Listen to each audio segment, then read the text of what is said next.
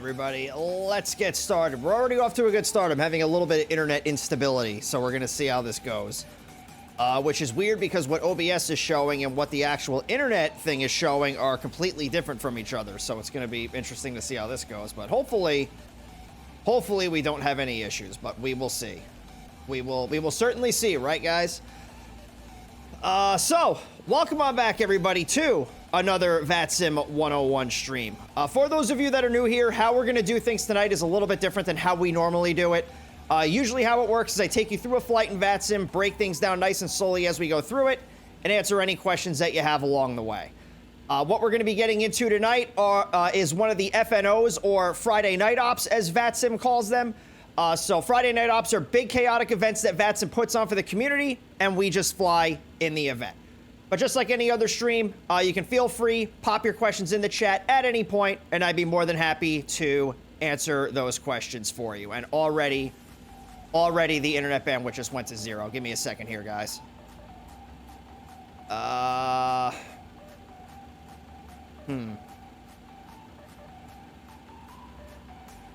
We'll see how it goes. If I have to kill the stream and switch servers, which I know is not going to fix anything, then I'll give it a shot. But I already don't like the fact that I'm already a little skeptical. So we'll see. We'll see what happens. So we're going to be flying the MD-11, hopefully from Memphis International Airport in Tennessee, and we're going to take it on down to Dallas-Fort Worth, and then from there we'll turn the plane around, and then we'll potentially fly it someplace else. So we'll go ahead and get started with the painstaking process of getting this plane set up for the first time, or at least for the first flight of the day. So where is my flow list for the MD-11? I want to make sure I have that pulled up, because I am definitely going to need it. But first, let's get our flight plan filed here. So let's bring this over. Oh, you know, there's a lot of things I haven't done yet. Give me 1 second, guys. Okay, so that's open. This is open. All right, let's bring this over here. And we'll get this all set up in SimBrief. So create new flight. Create new flight. Come on. So airline is going to be FedEx. Flight number is 43. Departure is Memphis. Arrival is DFW. Alternate is probably going to be Houston, but we'll see what SimBrief wants to give us. What time is it right now? It is 09 Zulu. Let's set this for the top of the hour. So that's going to be on the 4th of January. Let's just do it at 0100. Probably not going to take us that long to get this thing set up and ready to go. But that's just what we'll plan for right now. Aircraft type is going to be the MD-11. That's going to be towards the bottom of the list here. So the MD-11 freighter.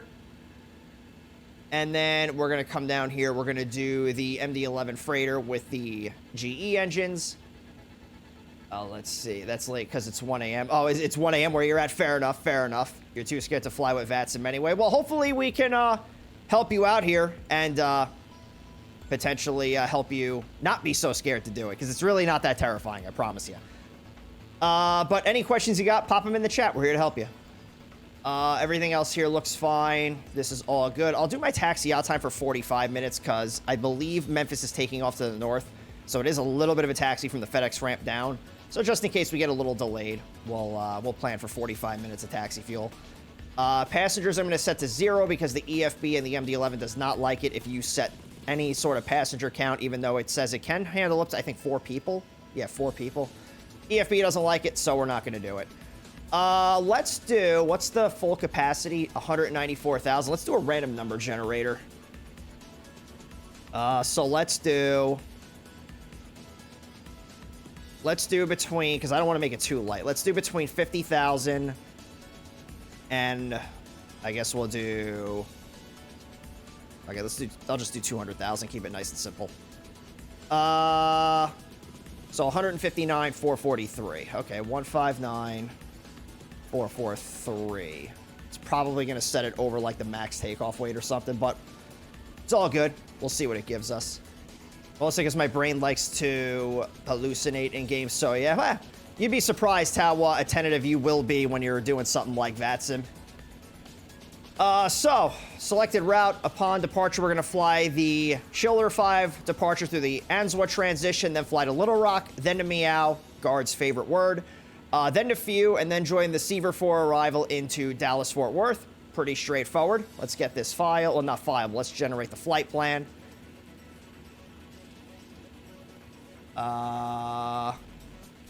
Okay, so flight number and call sign are both FedEx 43. Departures Memphis, arrival is DFW. Alternate is Oklahoma City. I forgot Oklahoma City. I think it's not a FedEx hub, but it's a pretty big FedEx operation over there. Aircraft is the MD-11 freighter. Departure date and time is going to be January 4th at 0100 Zulu. Air time is 1 hour and 11 minutes. Block time is 2 hours and 6 minutes. Initial altitude is 36,000 feet. Cruise profile is 200. Then, yeah, 400 nautical mile distance. Average winds are 291 at 62, which is why our cost index is relatively high because we have a little bit of a headwind. 52,172 pounds of fuel we're going to put on board the plane.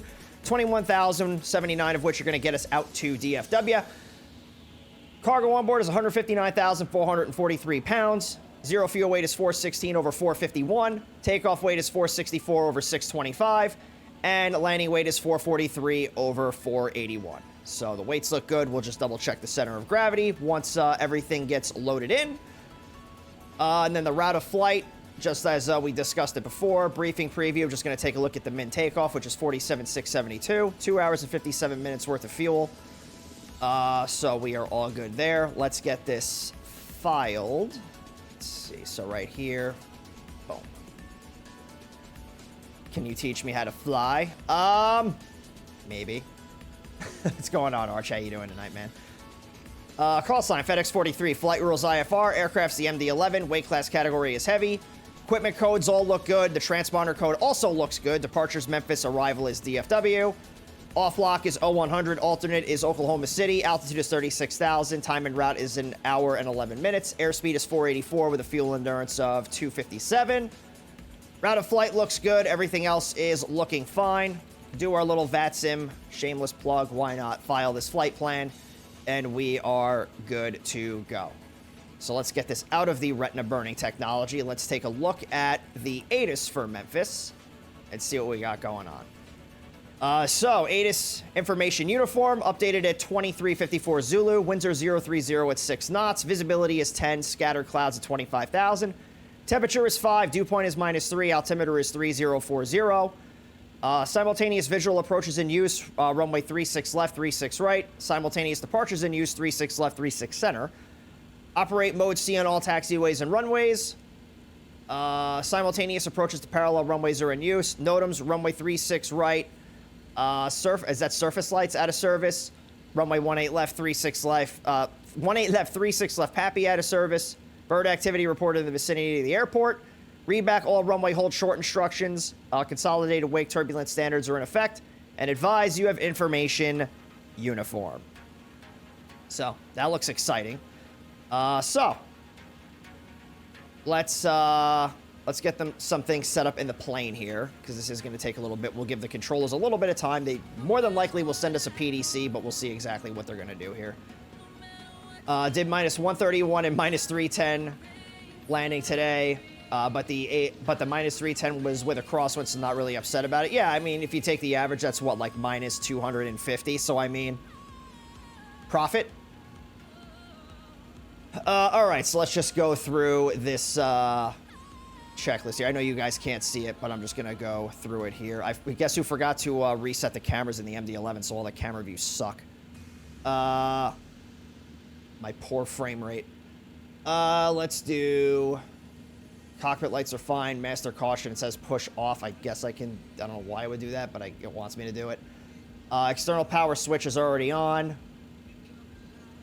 I guess I don't think I set the IRSs yet, but we're not up to that point yet. Let's see. Galley, it doesn't apply to the freighter. Captain SIS panel, EIS sources 1. Yeah, that's already on there. Static air selector, want to make sure that's on normal. Right there it is.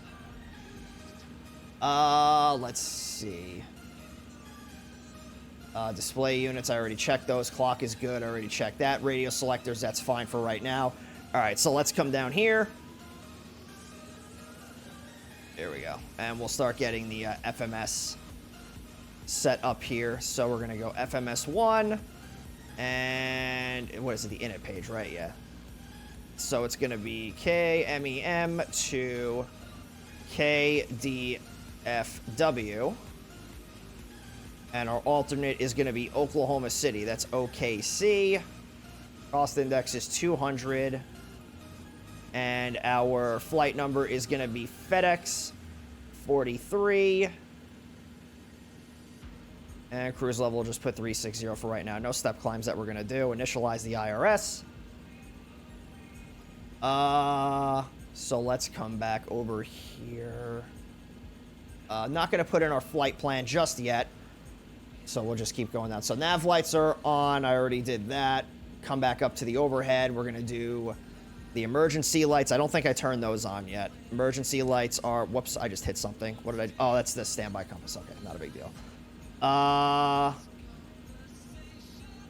So I have that. This is it. The emergency lights are coming armed. Emergency light test switch. We're going to push and hold for 8 seconds.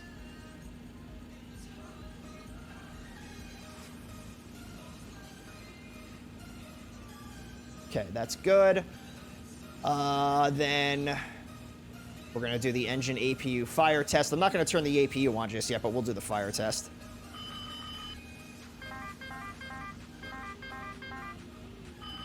Engine 1, fire. Engine 2, fire. Engine 3, fire. All right, so that's good. Yeah, we're not going to turn the APU on just yet. Actually, you know what? Let's get our clearance first, and then we'll get the APU turned on. But you know what I probably should do first is this. So import the flight plan. I did not want to do that. I hit the wrong thing. Yeah, that is not what I wanted to do. All right, let's just do this.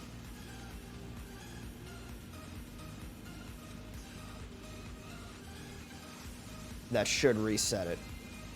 Yeah, okay, yeah, because that's not what I wanted to do, like, at all. It reset everything, though, so that kind of sucks. All right, so let me just do this real quick.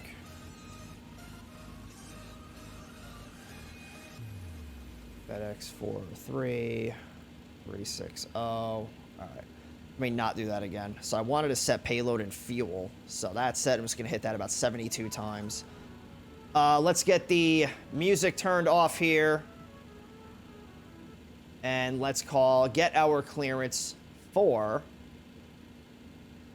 our flight. So the Memphis delivery frequency is going to be on 125.2. So let's get that in here, 125.2. I hate this fucking plane for this reason, because everything is scroll wheels.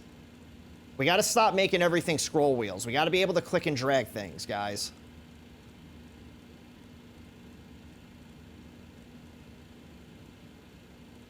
All right, so 125.2. Let's get this over here.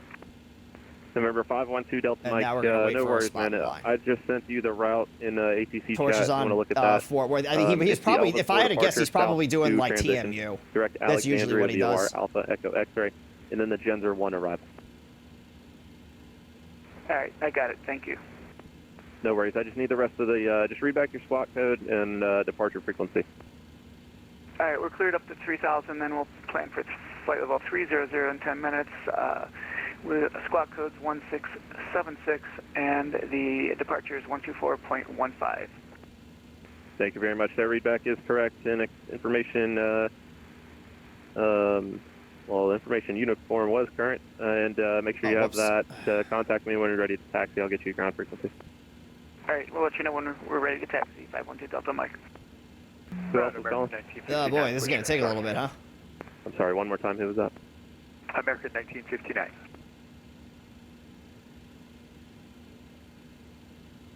American 1959, I see you. You're going to push on to, looks like East Grounds area. So go ahead and contact him 121.9 for push. And, just contact him 121.9 for push. You should be good to go. Number I'm in. 0.9er for push. For oh, actually, that's a lie. I can find out. Alaska 571 to push. Alaska 571 pushback is approved. Oh, if only I could read that. Hang on. Expect 36 center for departure. Call me when you're ready to taxi, and I'll give you a ground frequency. 36 for departure. We'll call Alaska 571. Memphis delivery, FedEx 43 Heavy, spot 259 with uniform, request an IFR to DFW. FedEx 43 Heavy, Memphis clearance delivery. Thanks for uniform. Your clearance is on request. Stand by number 1. All right, so that means we're number 1 in line. Oh, look at that. My I don't know what's gonna happen with the internet tonight, guys. I make no guarantees that this stream is gonna stay alive for any length of time. FedEx 43 Heavy. I'm assuming you're up at the north ramp. Yeah, we're up at the north ramp. FedEx 43 Heavy. All right, PDC just. There we go. So we have call signs FedEx 43. Equipment is the MD-11. Departure is Memphis. Arrival is DFW. Route is from Memphis. We're going to fly the Shoulder 5 departure through the Answa transition, then a Little Rock, then a Meow, then a Few, then the Seaver 4. Arrival in a DFW. Altitude is 360. Squawk code is 1505. Remarks cleared. The Chiller 5 departure. Answa transition. Maintain 5000. Expect 360 10 minutes after. Frequency is 124.65. Contact ground control on 121.0. So that's going to be when we're ready for taxi. So that's all good there. Let's come back over here. Let me do this. I'm going to get the APU fired up. So APU is going to be, where's the power button? It's this one, right? Yeah.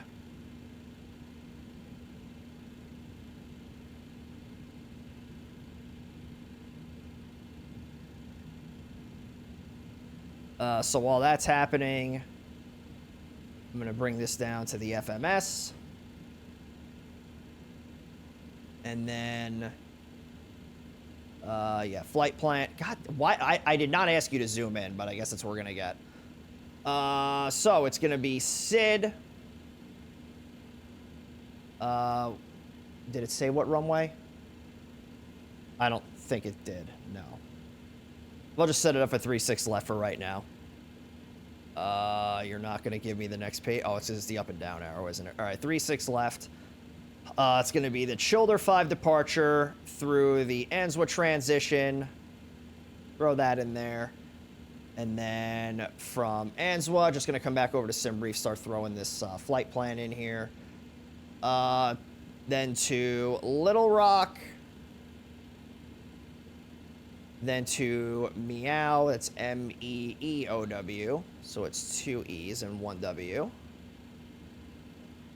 Then it's going to be to Few.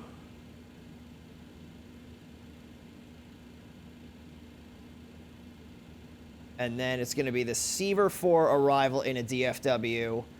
I don't think I can put it in the MD-11 without putting in a runway. Let me see, though. The FedEx ramp is on the northeast side of the airport, so I am assuming we would either be landing 3-5 center or 3-5 right, assuming they're going to be landing to the north. But let's see if I can put this in here first. Let's do, where is it? Seaver 4. And it's going to be through the Few transition. Oh, I think I can put it in there. Yeah, I can put it in without having to put the runway in there. Nice.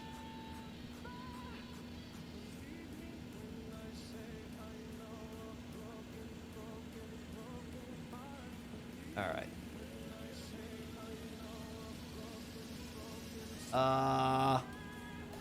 Okay. So with that in there, I'm going to bring this back over to the EFB. I'm not going to right click on the EFB because I don't want to break the plane. Let's do 3-6 left for right now. We'll get the weather. And then calculate this. And then I'm just going to write these numbers down. So V1 is 132, VR is 146, and V2 is 160. Flex temp is going to be 59 degrees, and our flaps are going to be set to 25 degrees. And then I also need the weights, right? Or does, I think this plane may do it automatically, but I'm going to get them anyway, just in case. We have... Is it not going to show me? So our... What's our zero fuel weight? Where is it? That's a landing weight, contingency fuel, taxi fuel, zero fuel weight. There we go. So it's 416.4. I don't think this is going to show us our center of gravity. It does not.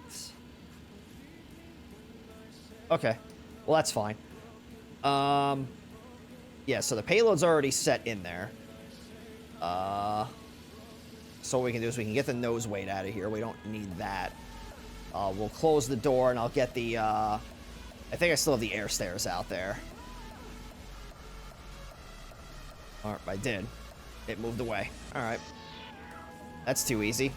Alright, so we're gonna do this. And let's go through the rest of the checklist here. So I know the APU is on and it's working because the plane is currently not on fire. So I'm going to turn the APU air on. And then we're going to do trim air light. We want that to be off. Where is that? That's over here somewhere, right? Yeah. Oh, shit. Trim air light is right there. Well, it would be right there if it was on. It's off. Annunciator light test button. So we're going to push and hold that. And we're going to listen for the overspeed. Overspeed. Sweet.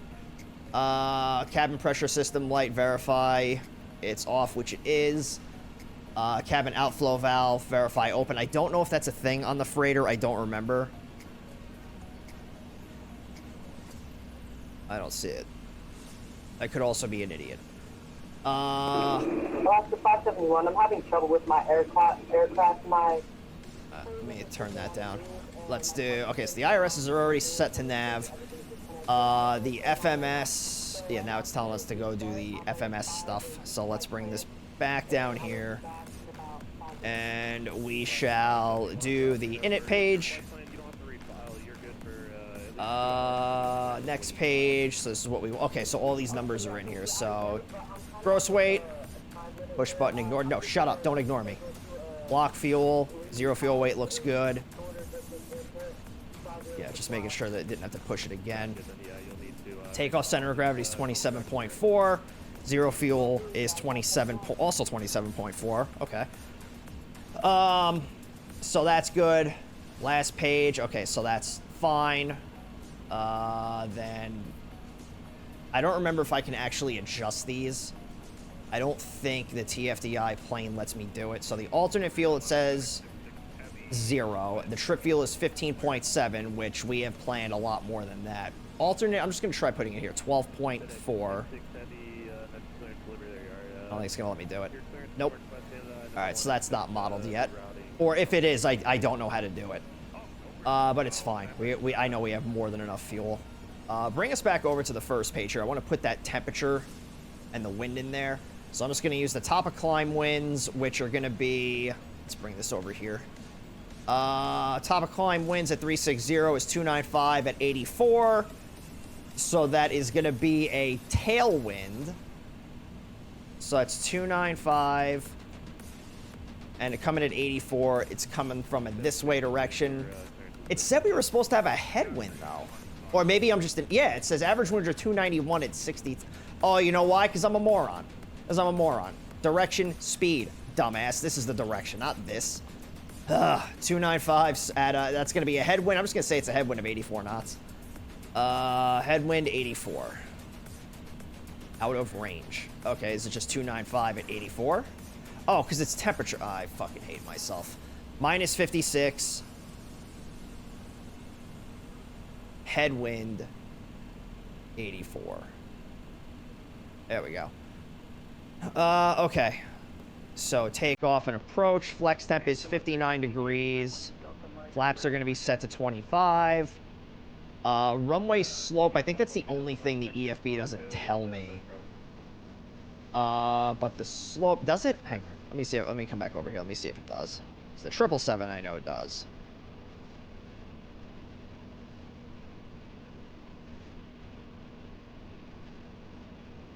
Performance. Oh, it does. Slope is 0.4. Okay. So slope is up 0.4. And the wind is, it's a headwind component. So it's a 30-degree crosswind at 6 knots. That's like 4 knots.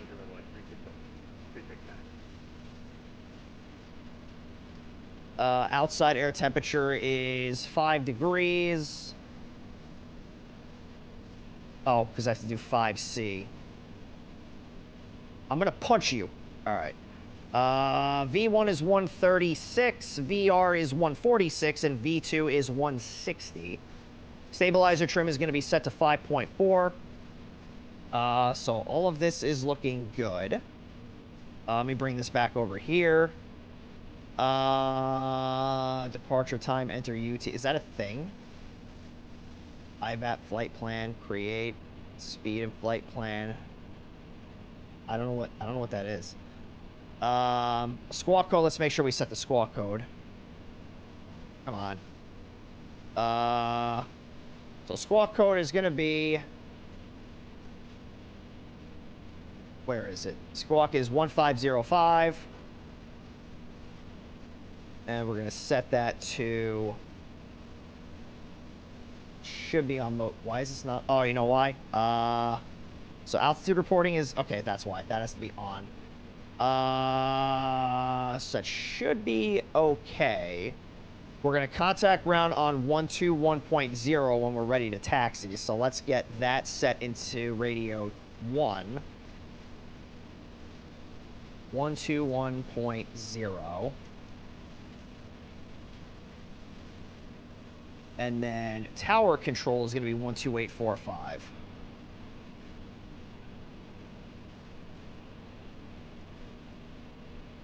God, I hate the scroll wheel on this thing. Alright, so that's there. Because radio 2 is stuck in monitor mode all the time. That's another thing that doesn't make sense. Okay, so we're going to come up to the top and we're going to hit the voice record test button. Where's my overhead panel? If I only had a brain. Okay, so we're going to hold this for 3 seconds. Is it 3 seconds? 5 seconds. Okay, so that's good. Bus fault, brain cost extra. Yeah, you ain't kidding. Bus fault lights, those should all be off. Those are this. So battery bus, yeah, those are all off. Cargo temp set forward and aft, they're fine. We don't need to worry about that. Engine ignition off, light verify, extinguish. It's off. It's never extinguished, so I just leave it at that. And then we have hydraulic system manual light verify extinguish. That's going to be up here on the right hand side. I believe that is up here. Yeah, so that's off. And then hydraulic systems 1, 2, and 3 pressure lights are illuminated. Hydraulic pressure test button. So we're going to hit this. And that's going to take about a minute, so we'll just let it do its thing. And when it's done, these are all going to go away. But we can't do anything with the plane until that's done, so we're just going to kind of vibe here for a minute.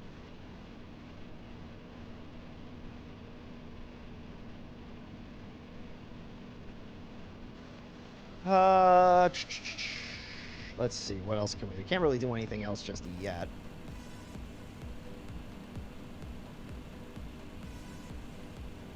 I wonder if, hold on a second, what if I do...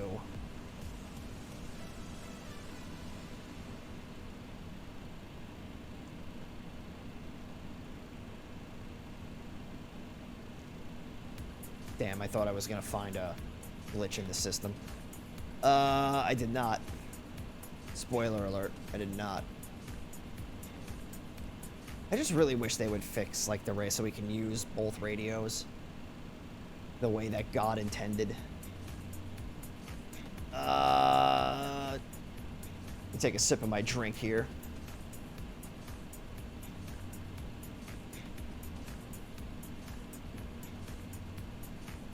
You know, I almost forgot to put my third throttle on my honeycomb. I was loading everything. I was like, oh, I didn't put the third throttle in there. Would have been going. It just would have been engines 1 and 2. Engine 3 would have just been sitting at idle. That would have been funny. I'm lurking because I can do a thing. Oh, okay. Appreciate it, Barbie. Oh, let me set the altimeter setting. Altimeter is 3040. Turn this on.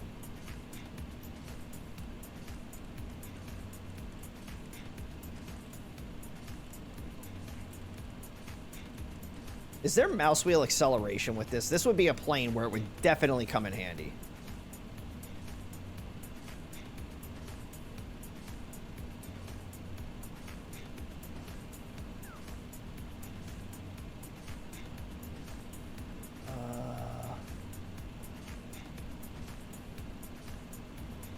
Like the one plane that would actually benefit from this.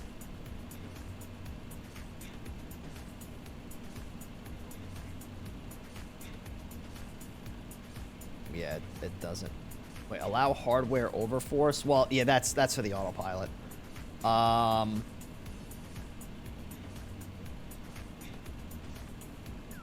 I guess it can't. Like literally the one plane that would actually benefit from that is the one plane that does not have it. The hydraulic pressure test should be done. Yeah, it is. Okay, so we're going to continue going down the list here. So, back up to the overhead. We're going to go smoke electric air selector. That's going to be set to norm. Drives 1, 2, and 3 switches are guarded. They are, yeah, 1, 2, and 3, those are guarded. Cabin bus switch is guarded. That's right there. Then we have the emergency power is going to get armed. Air mass switch. I don't know if that's in the... Oh, there it is. Yeah, it's right here. Fuel system manual light is off, which it looks like it is. Yeah. And then exterior lights, just going to make sure those are set to what we want, which they are. And then flap limit elevator feel. I saw that. It's over here, right? Just got to make sure that light is off. Oh, let me do this. Where? I know I saw it. And I do this every single time I fly this plane. I'm like, oh, I saw it. There it is. Flap limit elevator feel. Those are off. Cabin pressure valve verifies open. We don't really have like a cabin to pressurize, so we don't need to worry about it. Ditching switch, verify guarded. That's this over here on the right. And then anti-ice and defog. It says all extinguished. We want the windshield anti-icers on, so I'm going to keep those on. We're going to set the FMA, so let's do that real quick. So we're going to put V2 plus 10 in the airspeed window. That's going to be 170 knots.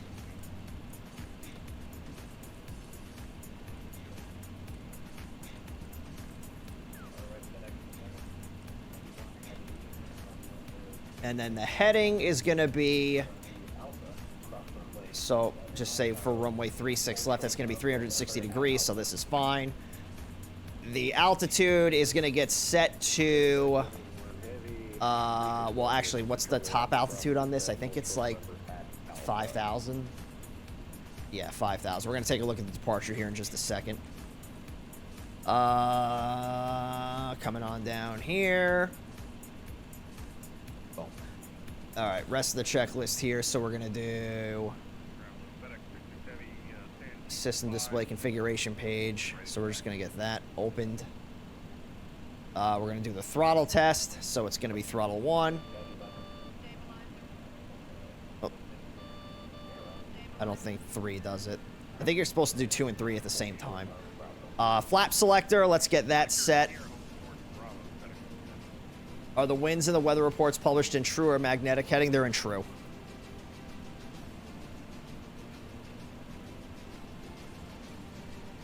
What's up, Retro? You gonna steal my nose? No, you're not, you goob. You can't have it. It's mine. Go find your own. I need mouse wheel acceleration for this airplane. TFDI, please and thank you. All right, so that's good there. Heading is set. Auto brake. I'm not going to do that until we get the plane fired up and we're ready to taxi, because every time I do it, it gives me an error. So I'm not going to do it. You can't make me. We're going to come over here, make sure all the doors are armed. Well, I guess that would tell me in that other page, right? So, yeah, that's all good. Let's get the GPU turned off. So that's that. And then we're going to come over here, disconnect the GPU. I'm also going to mute the music as we get ourselves ready to go here.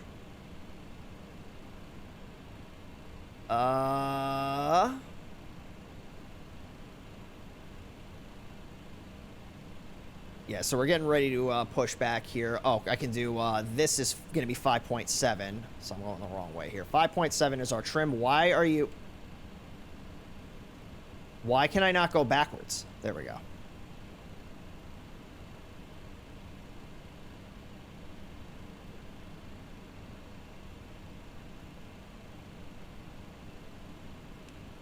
All right, so it's 5.4. Ah, I get 5.3 or 5.5. I can't get 5.4. All right, whatever. All right, so we're gonna get the tug hooked up here. Oh, let me get the parking brake set. Parking brake is gonna come on. We're gonna get the chocks pulled out, and tug's gonna come over. Oh, let's take a look at this departure while we're doing that. So we have Memphis International Airport, the Chiller 5 RNAV departure, speed restriction right off the bat, accelerate to 250 knots, reaching 10,000, maintain 250 or greater if unable, advise ATC, so 250 until we're told otherwise. So we need either 2 DMEs and an IRU or a GPS. We do have a GPS on board, so we're good there. Have to be RNAV 1 capable. If we're taking off runway 9 or 27, it's radar required, which is more of a real-world thing. Don't really need to worry about that. I don't think we're going to get either one of those runways for departure tonight. For takeoff runways 18 left center right, 36 left center right, radar required for non-GPS equipped aircraft. We have a GPS. We're fine. Turbojets only. Transponder code will be issued via PDC or Memphis clearance delivery. We've already got that, so we're good to go. If unable to accept climb rates, advise ATC on initial contact. I don't think we're going to have a problem. If we take off runway 36 left, it's going to be a climb on heading 360 until we intercept course 332 out to Beale. From Beale, we're going to fly to Pyramid, Pyramid out to Ricks, and then from Ricks out to Pepock, then the Childer, and then to Answa, where we transition off the departure route onto our flight plan route, just to make sure we're looking at this right. Climb heading 360 to intercept course 332 to Beale, then undepicted route to Childer, maintain 5,000, expect clearance to filed altitude within 10 minutes after departure. So we are good to go there. I'm sure this plane will fight me every step of the way. It's going to be a lot of fun. Beam Flare, what's up, man? How you doing? Bet you could hear me a mile away from, well, with those big old ears. Yeah, I heard you when I was driving through Maryland. Okay, so let's see. We're going to bring this back over here. Again, if you guys do have any questions about anything, feel free. Pop them on in the chat. We're going to get the hydraulic pump on. We're going to get the beacon light turned on. And just take a look around, make sure no one is coming, which we are quite literally the only airplane that is over here. So we're good to go. Let's get the parking brake turned off.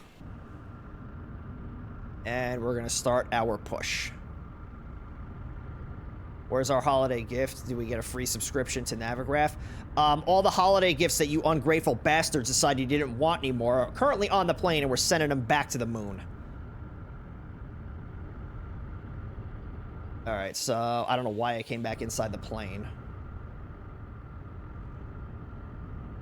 Okay, so we're going to come back inside now. It's an even number day. We're going to use ignition source A. And first engine we're going to start is going to be engine number 3. So we are going to pull this little orange knob. And we're going to wait till we get to 20%, and then we're going to fire up the engine. I'm going to get it right on the center line.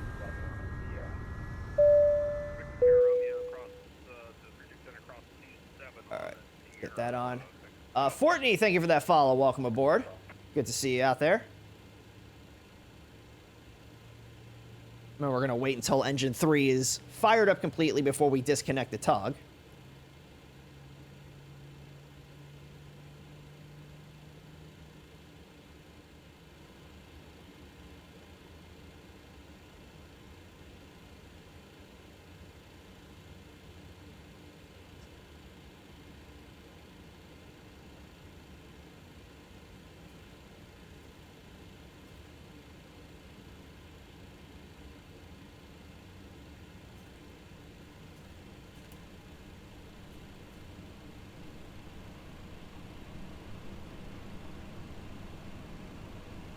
All right, so engine 3 is stable. Next is going to be engine number 1.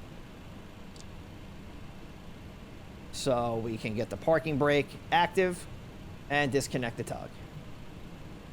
You grabbed the wrong package. I was hiding in one of the boxes to scare you, but well, to the moon I shall go. Yeah, and you're in an unpressurized cargo bay, so rip you.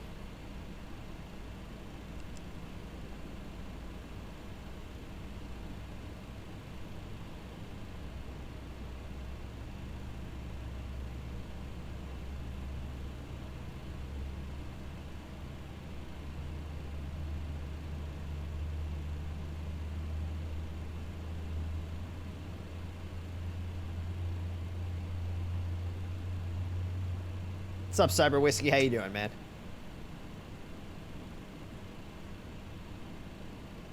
Yeah, I have to get better camera angles for this plane. I had some pretty good ones before, but I am also brain dead, so I forgot to install them.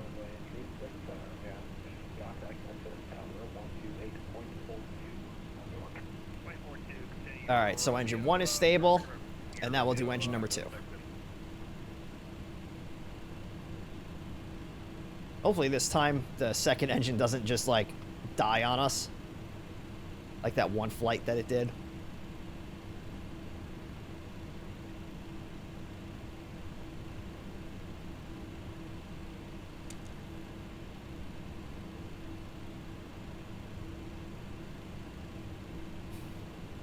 Oh, it says 15% N2, not 20. Okay, so I started the engines a little late.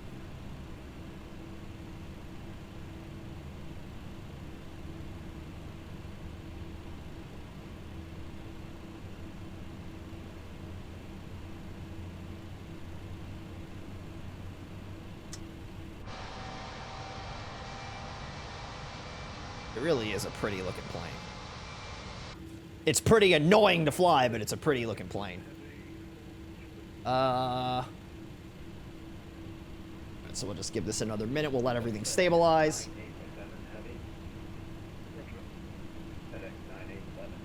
Beautiful. All right.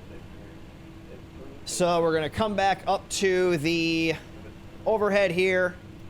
We're going to hit the cargo test button, which is going to be this right here. We're going to hold that for 4 seconds. 1 1000, 2 1000, 3 1000, 4 1000. Sweet. Engine and airfoil and anti-ice. We don't need them right now, but if we start to notice any buildup or any icing conditions that we fly into, we'll make sure to activate them. Air APU is going to come off, so that's this right here. Oh, that was the...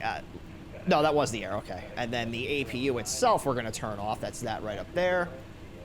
Galley external power is off. That's not a thing for the freighter, so we're not going to worry about that. And external power, of course, is off. FADEC modes, we don't need to worry about that. Nose light, we're going to set that for taxi. Landing lights are off. Logo light is on. Pushback is done. And it says IRS PFD verify taxi indicated. I've never actually seen that before. That says takeoff. I'm sure there's something I'm supposed to do. I don't know what it is. Activate that.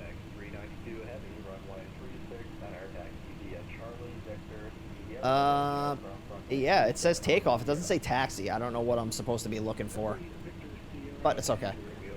Now let's get our taxi clearance and let's get on out of here. Where's my mixer? There it is.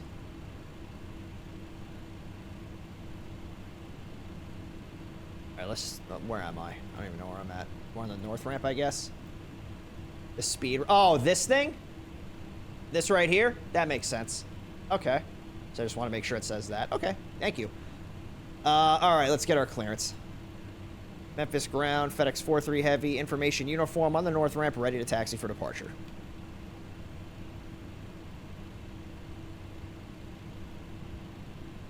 FedEx 43 Heavy, Memphis ground, runway 36 left, taxi via Victor, Charlie Alpha, hold short of November on Alpha, cross runway 27 on Charlie. Hold short November on Alpha, okay. All right, 36 left via Victor, Charlie Alpha, hold short November on Alpha, cross runway 27 at Charlie, FedEx 43 Heavy.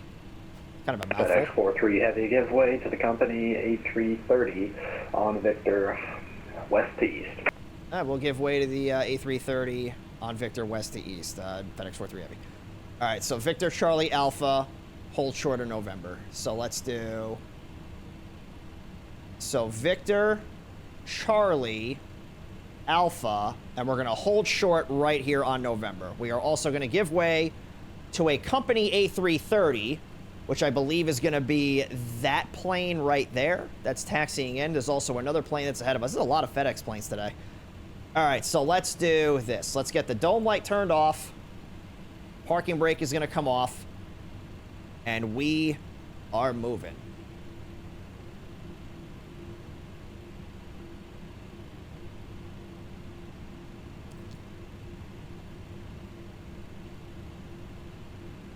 Come on.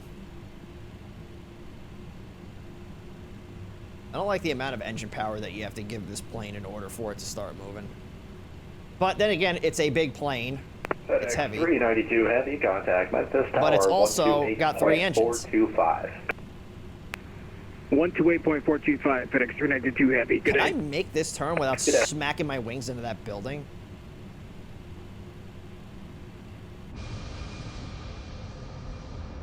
I feel like the answer is yes, but I'm scared.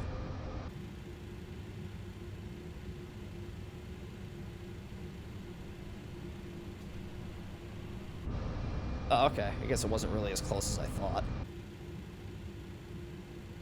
Oh, that's cool. Watching the planes take off right over us.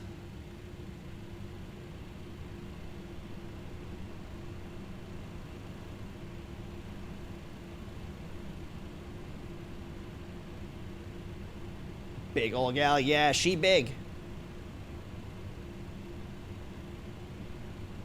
She big, but she pretty. Wonder how many passengers are hiding in the plane. I don't know. FedEx 43 Heavy, traffic ahead. Company 777, hold position behind traffic. Holding position behind company, FedEx 43 Heavy. I mean, I wasn't going to taxi through him, so I mean... And FedEx on 87 Heavy, ready for service.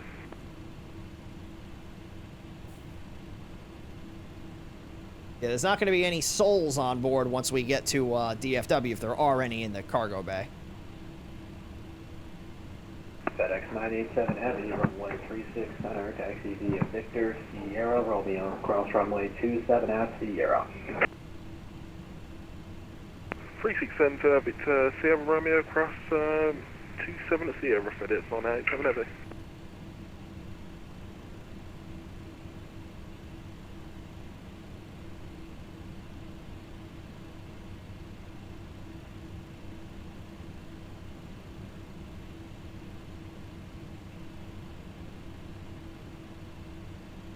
Do, do, do, do, do. Come on, baby. So that's the guy that just called for taxi, I think, 987, right? There's not too many planes at Memphis right now. It's actually kind of surprising, but the question is, what does DFW look like? That's Houston. DFW looks like I'm gonna get about 7 frames. Not like 7 frames per second, like 7 total frames while I'm there. FedEx 43 Heavy, you can continue your taxi. Continue taxi, FedEx 43 Heavy.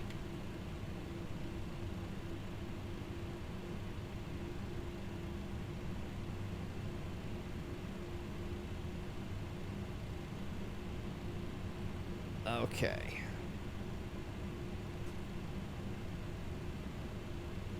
So, taxiway Charlie is going to be our 4th left. So this is 1. Something's not model matching right. This is supposed to be not an A380. What is that supposed to be? FedEx doesn't have A380s. Is that supposed to be like a 7.4?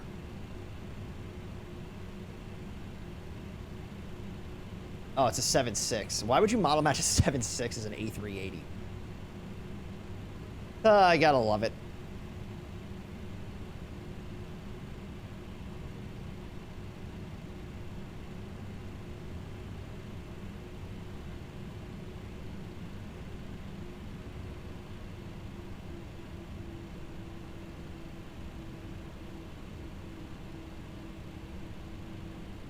So this is Sierra right here, right? Yeah, that's Sierra.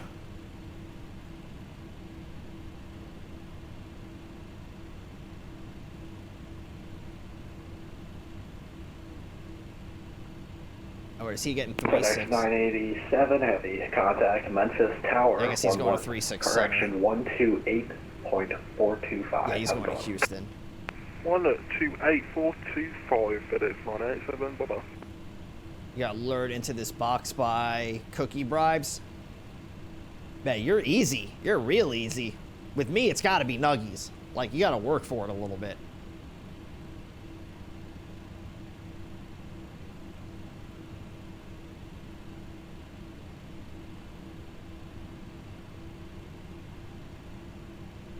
All right, and then Alpha's going to be this right.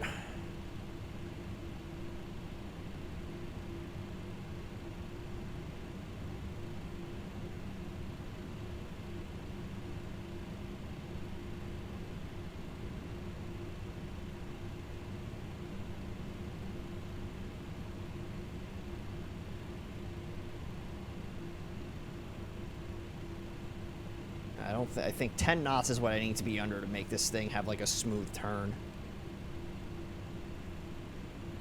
And then we're just going to taxi up to November, and we're going to hold short there. Thinking making nuggies tonight, but I shall wait till tomorrow. Do both days. Nuggies every day. Wonder when the MD-11 is going to get the Pratt & Whitneys. There was something that TFDI announced. They're rolling out like some kind of major update for the MD-11 soon or something. And with that, they're going to release the Pratt & Whitneys. I'd have to go back into their Discord and read the announcement, but I know I read 43 something. 43 Heavy, short of November, contact Memphis Ground, 121.65. Have a good one. All right, short of November, 121.65, FedEx 43 Heavy, so long.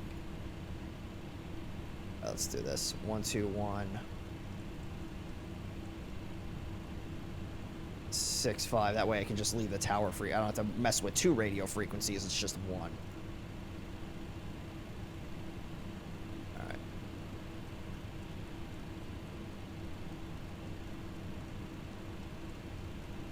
Oh my God. Nova Beast is on sale 40%. Nice.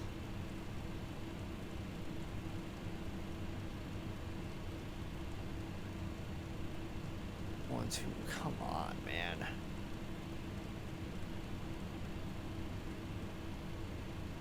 Whoops.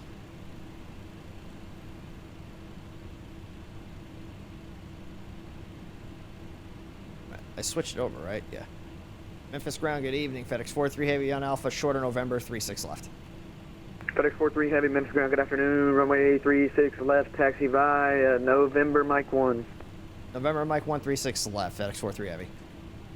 So making a left here on November, taking it all the way down to the end. Memphis Ground, you up? Hey, firm, Delta 1953. Delta 1953, runway 36 left. Let's see, Papa November, Mike 1. Expedite your taxi to November, please. Okay, we'll taxi 36 left, Papa November, then Mike 1, we'll expedite to November.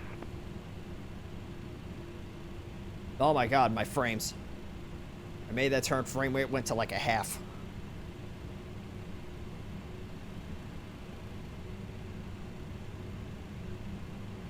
It's the only thing I don't like about taking off to the north at Memphis. It takes so long just to taxi down there.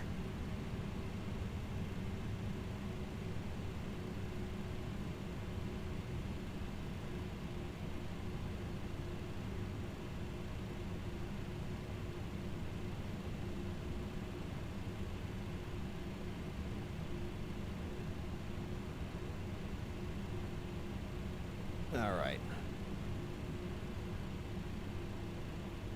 Then once we get closer to the runway, we'll do our final takeoff checks.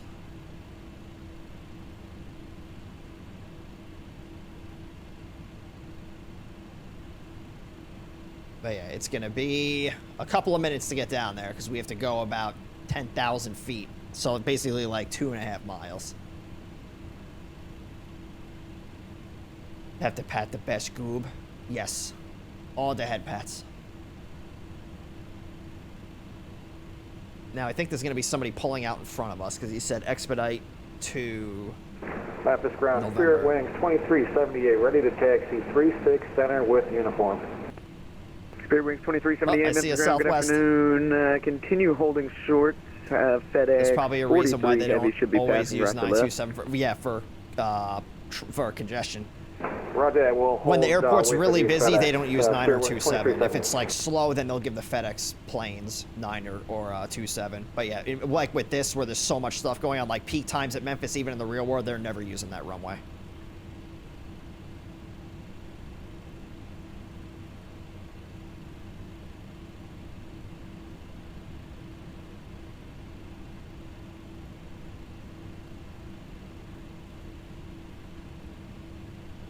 All right, Spirit Wings 2378. After that passing heavy FedEx, you can taxi runway 36 center. 927 Let's is a FedEx see, ops runway. November. Yeah, FedEx is really the only airline that Actually, uses it.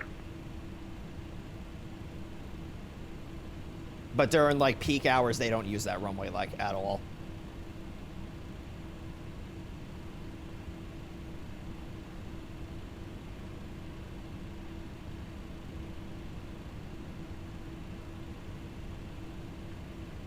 All right, Spirit Wings Well, a little 2378, fast. sorry. Let's see, November Tango, hold short of Papa 1. Okay, 36 center, November Tango, hold short, Papa 1, Spirit Wings 2378. Sorry about that. With all these ground splits, it gets a little confusing. Oh, no worries.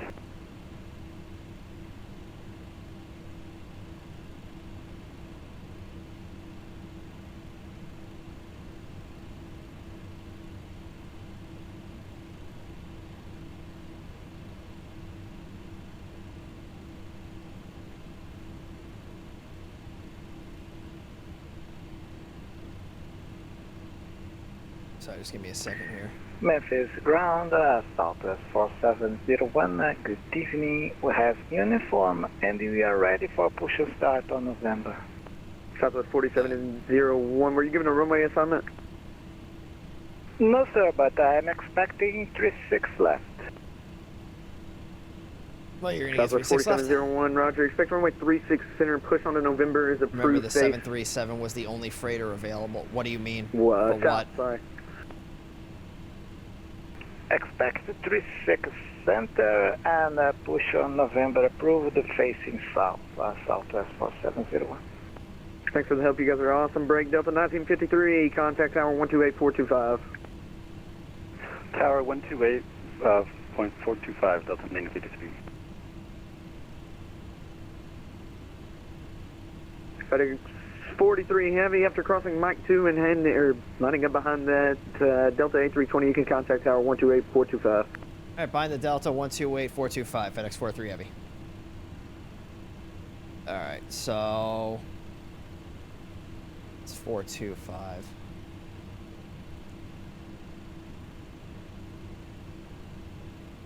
When the 737 was the only dedicated freighter available for the sim. I don't think it was. I don't think it was the only freighter that you had available.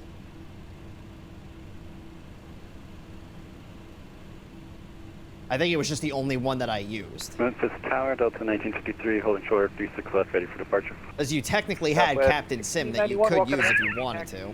Straight ahead on Papa. All right, let me get my from departure 36 frequency in center here. at Papa. On the far 12465. side, contact ground 121.9er. Have a good night. On Papa, course 36 Alright, so let's left, and on the do- other side of 36 left, contact ground, Southwest 1691. Where's my turn-off lights? Right there, right here. That's cross 36 center. If you cross 36 left, you've got bigger problems. Sorry, 3610, Whoops. I apologize for that mistake. Southwest 1691. Then we're gonna do Delta transponder, 1953, Memphis Tower, hello. TARA. Continue holding short, traffic What is on that 1 mile fucking final. squeaking? Holding short traffic, Delta 1953. And then auto flight, we're gonna arm.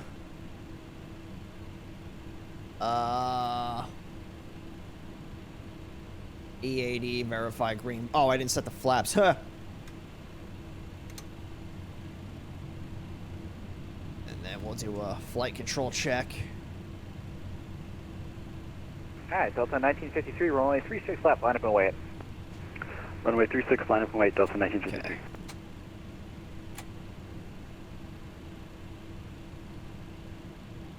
What the hell?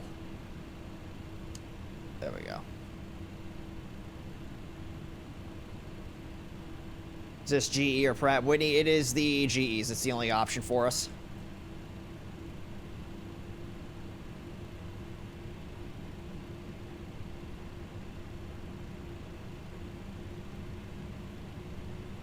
What's up, Durglet? How's it going, man?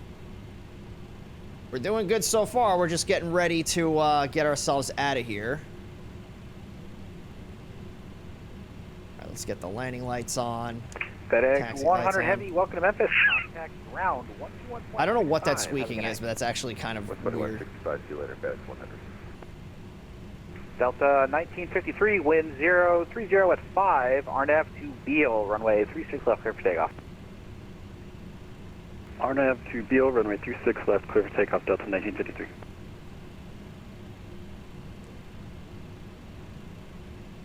Whoops. All right. Happy New Year, Nishant.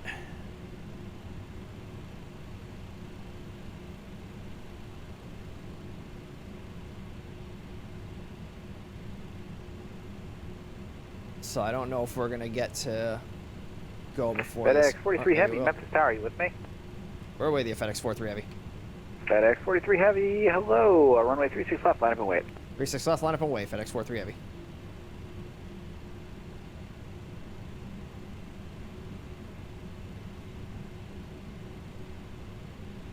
Oh, I gotta arm the profile too. Profile.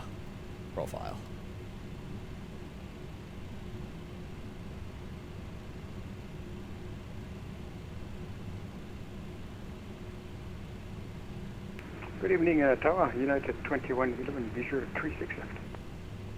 United 2111, Memphis Tower, hello, wind 030 at 5, runway 36 left, clear to land. 36 left, clear to land, United 2111, thank you. Delta 1953, contact Memphis departure, have a good flight.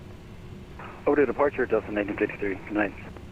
FedEx 43, wind 030 at 5, RNAV to Beale, runway 36 left, clear for takeoff. 36 left, RNAV Beale 36 left, clear for takeoff, FedEx 43 Heavy. All right, power coming to 40%.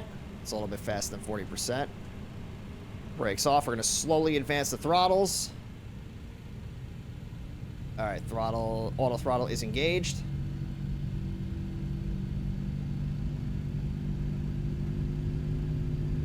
Airspeed's alive. 80.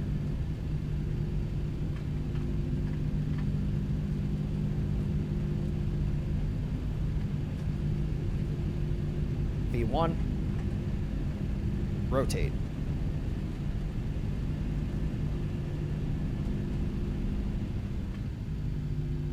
And V2. Positive climb. Gear up. The clunkiest landing gear I've ever heard.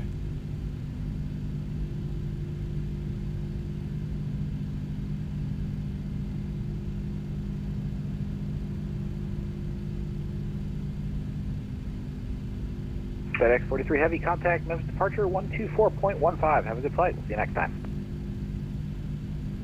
12415. Just FedEx 43 Heavy, so long.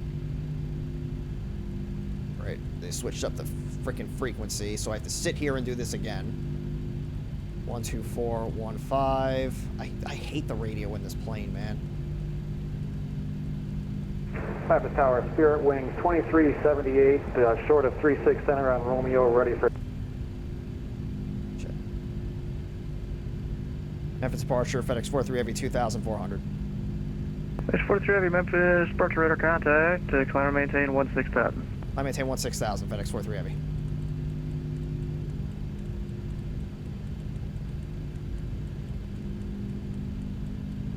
Alright, let me do this. Alright, we're at TRA. I think we've been at TRA. FedEx 43 Heavy, turn left heading 270, vectors for your climb. Left heading 270, FedEx 43 Heavy. Delta 1953, contact Memphis Center 132.55. Memphis Center 132.55 for Delta 92. You're not going to go to heading mode? There we go.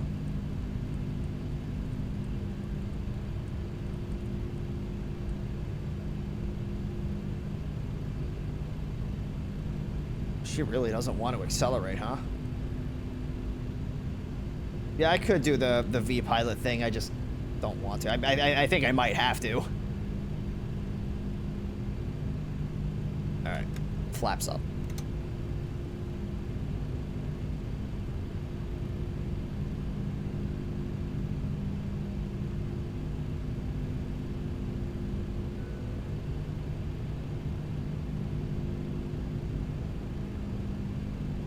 Alright, I'm gonna set the autopilot. And it's gonna fight me on that. Alright. Just because it's a lot to manage with this stupid plane.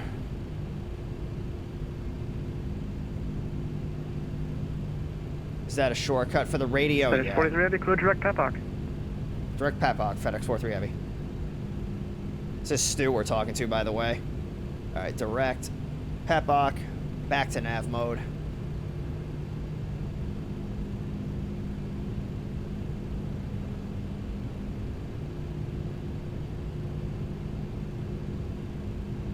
My transponder is... Oh, you're talking about to set the code, yeah. And FedEx 43 Heavy, contact Memphis Center 132.55. 13255, FedEx 43 Heavy. Departure, Spirit Wings 237. Memphis Center, Delta 24 with you. Oh, shit. At flight level 326 at 280 knots. Delta 24, Memphis Center, hello. If you have the speed restriction from the last guy, you can resume your normal speed. Yeah, the aircraft one, I think you told me about that the other day. I remember that one. I had to use that at one point. I forget when, but I remember using it. After that, Delta 24. Delta 24, roger, and you're clear direct to Igloo, India Golf, Lima, Oscar, Oscar. Copy that. Clear during Igloo, Delta 24. Memphis Center, FedEx 43 Heavy, 10,500 for 16,000. FedEx 43, Memphis Center, climb and maintain flight level 360. I maintain flight level 360, FedEx 43 Heavy. Alright, so we'll get this up to our cruising altitude. Memphis Center, do you know what runway I'm getting for landing? Delta. What's up, Mad Wolf? How you doing? Delta 24, likely from that direction is going to be 36 Alright, left, so... But they could change you in That was a pretty decent departure for this thing. They could change it down there, but you can plan for 36 left. I would say that's a success. Planning for 36 left. Playing games with the boys, heard that. Blue 7 What you playing? Maintain flight level 350.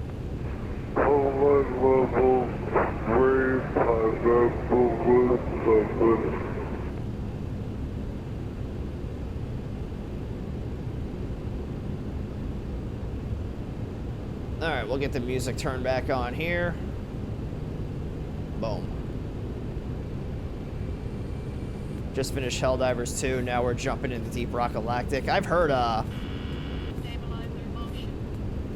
lot about Deep Rock Galactic, I just never got into it.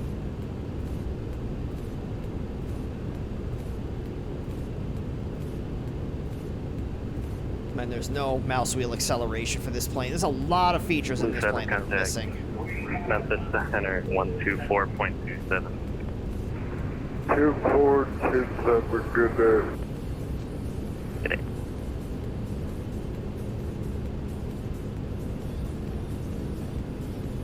Turn his Henny Captain, one of the best pilots on the network. What? Who? What? What are we talking about? Hey, what's up, Stu? How's it going? Appreciate your help on departure there. American 1959, contact Fort Worth Center 135.45. The pilot who was just talking, you have to be a little bit more specific. 3545. Can't understand what the guy is saying. I must have missed it.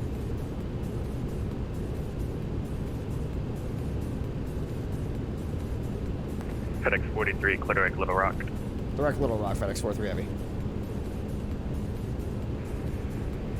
Max 301, contact Fort Worth Center 135.45.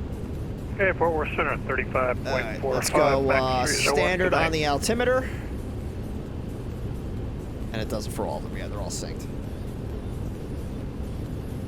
You know who it is when you hear him, but he's honestly one of the best pilots on the network. Yeah, I guess we'll have to wait and see who it is that you're talking about. I must have missed it. I think Stu might get... Oh, is he flying into Memphis?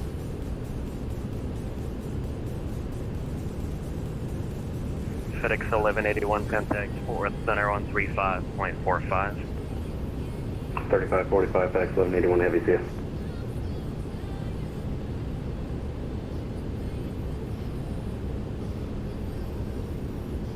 All right. So let's see what the line looks like going into DFW. Actually, it doesn't look too bad. Not coming from Memphis. Coming from, you know, Houston's a different story. But, yeah, it doesn't look terrible. Delta 24, I'm still showing you direct Fort Smith when able, direct India, Golf, Lima, So I Oscar, guess we'll Oscar. start taking a look at what airports we can fly to after we get to DFW.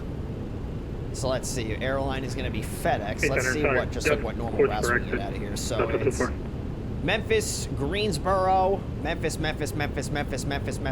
my God. Ontario. That's a long flight, and Indy. So we can do like Memphis, Greensboro, Indy, and then we can do like. Center American 1582, I have a quick question. Do you guys have time? Go ahead. Well, you guys. Is there any particular reason why CPLC is not more widely used in North America as much as it is in Europe, or? That's not the question to be asking on a I'll Friday be night honest up. with you, Memphis in real world doesn't even have it yet. Okay, copy. I don't know why an FNO would be the time that you would think that's a good time to ask that question, but.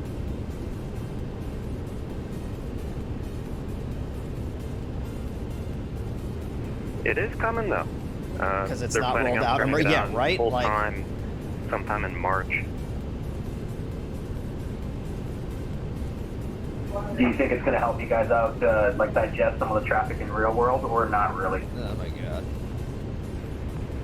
Well, about 60 miles north of your position, so I work those sectors Hey, in real can you world. tell us why you don't do things like how pretty Europe sure does it? it'll Because in the help us United out. States, we specifically founded our country to say "fuck you" to Europe. First, We fought the English, we fought the France, we fought the English, we fought the French, and we fought the Spanish. Okay?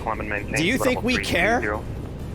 Maintains level 320, route 26. We went to war with all three of them and won. Level 360 with red. Giant 3661, Memphis Center, Roger. Memphis Center, Lear 35, Lima Golf 11.4, climbing 16,000. Number 35, Lima Golf, Memphis Center, climb and maintain, this level 320. Climb maintain 320, 35 Lima Golf. We lost to our own kind with legality, I guess. FedEx 1220, descend via the barbecue 3 around, landing north, Memphis altimeter 3040. Center 5 Victor 3, landed north and 40 on a meter, FedEx 1220.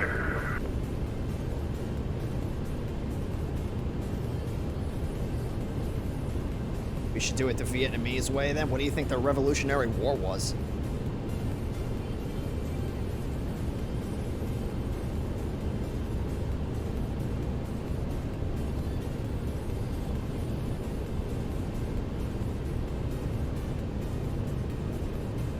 Number 35, Lima Golf, fly heading of 290 vector spacing.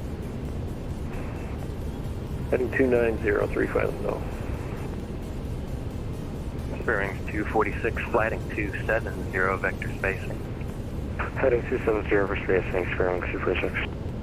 Ugh, I got something in my eye. That's why the avatar is like blinking all over the place. Because I can't have nice things, including my own eyeballs. Memphis Center, happy birthday, FedEx 1311, flight level 350. FedEx 1311, Memphis, and a aircraft here.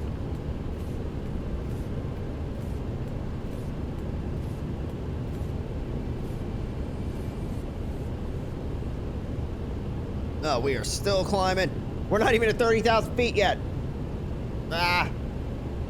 Why are you so slow?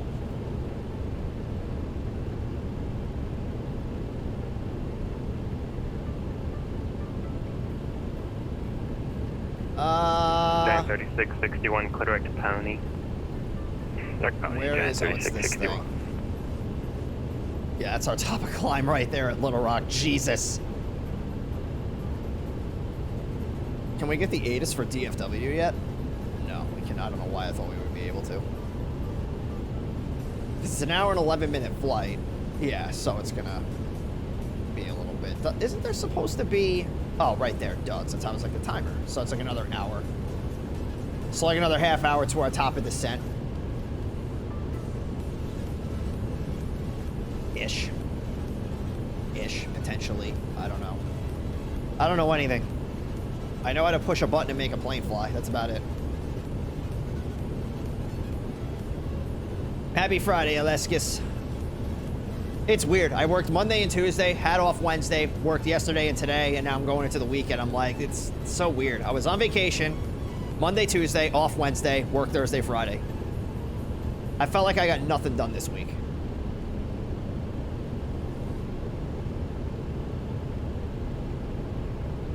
Thinking either tomorrow or Sunday I'm going to go down to the, there's a Benjamin Moore store near me. I want to start painting my house. For 2 minutes, But first I want to do the floors, but then I want to, nobody wants to do DAL today, so it seems. There's some people that are going there, but DFW is obviously the more popular airport. I was thinking about flying to Southwest instead of FedEx, but I was like, with the MD-11, I think we can get some really good flights in for this. We'll see how much of a brat it wants to be when I come in for landing, though. Number 35, I'm going to go flighting 270. Heading 270, 35.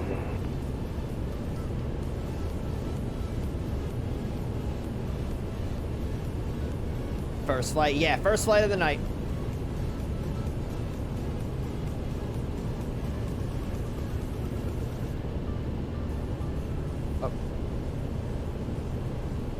And then once we land in DFW, we'll take a vote on where we're going to go next.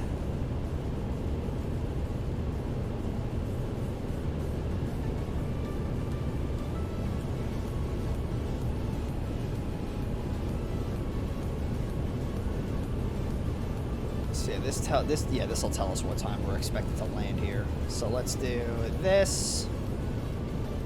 So 0207 is our expected arrival time. But that's also, I don't have the rest of the flight plan in here because I only have the first half of the arrival.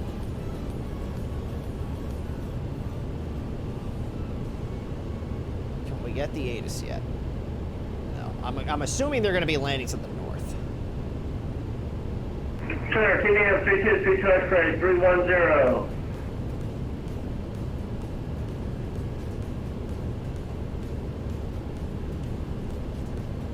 Stars on the line, left aircraft second. TDM November 3232 X-ray. Dude is screaming into his mic. Please crank down your mic. That. See what I mean? Oh, I think they're landing to the south.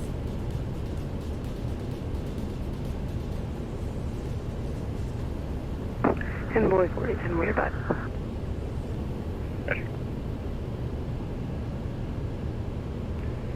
Can you give me the call sign and text, please? Delta 24, descend and maintain flight level 350. Descending and maintaining flight level 350, Delta 24.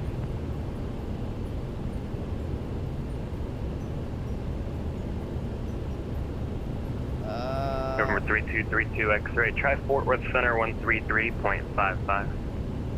3355, 32 X-ray. Yeah, he did not crank down his mic at all. FYI. What's the field elevation at DFW, just so I can start getting this minimums thing set, because this is going to be... November 35, Limit Golf, climb and maintain flight level 400. Come on, it's like, yeah, there we go. Maintain 400. So it's 600 feet. So I'll get this set to like 800, that way we don't have to sit here and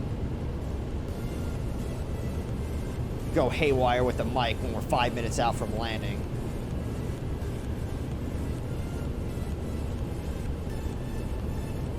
Say we'll do 800 feet of this for right now. Hey, we're finally at our cruising altitude. American 1168, clear direct D Hart. God damn it. Clear direct D Hart, American 1168. Direct D's nuts. Memphis Center Southwest to basics. Flight level 350. That's 1076, Memphis Center, Roger. All right. November 35 Lima Golf, clear direct view. Direct view, 35 Lima Golf. Direct view? Like the view? Bearings 246. Your requested altitude is flight level 350 is wrong for direction. Do you want flight level 340 or 360? We'll take 340 for wrong, 246. Bearings 246, climb and maintain flight level 340. Climb and maintain flight level 340 for wrong, 246. Sorry, I was just looking at something off screen here for a second. So we can take a look at the American 11, the first part of the arrival here at least. So, 135.45. we're going to be transitioning in from, it was, what the hell was the transition? It wasn't Little Rock, was it? No, it was from Few. So Few is right here. So from Few, we're going to fly to Proud. Proud, we're going to fly to Leather, then to Neck, then to Sailor, then to Seaver. At Seaver, we need to be at 270 knots between 16,000 and 13,000. Then we fly to... what is that, Burgee at 250 knots between 12,000 and 11,000. Then out to Nuss, slow down to 240 between 10,000 and 8,000. Then we fly to Yopt, slow down to 230 at 6,000. And then from there, it looks like we're going to be landing to the south. Yeah, so they're definitely going to be landing to the south here. American 1582, resume normal speed. Meow's out here. Few, Proud, Leather, Neck, Sailor, Seaver at 270 between 16 and 13. Then to Burgee at 250 between 12,000 and 11,000. Nuss at 240 between 10 and 8. And then out to Yopt, slow down to 230 at 6,000. Memphis Center, climb and maintain flight level 320, clear direct Little Rock. Get the ATIS yet. 320, right, clear direct. DFW arrival and departure information X-ray. Updated at 053 Zulu. Winds are 140 at 14. Not gusting. 140 at 4. Visibility is 10. Overcast clouds at 4,000. Temperature 16, dew point 7. Altimeter is 3026. Simultaneous visual approaches to runway 13 right, 18 right, 17 center, 17 left. Simultaneous parallel traffic departing runways 17 right, 18 left. NOTAM's taxiway Kilo close between taxiway Zulu and Kilo 5. As the X is in use, operate transponders with altitude reporting mode enabled on all airport surfaces. And advise you have information X-ray. I honestly don't know what runway we could be getting here. Sky 173, Memphis Center, Roger. I believe the FedEx ramp is out over here, so obviously like 13 left would be ideal. But 17 center would also be decent. But they've got, so they have 13 right, 18 right, 17 center, 17 left. So they would not be landing on 13 left. So either 17 center or 17 left. Either one of those would be good with me. But there's so many cargo ramps here. I'm pretty sure FedEx parks over here, but we can check that.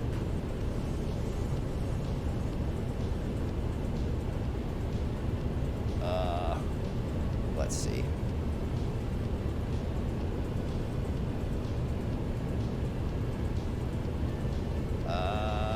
Where is FedEx?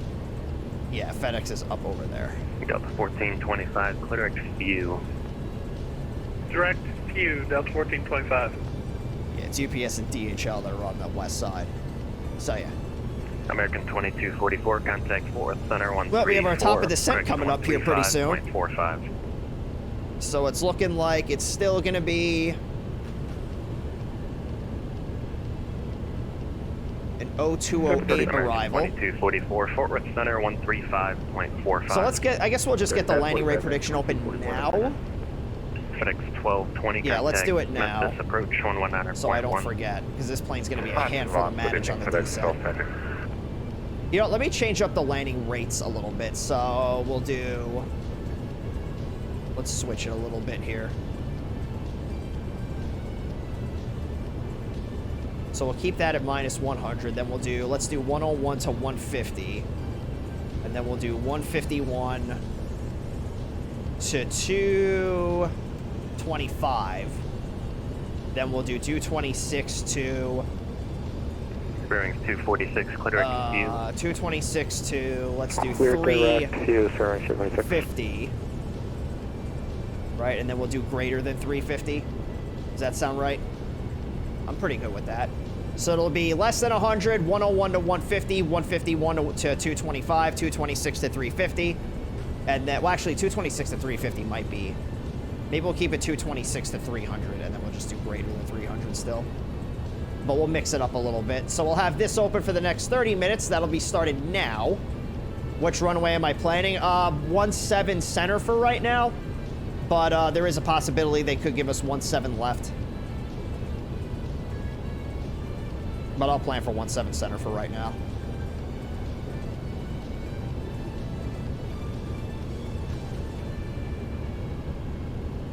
So max stop effort then? Potentially. I mean, it's a 13,000 foot long runway, so I don't think so. 17 left would kind of suck because that's a really short runway for this type of a plane. So 17 center would be ideal. We don't have to be on the brakes as hard. But if we land 17 left, I'll definitely set the brakes to medium.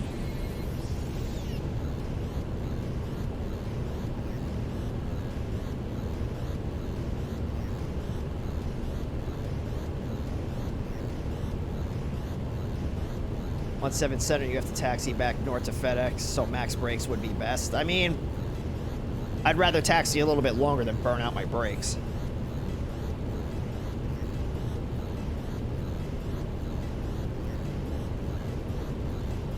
Bearings 246, same Mach number. 0.767, Spirit Range 246. Bearings 246, maintain Mach 0.78 for spacing. What's my Mach 0.78 for spacing, Spirit Range 246. Memphis Center, hello, American 2150, flight level 1, sorry, correction, 16,000. American 2150, Memphis Center, climb and maintain Wow, the FedEx ramp is pretty loaded right now. Little Rock. 350, direct Little Rock, American 2150. I guess I fly my MD-11s a little bit more aggressively. Just did a max stop into Atlanta to make it 3,500 feet. Yeah, I don't know stuff like that. At a 2606, Memphis Center. I don't know how they do it in the real world, but like, if I don't have to burn up my brakes, I don't. 1076, contact Memphis Center 124.27. I don't mind a little bit longer of a taxi.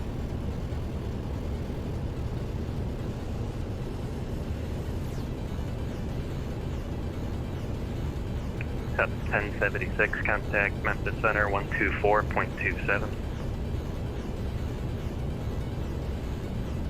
Oh boy. Santa Cruz, evening, Lufthansa 439 Super Flight level 370 over basket. Lufthansa 439, Memphis Center, roger. Southwest 1076 going to Nashville, Memphis. Yeah, there's really nothing that we have to do for right now. 1076, contact Memphis Center 124.27. 12427, I probably should have deactivated the FedEx spoilers. 1311, descend via the Barbecued 3 arrival, landing north, Memphis altimeter 3040. Descend via the Barbecue 3 arrival, landing north, altimeter 3040, FedEx 1311. American 3072, contact Memphis Center 133.07. 3307 for 3072, we'll see you. So we're going to get switched over to who I would imagine DFW. American 1582, contact Fort Center 135.45. I think 1582 is the one in front of us. 3545 for American 1582, see ya. Right. I say 3525.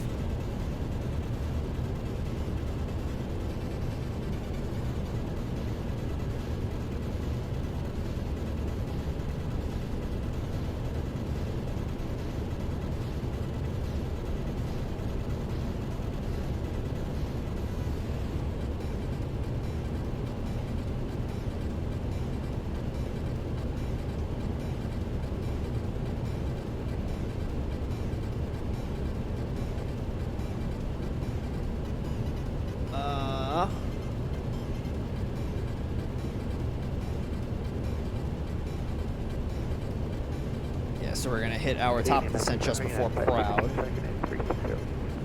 So hopefully they give us our descent clearance before we get there so we don't have to call them and ask them for it. But we'll see what happens.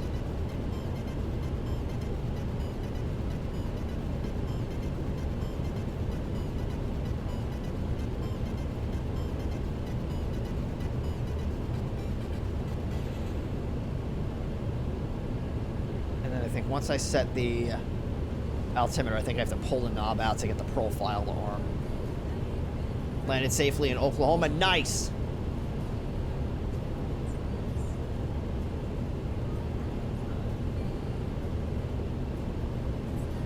Yeah, so I'm just looking at the different airports here. So we've got... We can go to Houston. We can go back to Memphis. We could fly to Indy. So those are like the... well, no, not Houston. Houston's not one of like the FedEx routes. So it was Greensboro. And then we can throw in Houston in there because it's the FNO field, or one of the FNO fields. Maintain Mach 0.79er. Mach 0.79er. And then we can just throw in like another one, I guess. I don't know which one we would throw in. Maybe like New Orleans or something.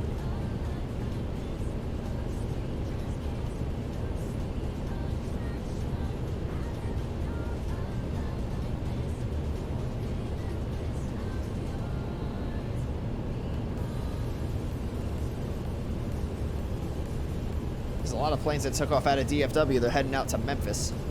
Yeah, Memphis is a little lit up right now. DFW is pretty crazy at the moment too.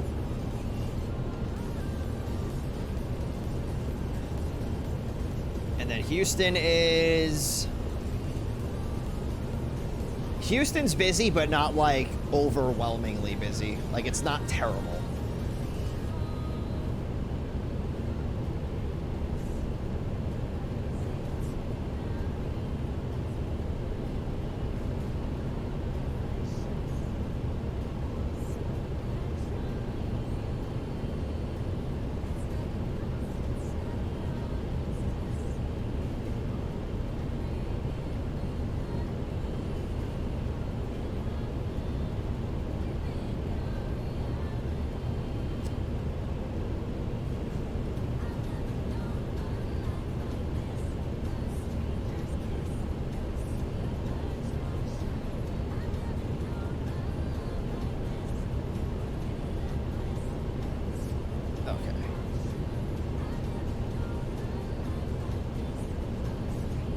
Where'd you fly from, though, Pooh Bear, when you flew to Oklahoma?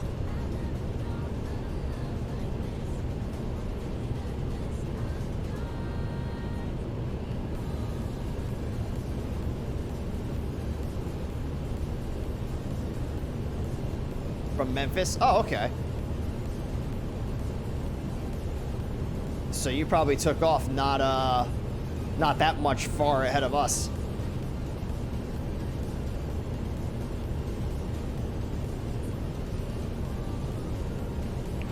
Hey, Memphis, American 1168. Go ahead. Hey, 1168. Making sure I'm still connected. 1, 2, can I step away for 10 minutes? No. American 1168. Best I can do is 8, and I got a frequency change for you. I can cut it to 5. Sweet. Not a VATSIM guy, that's fair. One day you will be. We'll convert you. Alright, so I am flying significantly faster than the planes ahead. Well, maybe not significantly faster. So they're all doing 410. I'm doing 420, 425. So the one ahead of me is a 737, then we have an A321, and then another A321. Yeah, so those planes can fly, you know, 0.81. I could also fly slower if I really, really needed to.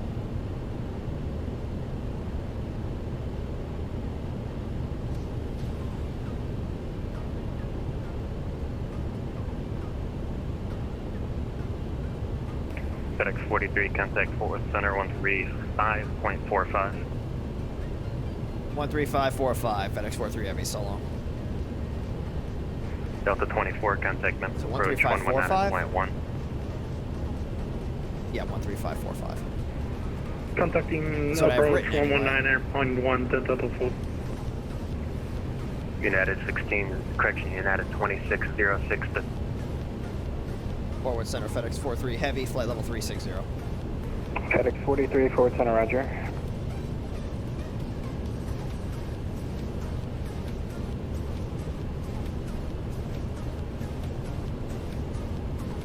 Okay.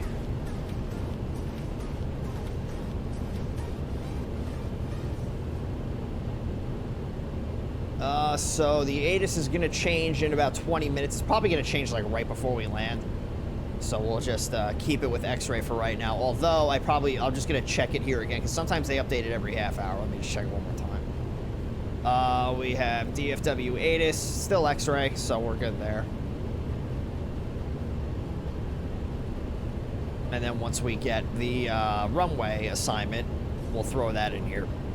But we have the arrival down to yacht, which is what we need.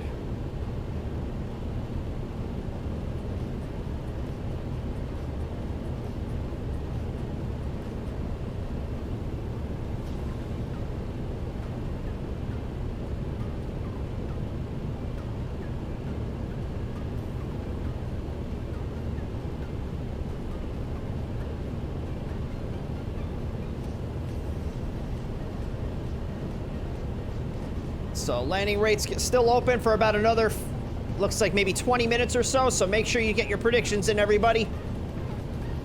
Don't miss out on the nuggies.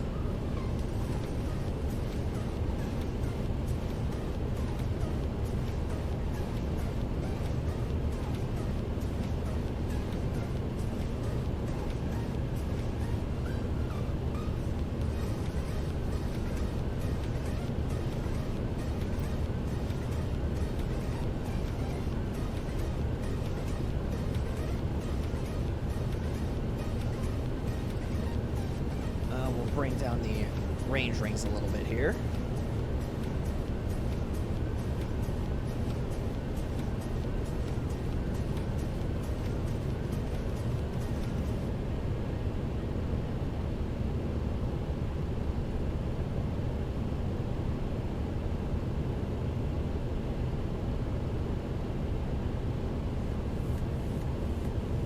American 1100, descend via deceiver for arrival, DFW altimeter 3026. So...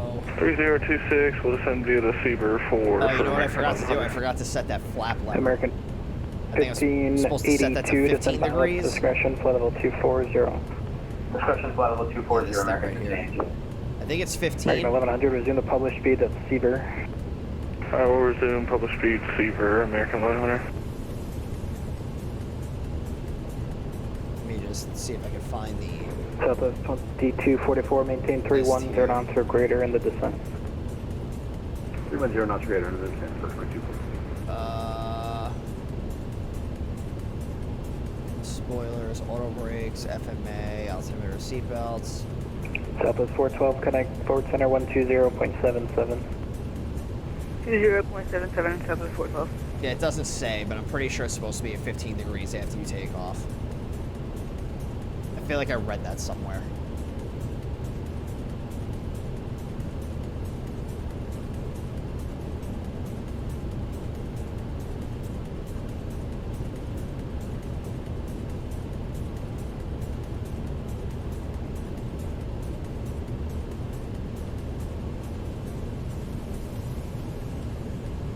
United 1995, connect Memphis Center 132.55. Oh yeah, flaps 15 for the descent. It says flaps 15 or is required. I'll just leave it 15.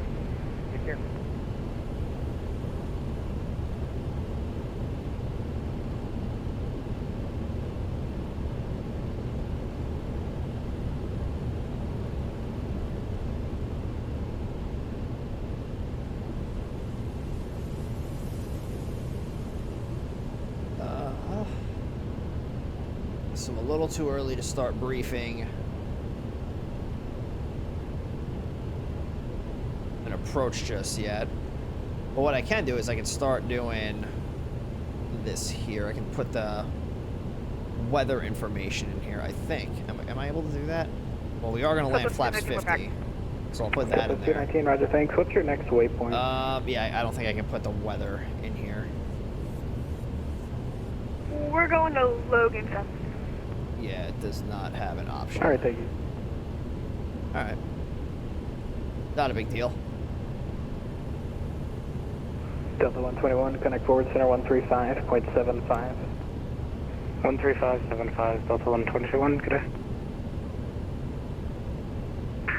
And Envoy 4010, we are flight level 340. Envoy 4010, forward center, roger. Envoy? Envoy 4010, what's your Mach number? And Envoy 4010, we're Mach 80. About flying E-170. Very nice. Fort Worth Center, good evening, Sterling 246, cruising 340. Sterling 246, Fort Center, roger. Yeah, there's a lot of people coming in from the Memphis direction. FedEx 43 to send pilots, discretion, flight level 240. My discretion, flight level 240, FedEx 43 Heavy. Fort Worth Center, Blue 35 in the Gulf, flight level 400. Now... 35 in the Gulf, Fort Center, roger. Oh, shit. Profile, where's profile? There we go. So, I don't want 360, I want 240. Jesus Christ, I forgot how to fly this plane. So we're on top of descent, it should start descending. Lone Star approach 125.02, maybe it's just the A300. 25.02 for American Lone Hunter, see you later.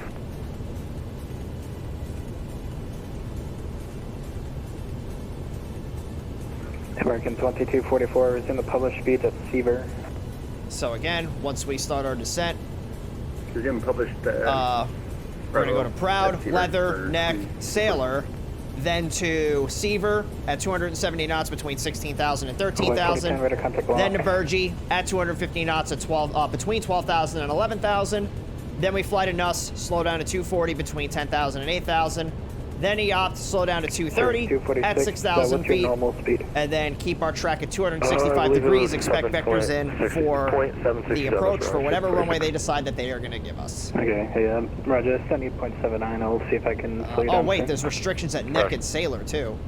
So at Neck, we have a speed restriction of 290 knots between flight level 300 and flight level 240.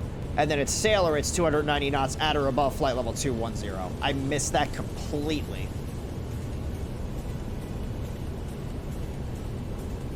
Yeah, good thing I just noticed. I'm like, wait, what are these numbers? Like holding patterns? And I saw this up here. I'm like, oh.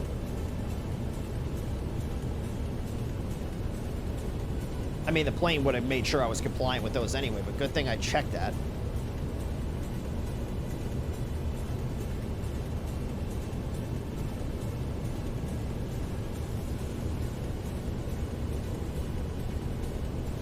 American 1582 vacating flight level 340 for flight level 240. Roger.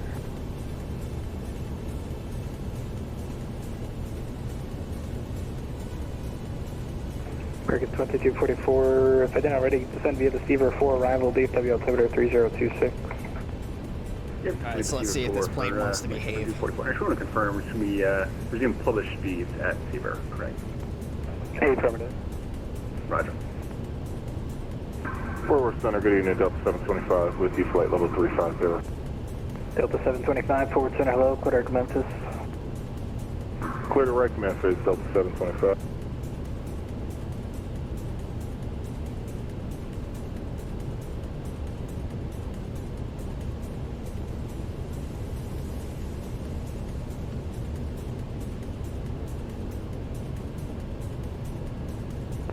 American 1582, descend via the Seaver 4 arrival, DFW altimeter 3026. Descend via the Seaver 4 arrival 3026, American 1582.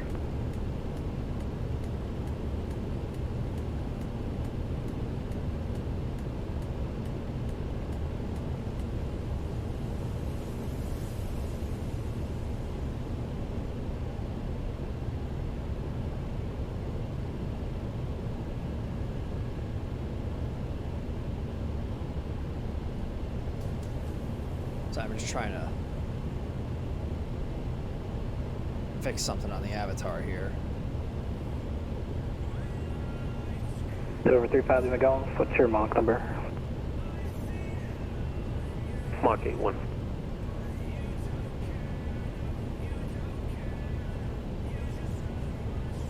Over 35 in the Gulf, Roger, descend maintain flight level 350, reduced to Mach 78.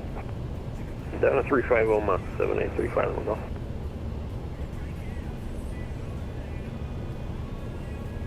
There we go, I think I fixed it.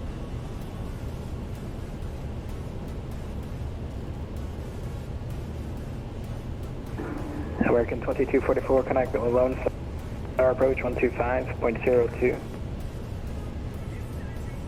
Alright, over to approach 12502 for American 2244, have a good night.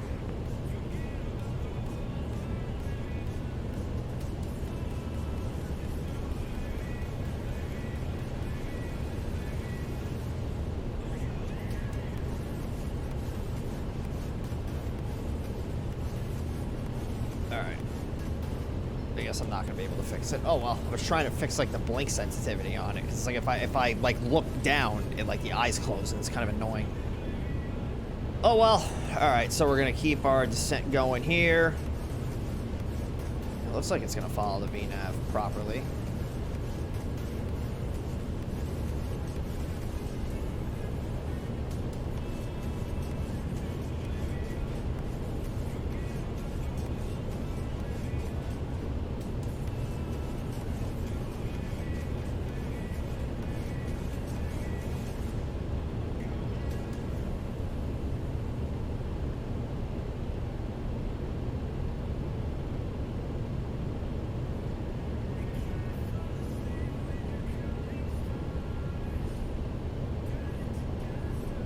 Envoy 4010. Envoy 4010, go ahead. Envoy 4010, I got your back radar contact. Turn left, lighting of 270. 270, Envoy 4010. United 2338, connect forward center 135.75. 13575, United 2338, connect.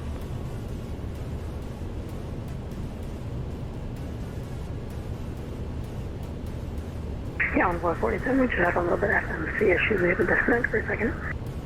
Envoy 4010, roger, and I'm just going to put you on vector for spacing. You can expect to go direct to Seaver. And vector for spacing, and we can direct to Seaver on Envoy 4010. What's the approach frequency going to be? Oh, there's like 7 different approach frequencies. FedEx 43 to send via the Seaver 4 arrival, the DFW altimeter 3026. Send via the Seaver 4, FedEx 43 Heavy. Let's get this down to 6,000. Zeppelin 219, connect forward center 120.77. So descend via the Seaver 4 means that we can descend at our discretion while abiding by all the speed and altitude restrictions that are on the arrival. And maintain your best so we will make sure that we are in compliance with all of those there. Now, the speed restrictions are not showing at neck or sailor. That's a problem. So we are gonna have to force it. So let's do, next one is at sailor. We want to do a speed restriction of 290 knots. And we're gonna yank the speed brake out.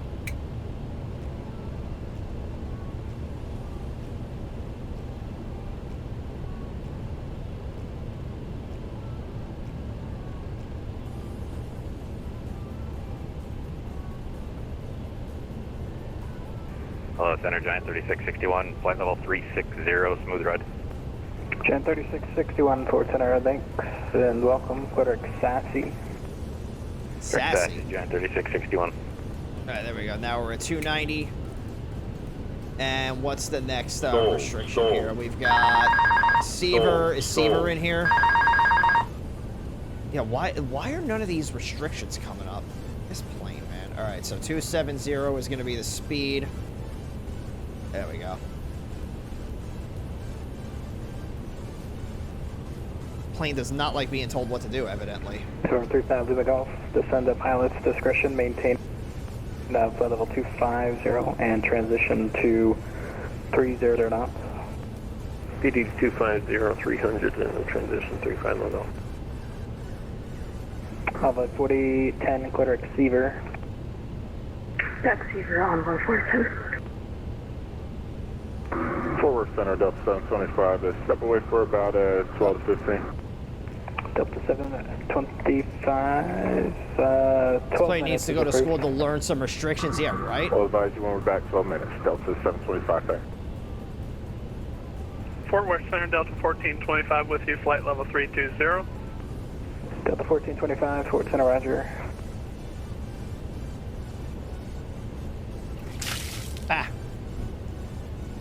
Thank you for the hydrate. American 1582, connect Lone Star approach 125.02. 125.02, What's up, Sancho? American 1582. And Cyber, good to see the both of you out there.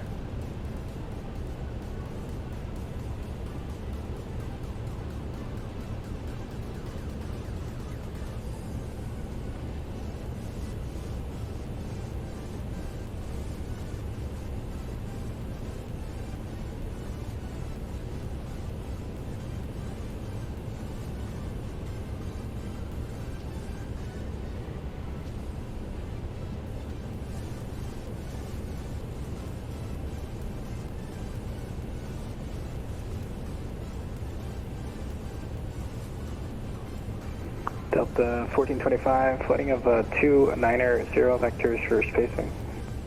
Heading 290 vectors for spacing, Delta 1425. Something that doesn't happen often is in effect right now. Oh boy. Spirit Wings 246, descend We'll via just be receiver 4, responsible. arrival DFW altimeter 3026. We'll start out descend via receiver 4, arrival Spirit Wings 246. Spirit Wings 246, just maintain your best forward speed, resume the published speed starting at Seaver. We'll give you the best forward speed, and then we'll resume published speed at Seaver Spirit Wings 246. Alright, so we're coming up on our transition altitude. The altimeter setting is 3026. So we'll just set that now.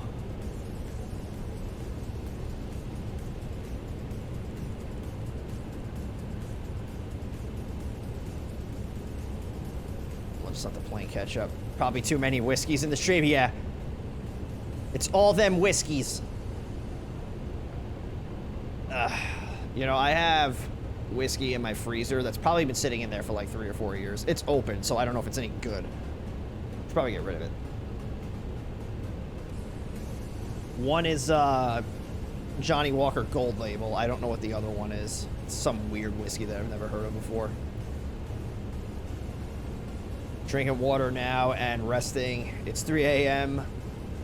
It's not like New Year's when it was 8. Yeah, right. Delta 1425, clear to Seaver. Direct to Seaver, Delta 1425. Hopefully we get a switch off to approach here soon so we can figure out what runway we're FedEx 43, connect Lone Star approach 125.02. 12502, FedEx 43, so long. Asking you shall receive. 125. Runway 4010, descend them, maintain flight level 240, maintain 290 knots. 290 knots and 240 on board 4010.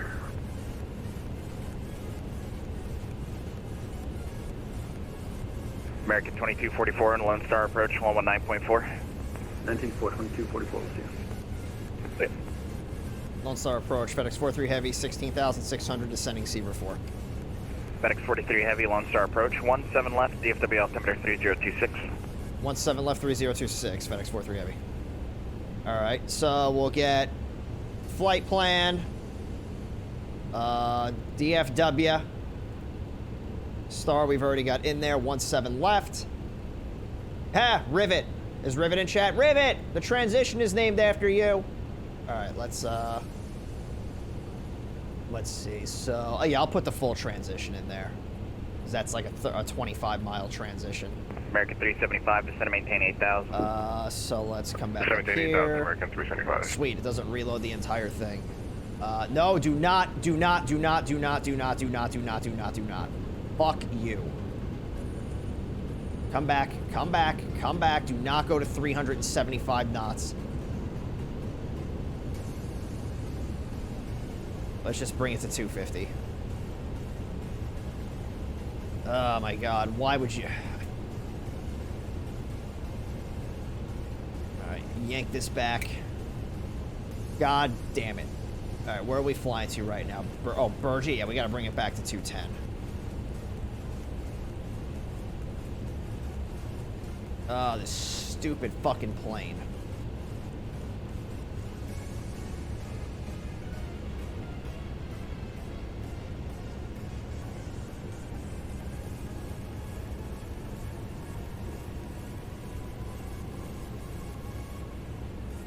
Alright, so we got the ILS 17 left. Let's pull this up real quick. So we have all the ATC frequencies here that we'll certainly keep in mind, but there's no guarantee that we're going to be talking to all of them, so we'll just go with whatever the controllers tell us to do, and I can't really preset the radios because of the way the MD-11 is designed. Localizer frequency is 111.75, so we're going to get that set into the airplane's navigation radio, which I think it actually does for us automatically. 375, Lone Star approach 119.4. So we'll just make sure that that's going to do it correctly. Inbound course is 176 degrees. Final approach fix is at G-Bush at 2,300 feet. ILS decision altitude is 745 feet.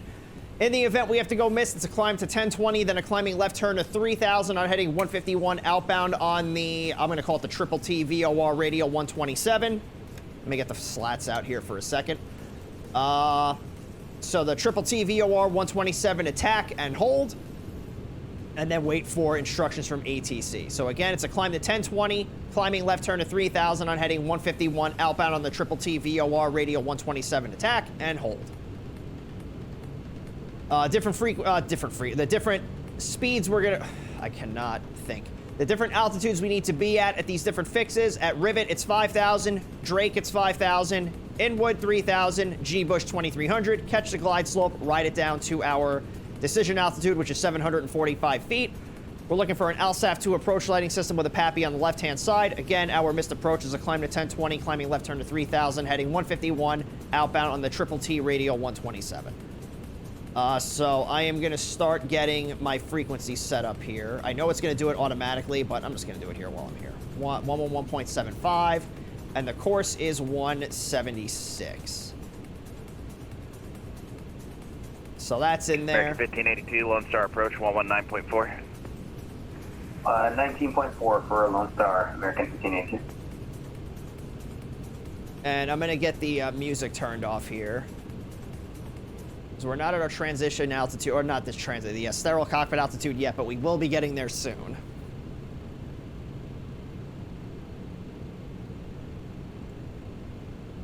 Now the question is, if I let this just go back to FMS speed, okay, it'll maintain 210, okay.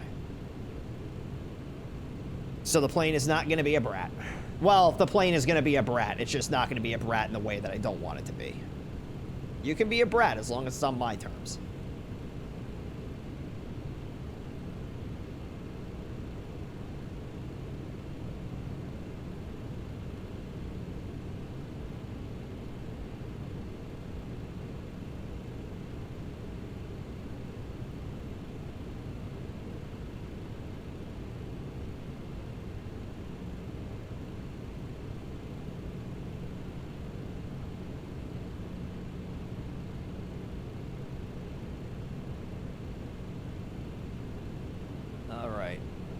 So I am going to be a little quiet here, even though the whole flight was kind of just nice and chill. It was decently quiet.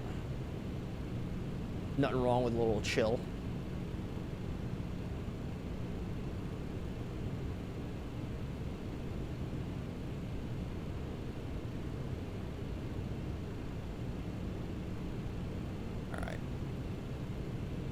So tower frequency is likely going to be our next frequency. So we have East Tower and West Tower. 12655 is what I'm going to put in here, because we're going to be landing on the east side. 12655. And we'll come over here. Let's just do our performance. So we'll do runway 17 left. It'll be dry. Weather information in there, 100 at 4. Then we'll do flaps 50. Landing weight is going to be... Shit, what is my landing weight? What... Is there a way I can figure that out?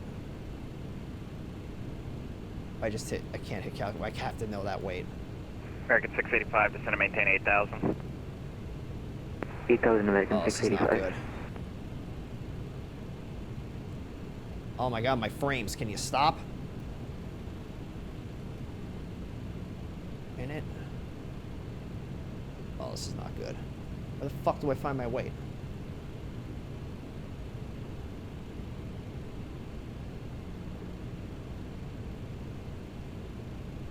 Well, in about 2 seconds, I'm going to say fuck it.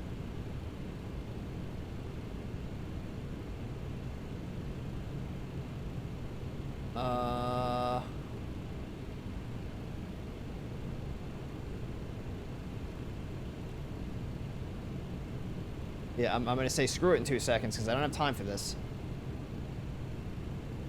I don't understand why you wouldn't make this an easy thing for me to find. I think it'd be right in the perf page right here.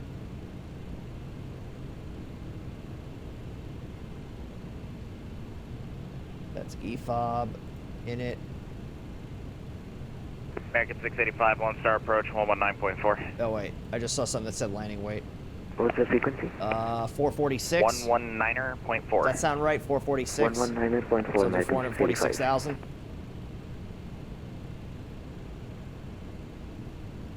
So we'll do auto. We could do auto brakes low, but I'm going to do auto brakes medium.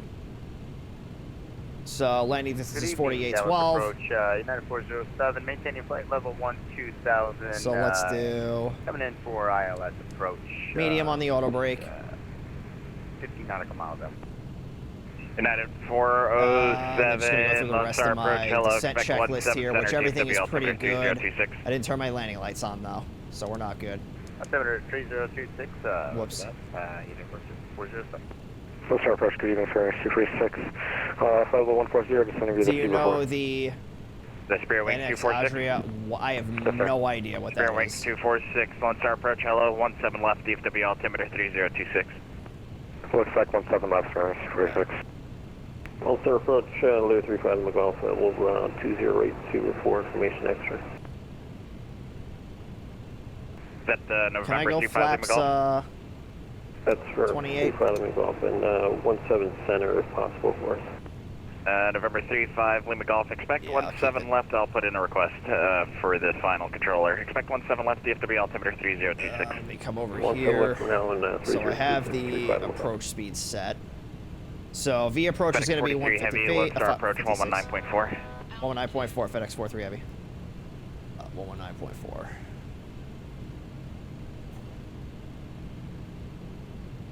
Damn it.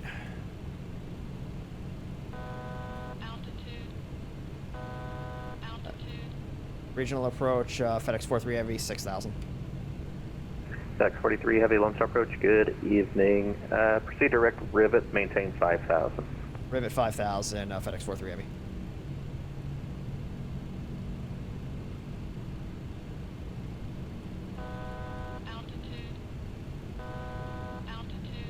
And we'll just do an open descent.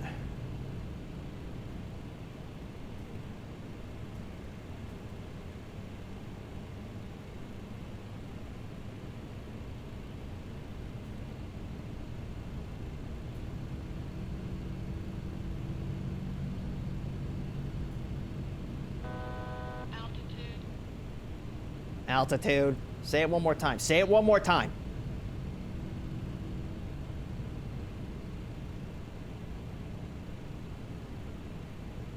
All right, let's decrease the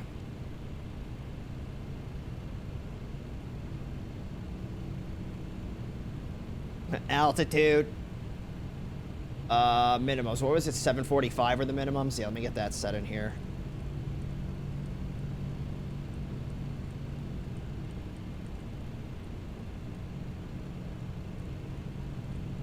The auto throttle system is being a dick. 375, contact the tower, 126.55. I think it's because my, yeah, see, like, this is one of the bugs with the MD-11 that hasn't been fixed yet either, is the fluctuation of the auto throttle system.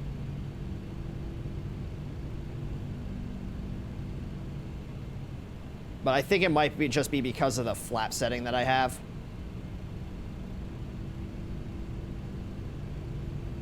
Because it used to do this all the time, like, even at cruise.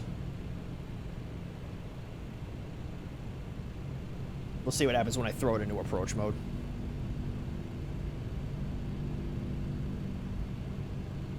There's the airport. American 685, turn left heading 270, descend and maintain 6,000. Left heading 270, descend maintain 6,000 American 685. FedEx 43 heavies, 2 miles from Rivet, turn left heading 210, maintain 5,000 until established on localizer. Cleared ILS, runway 17 left approach. 210, 5,000 till established, cleared ILS 17 left, FedEx 43 heavy.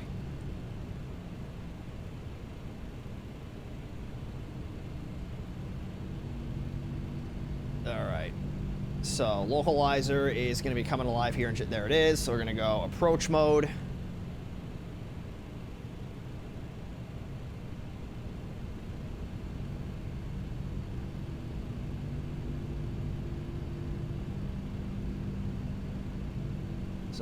Localizer is armed. And 17 left is going to be that runway right out over here. I don't know if you guys can see it or not, but it's right there. Terrain, terrain. Pull up, pull up. All right, we're going to arm the speed brakes. Let's bring our speed back to 200 knots. American 685, turn left heading 210, maintain 6,000 until established on localizer, cleared ILS, runway 17 center approach. It's not Army. Are you fucking kidding me? So you're not gonna, all right. So you're not gonna maintain the localizer because you're a fucking asshole. So cool, what do I have an approach mode for? 43 heavy, looks like you overshot there. Heading at 16 Sierra can get you back on there if you need. Yeah, I'm intercepting the localizer now, starting to realize why I stopped flying this plane. FedEx 43 Heavy, you can send and maintain 4,000 until you get the glide slope. 4,000 to the glide slope, FedEx 43 Heavy, thanks.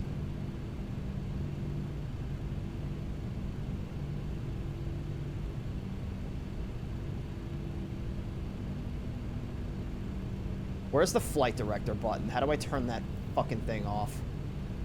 I don't know, like, what you thought you were doing, but you're not doing it.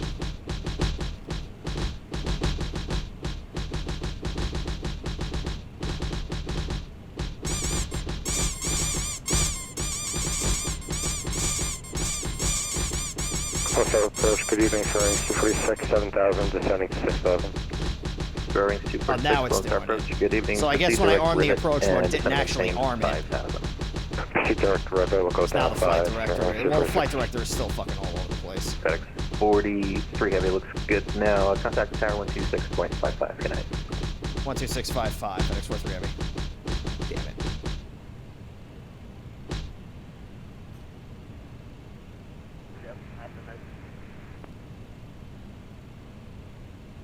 What was that? Hang on. Alright, FedEx 1806, we've been departing for 17 right all night. Not sure what's up. American. Correction, I was actually at 512. Alright, gear coming down. Line up and wait. 17 right, line up and wait, 512. Tower FedEx 43 Heavy, ILS 17 left. FedEx 43 Heavy, DF3 Tower, welcome. FedEx 320, contact departure, yep. Over to departure, see you. Flaps FedEx 50.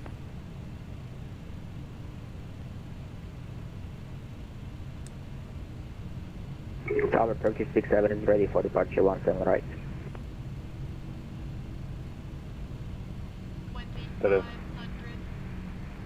Correction, was that Thailand? Sorry, it's Turkish 67.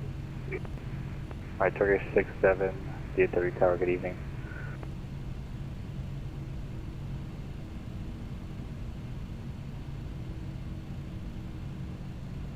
Target 375, safe parking.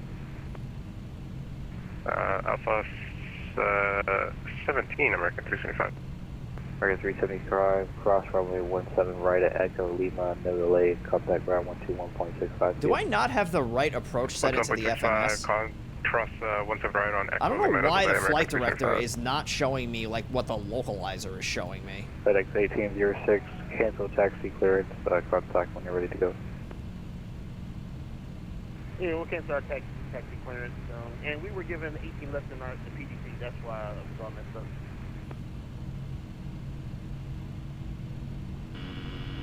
Tower American 685 established on the ILS for 17 center.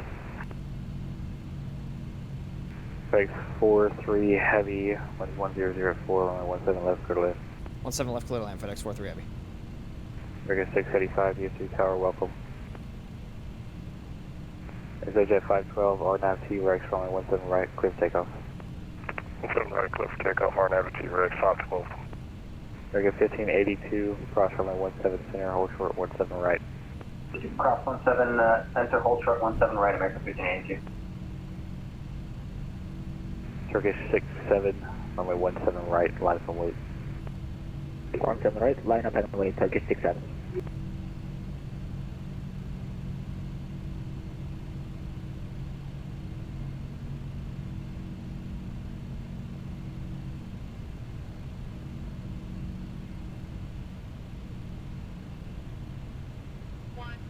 Area 685, runway 17 center, clear to land with 1004. Clear to land 17 center, American 685. Jet 512, contact departure CM. Over departure 512.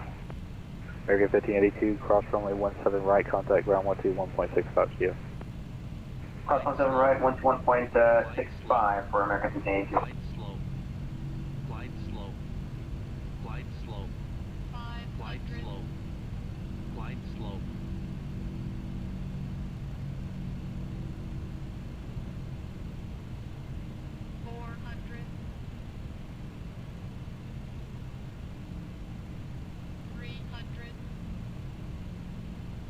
Approaching Glide minimum. slow.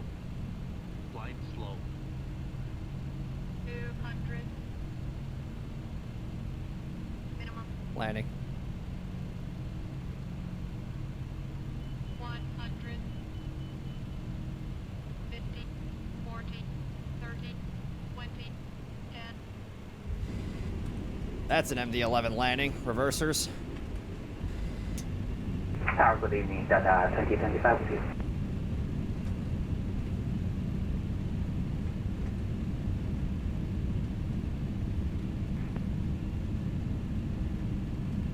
Alright, reversers in. Auto brakes off. Area 9845, DFG Tower, welcome. Area 67, RNFT right, runway 17 right, clear for takeoff. T-Rex 17 right, cleared for takeoff 367. American 685, I give you landing clearance right. Alright. Speed brakes up. Flaps up. Forward tower, good evening, fairings 246, established on the ILS 17 left. Sure, wings 246, DFG Tower, welcome. FedEx 43 Heavy, safe parking. We are going to the East Air Freight, FedEx 43 Heavy. Alright, FedEx 43 Heavy, taxi via Quebec, Echo Lima, Papa, Romeo 1, cross runway 13 left. Okay, it's Quebec, Echo Lima, Romeo 1, cross runway 13 left, FedEx 43 Heavy. So let's see, Quebec, Echo Lima, this is Papa, I see, where's Echo Lima? 4345, runway 17 right, left and wait.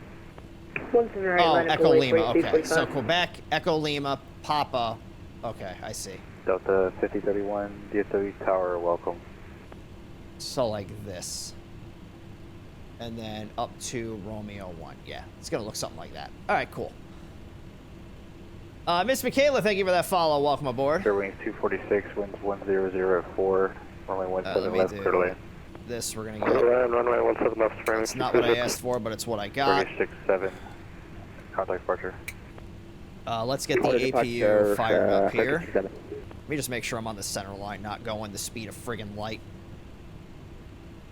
Okay, so up here, APU coming on. And let's get the music back here.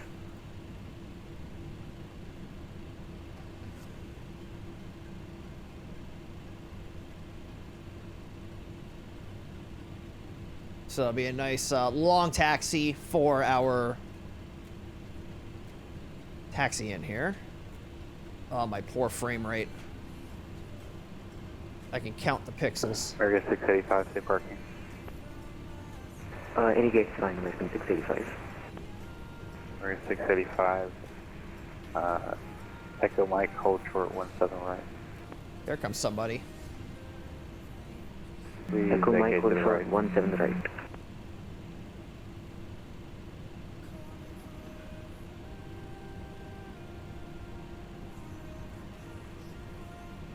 Oh, shit. Alright, that's 4345, winds 1004 on that T-Rex. I just blew it past Echo Lima. 17 right, clear for takeoff, RNF T-Rex for Delta 4345. FedEx 43 Heavy, I see what you're looking at. You can continue taxi Quebec and cross runway 13 left. Oh, you noticed. All right. We'll continue on Quebec and then cross runway 13 left. FedEx 43 Heavy. Sorry about that. Area 685. Big copy, hold short. Echo Mike, 17 right. Oh, man. Yes, Echo Mike, hold short 17 right, American 685. Well, that's unfortunate. American 1531, caution, wake turbulence. Runway 17 right, left away. So you see, when you make a mistake, they don't scream at you. Right. American 1531. They just be like, oh, you made a fucky wucky. Here, do this instead. Oops. Yeah, so we're just going to continue up Quebec.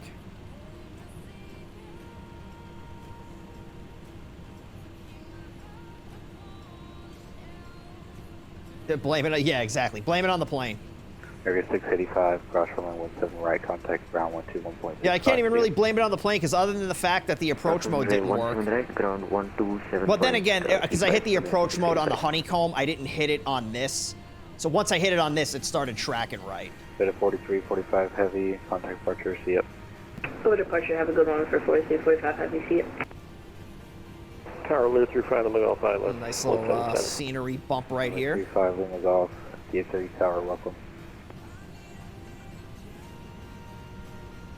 I don't think I've ever taxied on this side of the airport before.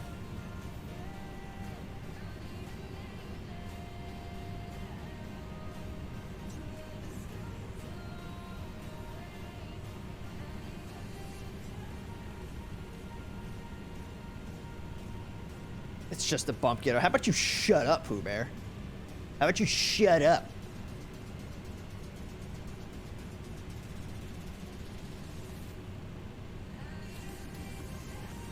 All right. Fairway 246, safe parking.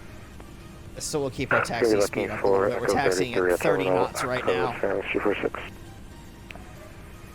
The MD-11 doesn't really like turning that fast, but Romeo, cross 17 center, hold short. we'll slow it down once we start coming up on turns here. Now the big question is how many people are parked on this ramp? Cross 17 center, and then we'll hold short of. Oh, no one.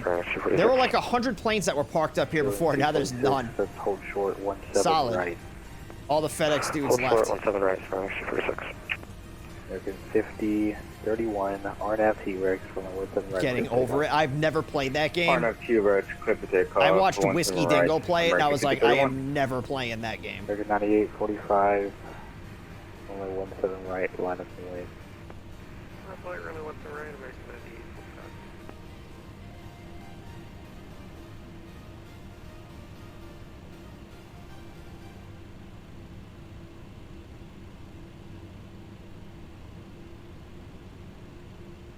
Alright, so this is going to be Papa right here.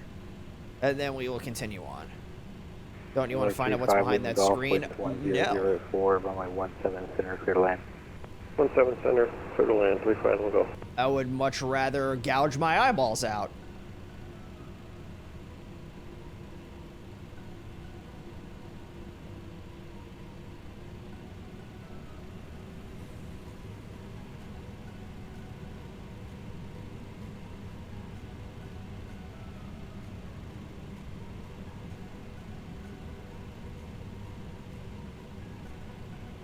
Alright, so we'll get across here, and then we'll just pick a spot to park.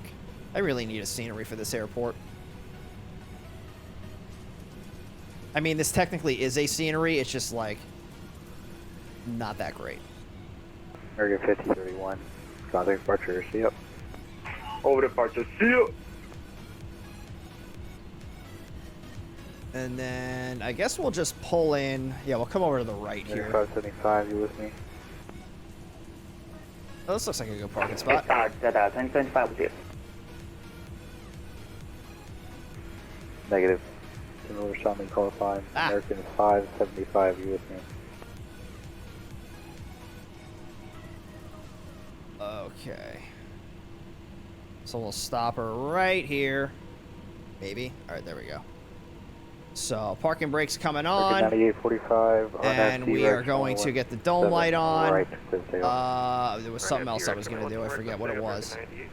I guess it wasn't important. So let me just go through the shutdown checklist here. Make sure I follow all of this. So we want the APU bleed on. So that's going to be right here. And then engine 1 and 3 fuel flow switches are going to come off. And then we're going to wait for APU air electric, which is right there. Engine 2 can come off. Full short of 11 Irish Super 6. Perfect. Yeah, and that's really it. I'm going to turn the transponder to transponder only. Yeah, everything else is fine. Well, except for the beacon light. Let's turn the beacon light off. So that comes off. The high intensity lights are off. Let me mute the mixer here for the controllers. Tail engine can't hurt the ground people because the type. Well, yeah, that's why you leave it on until you verify that you're getting power from the APU. Because they'll do that. Like if they don't have the APU, they'll fire up engine number 2 and they'll run engine number 2 instead of the APU. All right, I think that's everything. Nothing else that needs to be done. All right, so let's do the important part. Let's do the landing rate prediction. We'll get that knocked out here first. So are you guys ready? 3, 2, 1. Ooh. A little hard, but again, it's an MD-11. It's an MD-11 landing. So minus 259. So let's see who's going to win the prediction this evening. That's going to be between 226 and 300. It looks like we have one winner. So let's see who that lucky winner is. Better than... Really? You guys thought that was like a hard one? I would have expected... I expected about like 270. Jojo, man. You're rigging the game. And last week, too. You know what YouTube's going to be? The YouTube comments are going to determine whether or not Jojo wins. Because I think he won last week, too. And that FNO is up on YouTube. We're going to let YouTube decide whether or not that's rigged. Nobody believes in the MD-11? Yeah, no. You know, in planes like the 777 or the 737 or like the A320, you land those planes, the MD-11 arrives. So let's come over here. Yeah, this is all cleared out. All right, so let's do this real quick. Let's take a quick, 2-minute break. I'm gonna get up. I'm gonna get another bottle of water here, and yeah, we'll take like a quick minute or 2 break. If you guys want to do the same, if you want to get up, get something to eat, something to drink, use the restroom, whatever the case is, now is the time to do it. I'm going to turn off the avatar so it doesn't have a panic attack when I stand up to step away. So give me about 2 minutes, and we will be right back.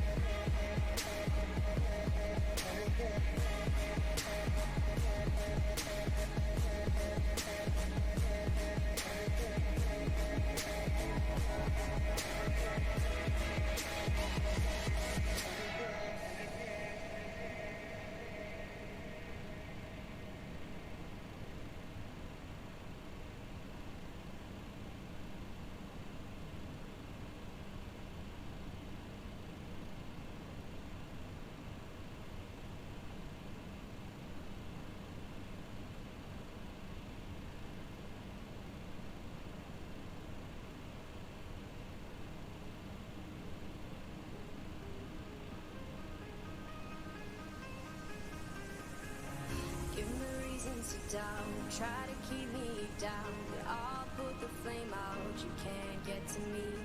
Throw your sticks and your stones, go break all of my bones. You won't ache my soul, you can't get to me.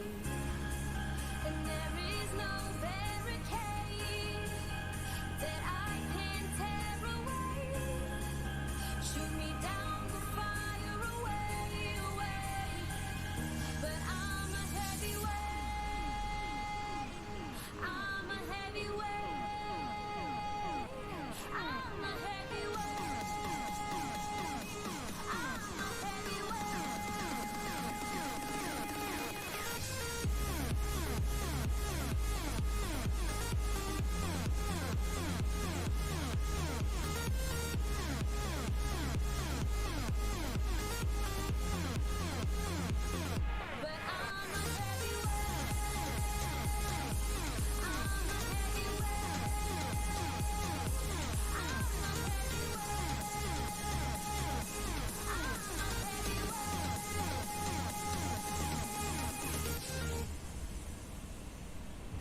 push me down to the ground. What goes around comes around. You won't put the flame out. You can't get to me. All right. So let's take a vote on where we're gonna fly next now. Cross looks so proper in the newest vid. On the you talking about the ATC video that I did? Because if so, that's the what is it? That's the comfy clothes outfit I think for the Kit Fox, right? But they actually have one that's like a suit, so I'm thinking about that, like doing like the actual like suit getup. I'm like, ooh, I was looking at that. That would be pretty cool. All right, so let's do a poll on where we're gonna go. So I've got the 3 airports that I'm gonna put in there are Indy, Memphis. What should I do? Memphis? No, because we just came from Memphis. So Indy, Greensboro, and Houston. What other airports should I put in there? So we got Indy, Greensboro, and Houston. I'll take like another 2, so we'll have like 4 or 5 airports we can choose from. What are you guys thinking? Something that's like maybe like an hour-and-a-half flight.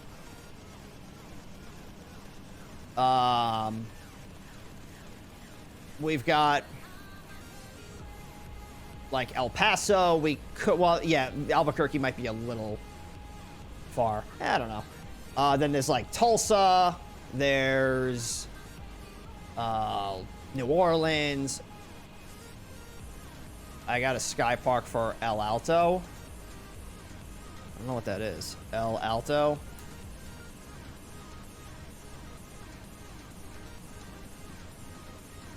Oh, in La Paz, Bolivia. That's a little far of a flight.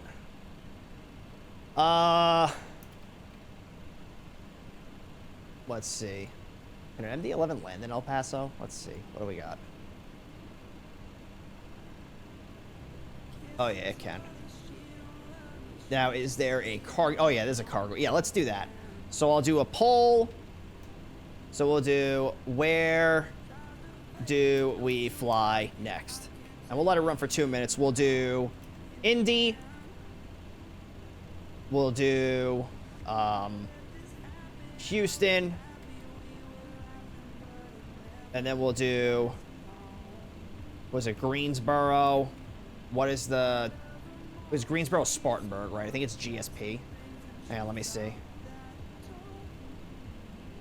We'll do airline FedEx. GSO. So it's GSO.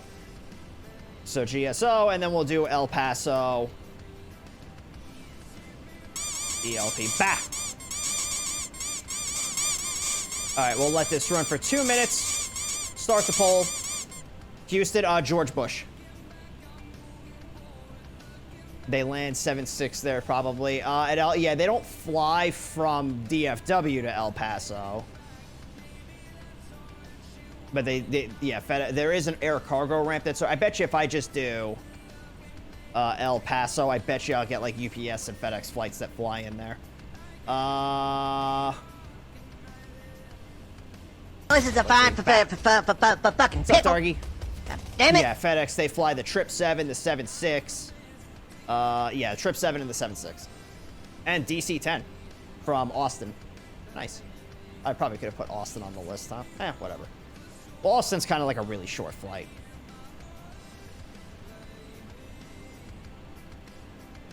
Yeah, so Greensboro will be probably a little bit further than yeah, it's a little bit further than Memphis.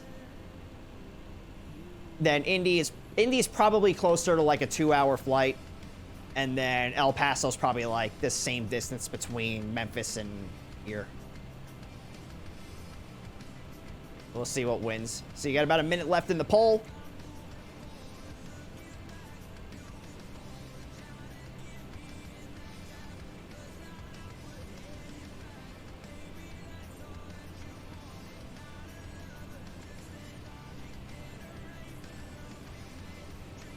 And for those of you that do wish to join our Discord, I'll drop the command in the chat.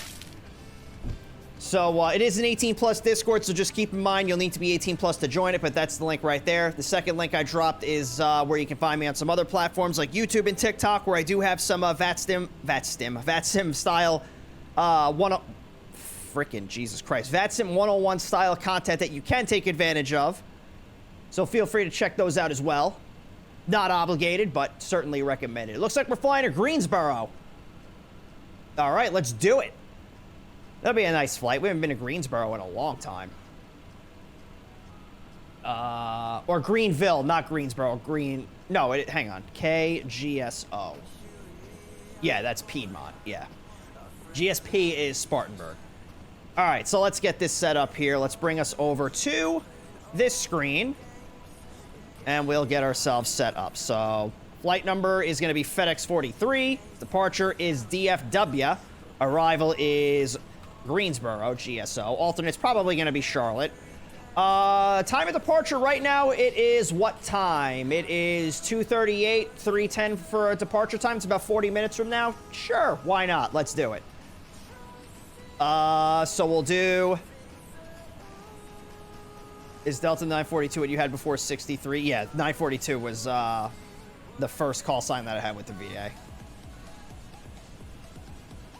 Let's see. Where the hell is the MD-11? I'm going to punch this plane in the face. There we go. Then we have the MD-11 with the GEs. All of this looks good. Then we have, yep, all that's fine. Taxi out time, let's do 45 minutes again, just in case.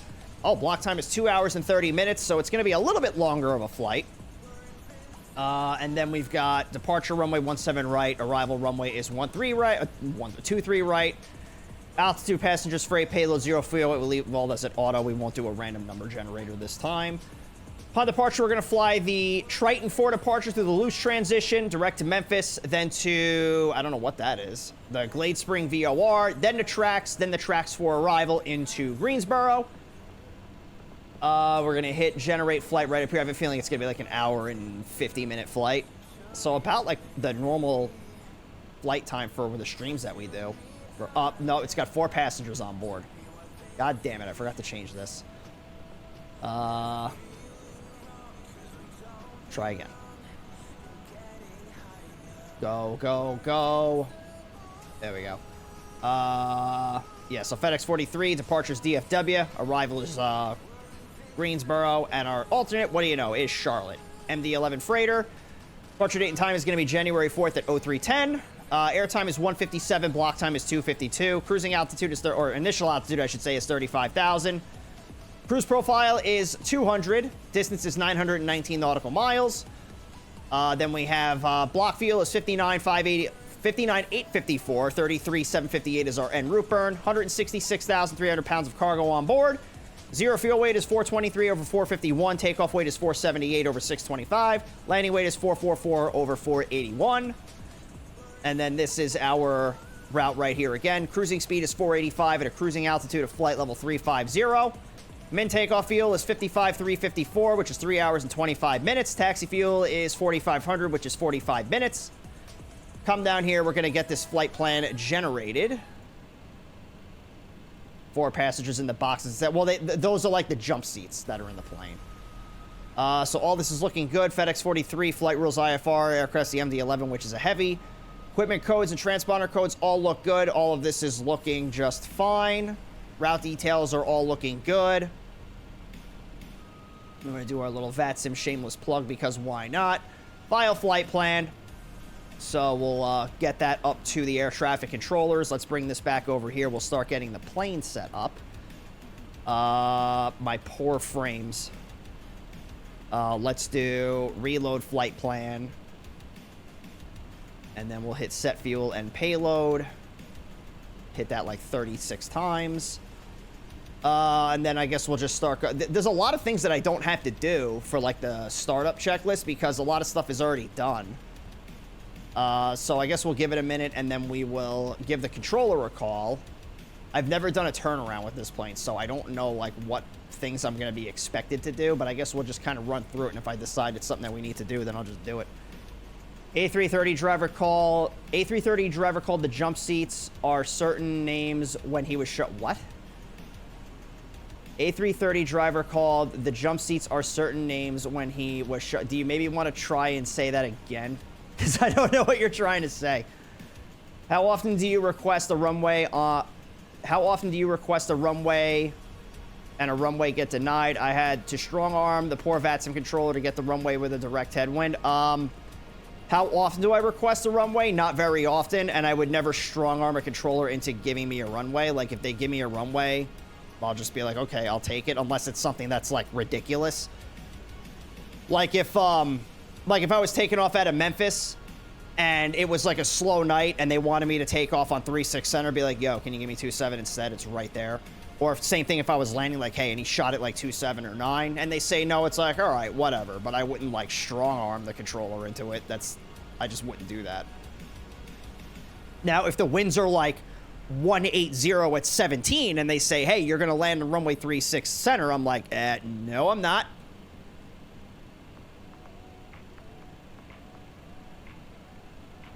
All right, so let's get some things set up here. So we have KDFW to KGSO. Alternate is going to be the worst possible airport I can think of. Cost index is going to be 200. Flight number is going to be FedEx 43. No, I want an X in there, you dick. FedEx 43. 350 is our cruising altitude. And then we've got... Let's see. I'll just use my top of climb winds. So top of climb, we have 291 at 51, so that's almost a direct tailwind. Actually, not really like a direct tailwind. But I don't want to do the math, so I'll just call it a tailwind. So it's going to be 291. Actually, it's minus 50 is the temperature. And then the winds are going to be 51 degrees. Do I have to put the tailwind? Yeah. A330 driver said the jump seats are something different other than jump seats in his 777 video. I think he said super marine area, although... Oh, yeah, I refer to them as the jump seats because it's just like in this plane, it's just like 4 seats that are chilling back there. It's not like a jump seat like in a traditional sense, like a jump seat that would be like here. Like, I think this would be considered like the jump seat, even though this was the old like flight engineer seat. I think this would be considered a jump seat. So technically the seats that are out there are not jump seats, but I just call them that.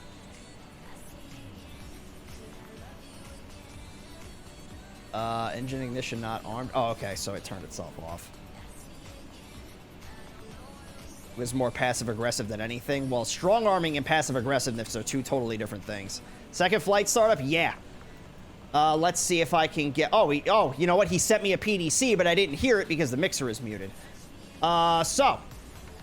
We have PDC, call sign is FedEx 43, equipment is the MD-11, departure is DFW, destination is GSO. Route is from DFW, we're going to fly the... I just like saying W. We're going to fly the Triton for departure through the loose transition, then direct to Memphis, then direct to the... I don't remember what VOR that is, then the tracks for arrival into Greensboro. Altitude is 350, squawk code is 2371, departure... remarks, clear the Triton for departure, loose transition. Climb via the SID, expect 350, 10 minutes after departure. Frequency C-SID, that's interesting. Expect runway 17 right for departure. So that's solid. So let's get this in here. So it's going to be SID 17 right. And we're going to put in the Triton 4.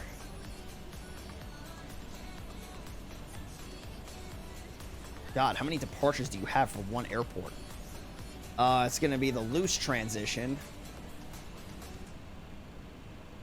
Super number... I have no idea. You'd have to ask him. All right, so from loose, we're going to go to MEM. Then from MEM, we're going to go to Gizga. Oh, where's the Z? There it is. Then from Gizga, we're going to go to Tracks. And then we're going to join the Tracks for arrival from Tracks. Yeah, so it's just going to be, there's not going to be a transition. It's going to be Tracks. Cool. I got that from Wiki. There's no other reliable source. Wiki is love. Wiki is life. All right, so let's come over here. Let's start doing our performance data. Gotta be very careful not to right-click on the EFB so I don't break the plane again. Nope, that's not the right runway, dumbass. All right, so... is the temperature 15 degrees? Yeah, I guess it is. Then we're gonna calculate... get tow. So V1 is 129, VR is 148, V2 is 161, flex temp is 59, flaps are going to be 22. We're going to take a look at the ATIS here in a second. So let me get the flaps thing set.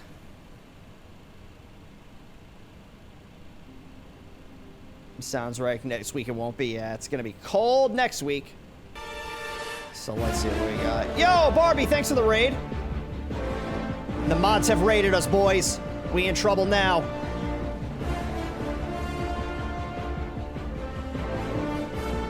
Mods are here. What are you playing, Barbie? Did you drive a truck to DFW so you can load up all the ungrateful packages into the plane so we can return them? All these ungrateful people for Christmas that didn't want their puppies and their socks and underwear. Yo, I'll just take all of it for myself. I'm not gonna lie. You know, like when I was a kid, I definitely underappreciated socks for Christmas. Now I'm 34 years old and I'm like, yo, can I get like a 12-pack of socks for Christmas? Like for real. Like, yo, I need socks. Like I literally, like I bought a whole bunch of socks on Amazon a couple of weeks ago because like all the socks that I had holes in them. I was like, yeah, I need new socks. Cookie socks. I was shooting the ungrateful people. Oh boy. Sounds like a Call of Duty night. I was going to do something. I forgot what it was, so it wasn't important. All right, let's come over here. We're going to get everything loaded into the, not the EFB, the FMS.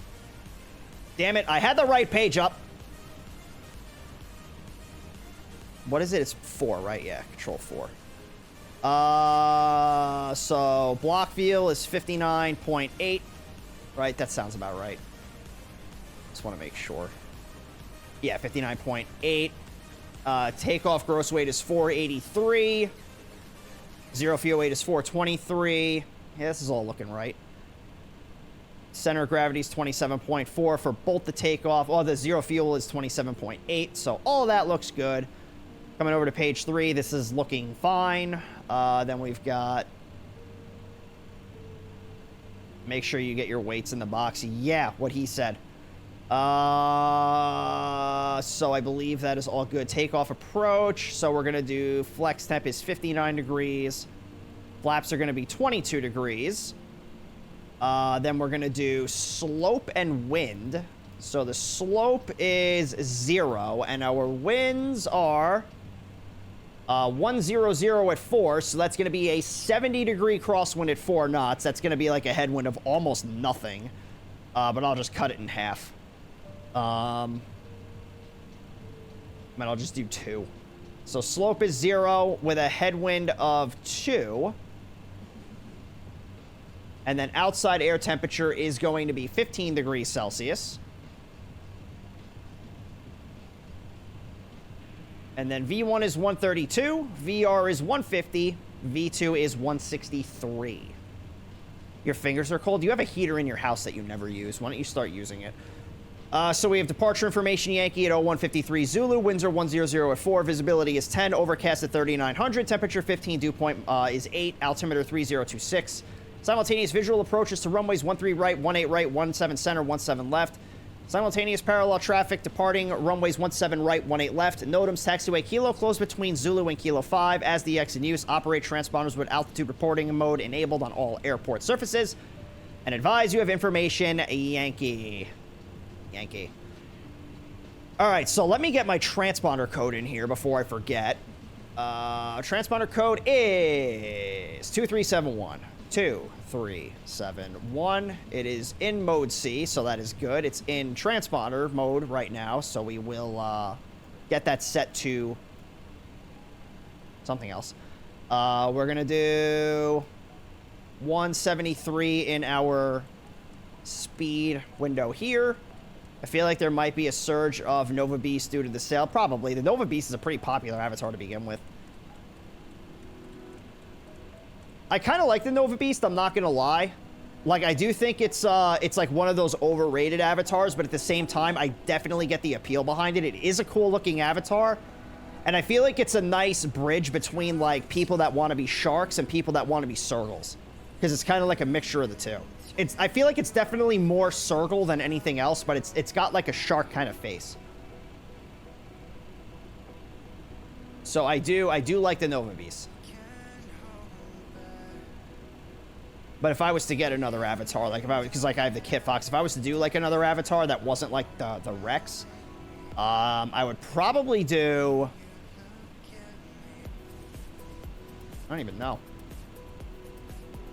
Maybe a Mayu. Although the Mayu I feel like is getting overrated because everybody has one, but at the same time, the Mayus are pretty adorable. Let's take a look at the Triton 4. So we have KDFW Dallas Fort Worth International. And this is going to be the Triton 4 RNAV departure for this many runways. So we're going to be taking off on runway 17 left, which is... No, 17 right, which is this runway right? Yeah, right. Over here. So it's going to be a climb on heading 155... I'm sorry, not 155. Climb on heading 176 until we intercept course 155 out to Spera. Then we fly to J-Girl at or above 5,000 feet. Then to Quartz. Then out to Church. Then out to Jake's. Then to Triton. Then to Luce. And then at Luce, we're going to transition off the departure onto our flight plan route. Just to make sure we read this right, let's take a look.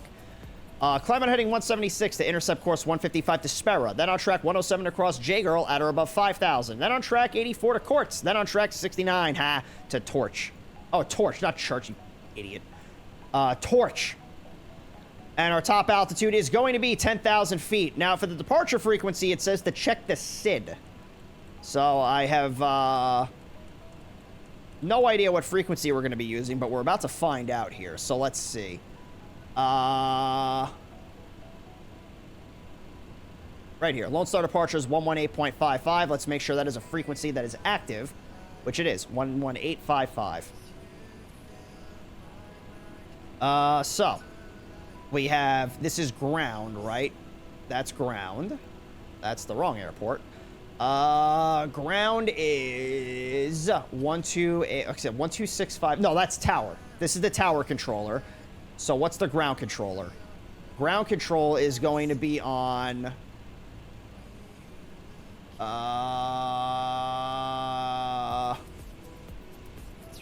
does not give me one. So let's see.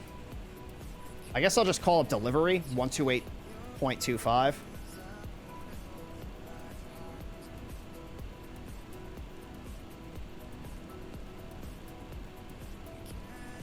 Oops, 12825. And then ground control is going to be, let's see, DFW, what is this, east ground? It's going to be east ground. It's 12165.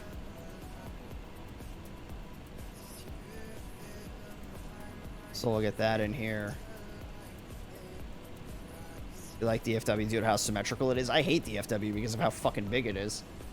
12655. What am I doing? 12165. Stop being dyslexic. All right, there we go. All right, cool. So it's going to be a nice short taxi out. I don't know why I put 45 minutes of taxi fuel on board the plane, but that's neither here or there. All right, so let's bring this back over here. I'm just going to start going through the checklist here. So we'll start with, I guess, the before engine start checklist. Yeah, the FMS is already set up. Do I need to do, like, the hydraulic pressure test again? I feel like I don't have to, but I think I'll do it just for the sake of doing it. So we have bus fault lights. Those are going to be extinguished, right? Yeah, we want those extinguished, which they are. Cargo temp, that's fine. Engine ignition off light. It says to make sure it's extinguished, but it's always set to off unless I pick one, so I'm just going to leave it. Hydraulic system manual light is off. I just saw it. Yeah, it's up there. And then I'm going to do the pressure test. So we'll let that run.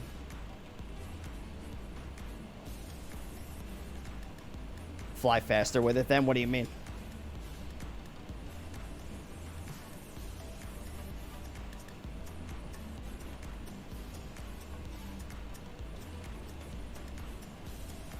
I know that's going to be good. So, yeah, the drive... Yeah, we'll just pick it up from the drive switches.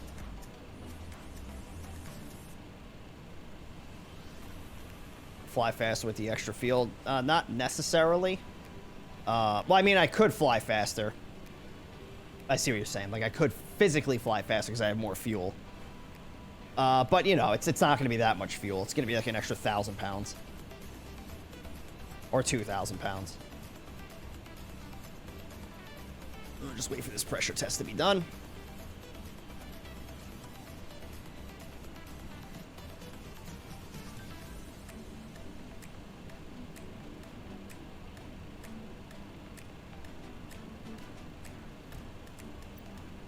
Alright, so it's doing hydraulics 1. It says 1 through 3 RMP on. I don't know what RMP is. But we're just going to let it do its thing. Not going to bother it. That's like enough for an extra lap or two in the hold. Yeah, but that's what I got my reserve fuel for.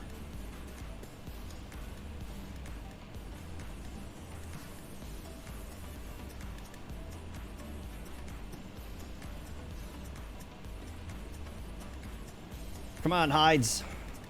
I got places to go and packages to deliver. There we go. All right, so that's good. So we'll come back up to the drive pumps. Those are all off or guarded. Not off, they're guarded.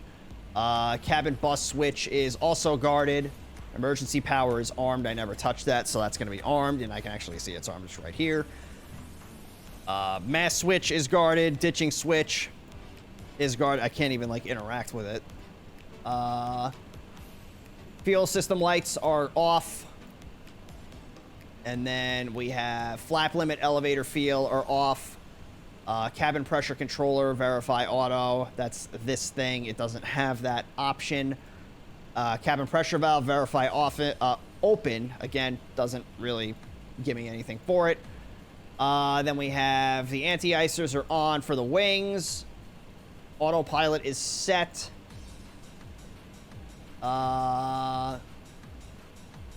Oxygen mask test and reset. Is that something I missed on the first flight? It says oxygen mask test reset switch. I don't know where that is. That's something that's down here. Oh, this? Is it this thing? I can't interact with it, so it's something I can't do. I guess we'll do the throttle test again. Okay. They did not come back. All right. That is set to 22, right? Yeah, so that's set. Then we have the heading is set correctly, right? It's 19. I have it set to 192. It seems like it's a really weird. It's supposed to be 176. I think I just didn't set it correctly. Then we have the auto brake. I'm going to wait until we get pushed back here.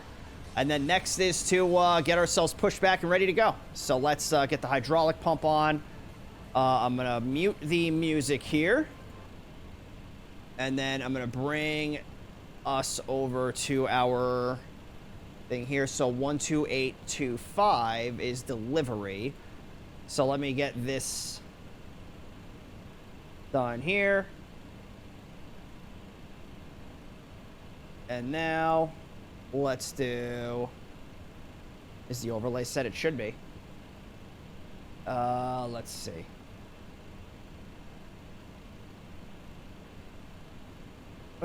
Where the hell was I? Oh, mixer. So let's do... We've got open mic.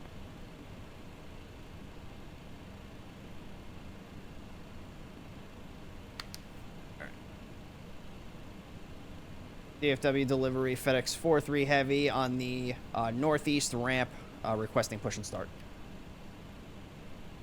FedEx 4-3 Heavy, no need to call for push and start, just contact ground one ready to taxi. Contact ground ready to taxi, FedEx 4-3 Heavy, thank you. Have a good night. All right, so I figured that's what it was, but they didn't specifically state what I was supposed to do, so I just wanted to make sure I called the right people. Go Kilo 5 Lima. So let's get that. Let's get that turned down. Ah! My ears. Good thing I turned that down, huh? All right, so let's get the tug hooked up here. Parking brakes coming off. Oh, my trim. I didn't set my trim. What's my trim? 5.2. Bah. Thank you for the hydrate. Okay. So let's come out here. I gotta turn the beacon on. Oh, hello, airplane.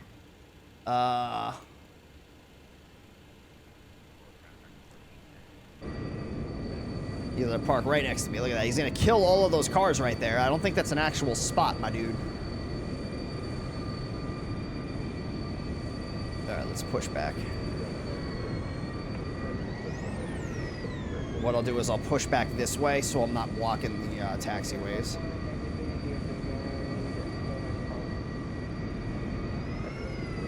Yeah, I don't want to block that guy.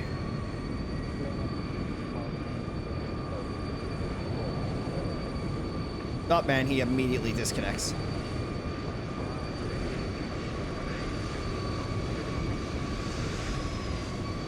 Yeah, there's nobody down over there.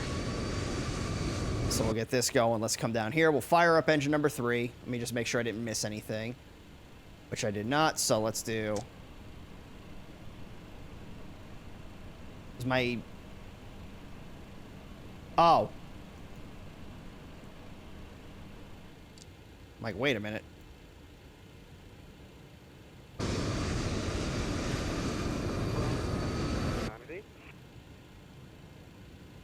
So at 15%, we're going to throw the cutoff switch on. So we'll just push back so I'm not blocking these taxiways.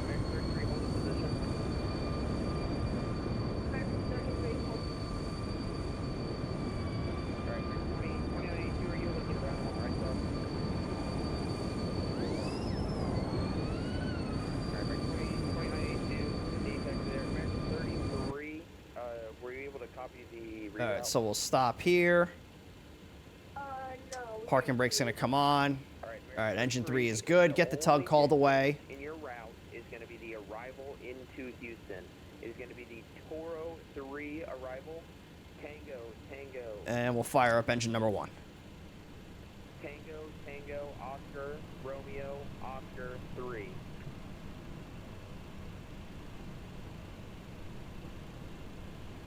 That's going to be the Bearcat transition. Bravo, Romeo, Kilo, Alpha, Tango. So, alright, see you later, Sancho. Appreciate you stopping by. We'll see you next time, my friend.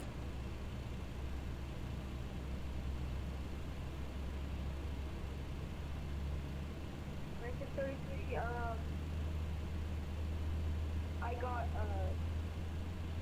go to 0. Bah.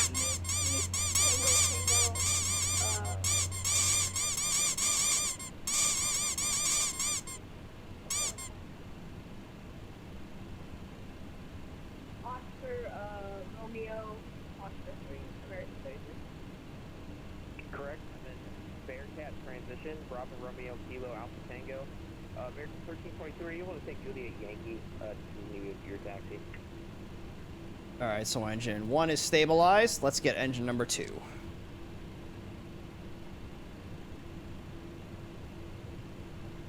American 1322, deep 30 ground.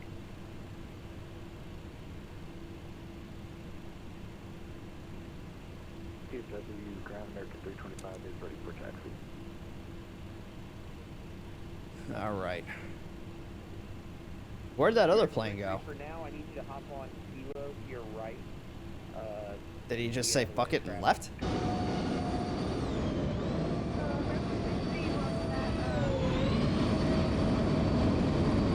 Or is that him right there? I don't know what's happening. Ready for taxi.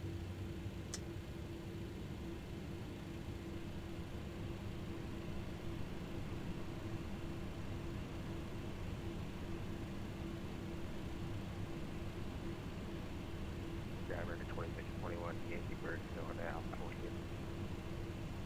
American 1422 DFW, go out. Yankee. All right, so let's go here. We're gonna get the APU turned off. Ground American 325 is ready for taxi. So air coming off, and then we're gonna turn the APU itself off. Oh my God. So configuration page is open. Let's do a flight control check.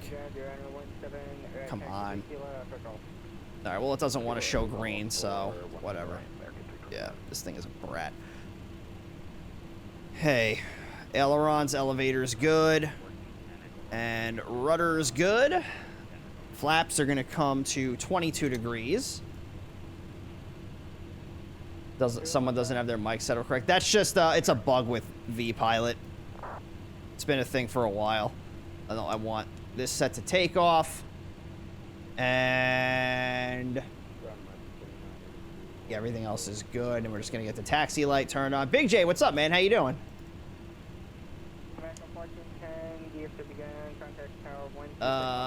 Yeah, so then we're going to do arm the spoilers, and then we're going to get the dome light turned off here. And I believe that is everything. I don't think I've missed anything. If I did, I'm not going to know it until it's too late.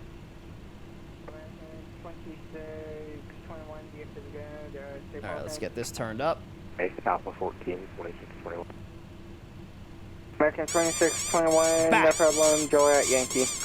Juliet Yankee, 2621.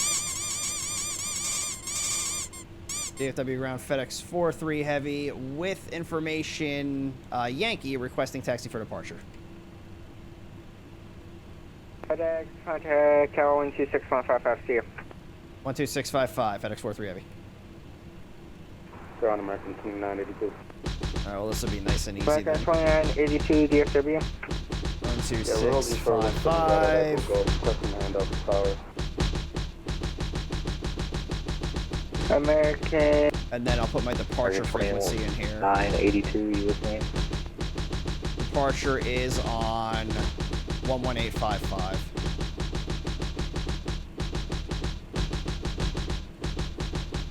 Star American 2982, we're with you now. 17 right at Echo Golf. American 2982, roger. FedEx 43 Heavy, East Air Freight with Yankee requesting taxi for departure.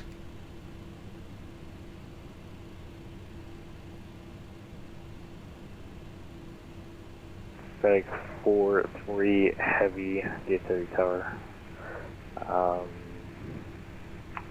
Runway 17 right, taxi via Romeo 1, cross 13 left, November, hold short 17 center.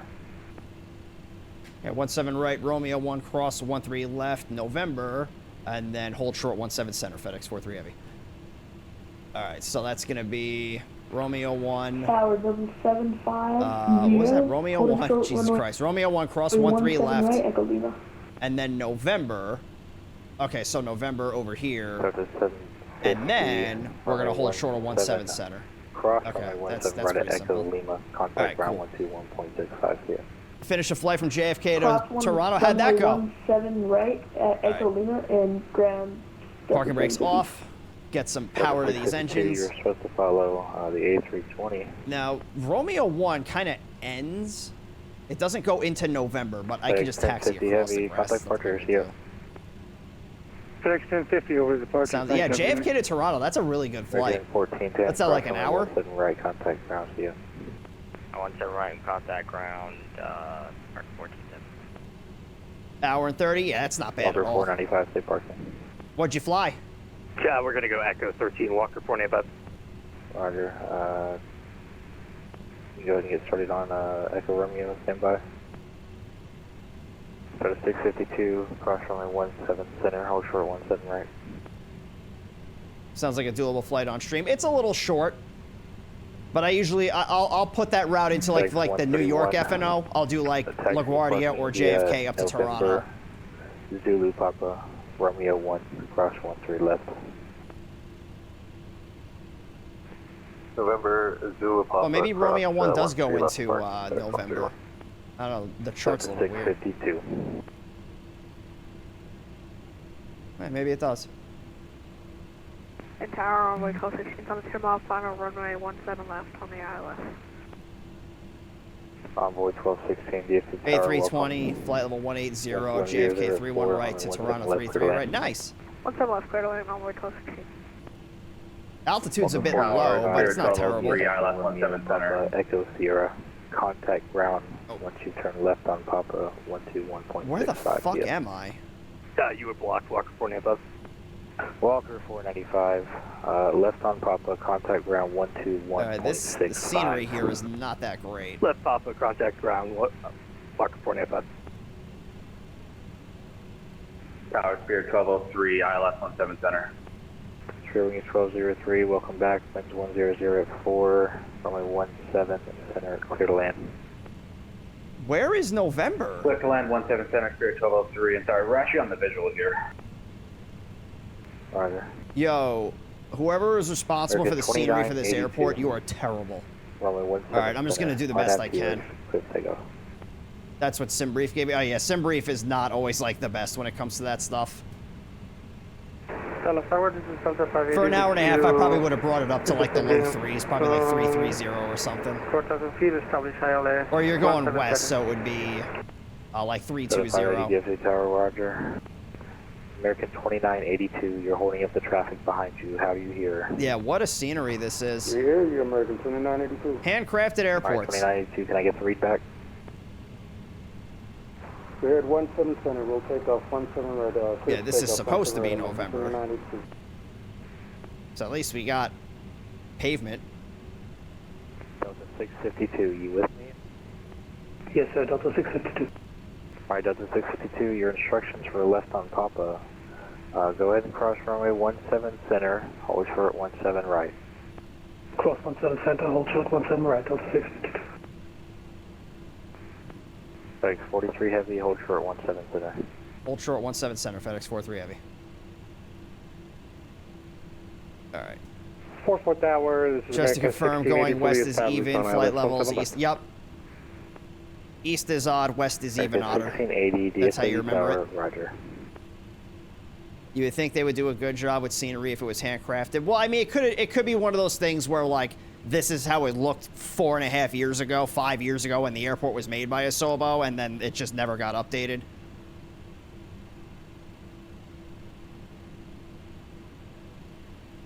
That's probably what happened.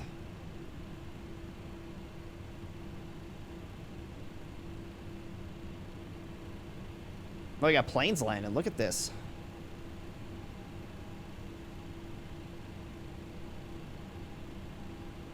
Is that Spirit? Neil. Target 325, DFG tower, only 17 right, line up and wait. Yo, that was a solid landing right there. I wish I could land soft like that. FedEx 43 heavy, cross runway 17 center. Cross 17 center, FedEx 43 heavy.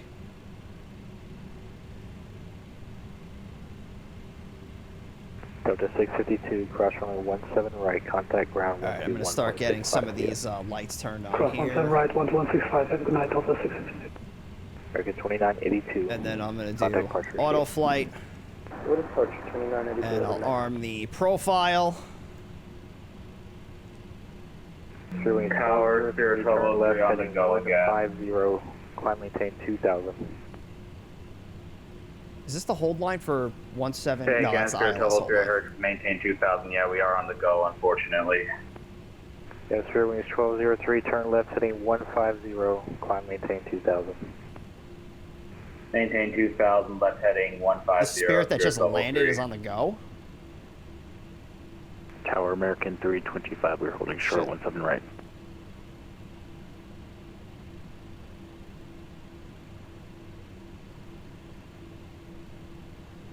And tower runway 1216 is clear, 17 left. Ooh, look at all them Americans. That's not even American. I don't know what that is. That's an American. I think that's an American? Yeah. I don't know what that is. Got a ribbon tail. Alright, Spirit Wings 1203, contact departure 121.5. This would be a good time to make sure all of my stuff is set correctly. I'm sorry, you oh, were I can quiet there. 17. 124.3? Roger, Fairwings 1203. So TCAS is set. Thanks, 1203. Box is green. Unlike the last time where I forgot to set the flaps. And tower all the way 1216, square 17 left. Okay, 1680, runway 17 And now we're just going to sit here and wait for our clearance to get out of here. I wonder what the sequence is. 374, we are on the... I kind of OG cheated. I did auto landing to try it out. I like it, but the real enthusiasts will hate it. Eh. I've done auto lands a handful of times. 325, holding short. Just depends on the situation. Vegas 2404. I don't like to do it because I like to get good with, you know, landing the plane, but I've done it in like really bad weather conditions before. I don't know if I've ever done an auto landing on stream. Vegas 325. Runway 17 right, level wait. Runway 17 right, American 325. Envoy 1216. See, that is across the way from us. Echo Sierra. Once you turn left on Papa, contact ground 121.65. 516 Echo Golf. Romeo, Echo Sierra will contact ground on Papa, Envoy 1216. Someone called me out and said that I'm not a true enthusiast because I auto land. I'm still learning. I wonder what he thinks of real world pilots that do auto landing. Sorry about that. Anywhere is good for me and close. Anybody that says something like that, Big J, is probably not a real pilot. They've probably never flown a single engine, let alone a complex jet. So don't let those guys get to you. 17 right, Echo Lima, north of the 580. Thank you. DFW Tower Number 516. Yeah, I was wondering if that was you, Kim. I'm like 516. I'm like, I'm pretty sure that's Kim.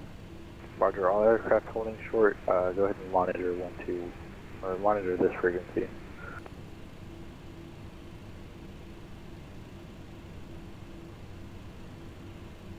Delta 580, cross runway 17 right at Echo Lima, contact. So I think the sequence is going to be him, us, them, and then Kim. Runway 17 right to Echo Lima, and contact ground.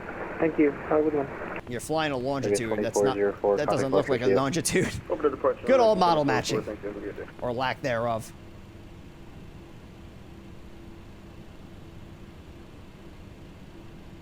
American 1680, safe parking.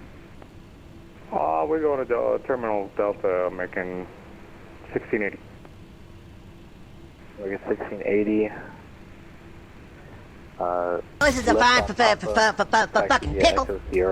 Damn it! How do you get your skins to show up? I use FSLTL. It's actually through the fly-by-wire installer, Jay. And then Echo Sierra, can you tell me the if you go down, it looks like a little radar dish thing. They have a traffic injector and they have the model matching. Just use the model matching. I don't use the traffic injector. You can't really use the traffic injector on VATSIM. Tower, this is American 1680. Can you tell me the ground frequency? It's not that bad for model matching. It's better than AIG in my opinion. Delta 374, only 17. Because it matches it to the airframe, not just the call sign, which is nice. Delta 374, thank you. It's like if somebody flies like the Star Wars United livery, I'll actually see it. And it matches a lot of the fictional airlines too, like the French baguettes and the Walkers and all that stuff. So it does make it easier in a lot of ways. American 1680, ground is going to be on 121.65. Bye. Okay, 2165, American 1680. Thank you. Have a good one.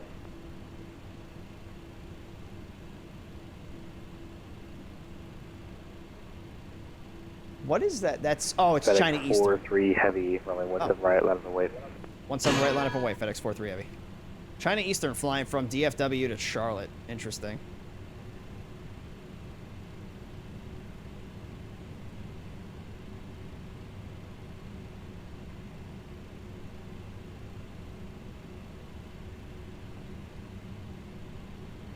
FedEx 4-3 heavy, RNAV Sparrow, runway 17 right, clear for takeoff. RNF Sparrow 17 right, clear for takeoff. FedEx 4-3 heavy.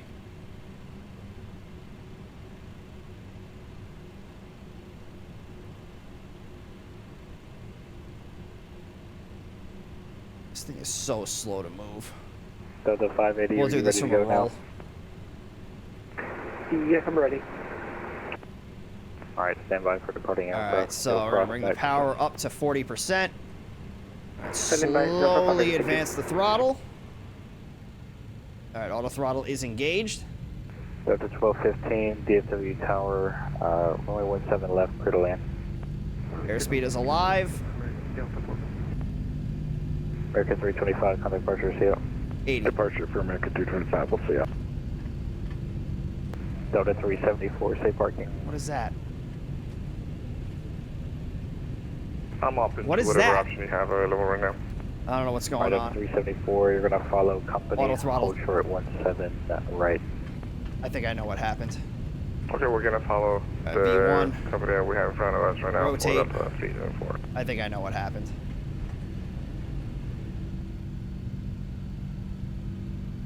Sierra Echo, Sierra. Correction. Positive Charlie climb. Echo, Sierra 998. Gear up. Runway 17 right, line of await. Yeah, I know what happened. How do I get the auto throttle back? There we go.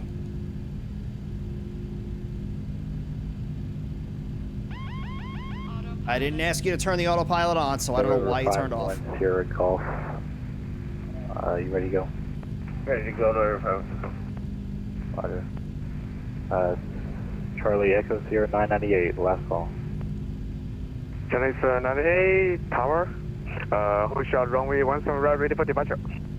Alright, Charlie Echo, Sierra 998, RNFT, right, flight 17 right, clear takeoff.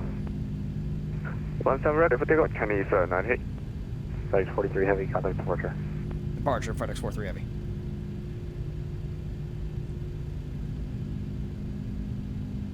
Lone Star departure, FedEx 43 Heavy, 3,700.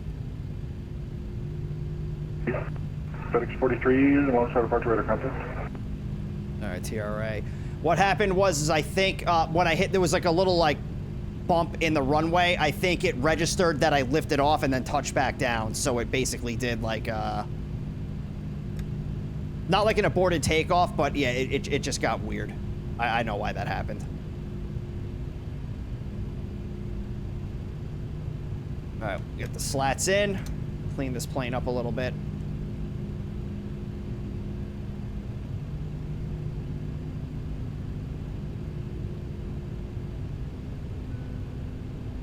And we'll start our turn. Try and hand flyer up to 10,000.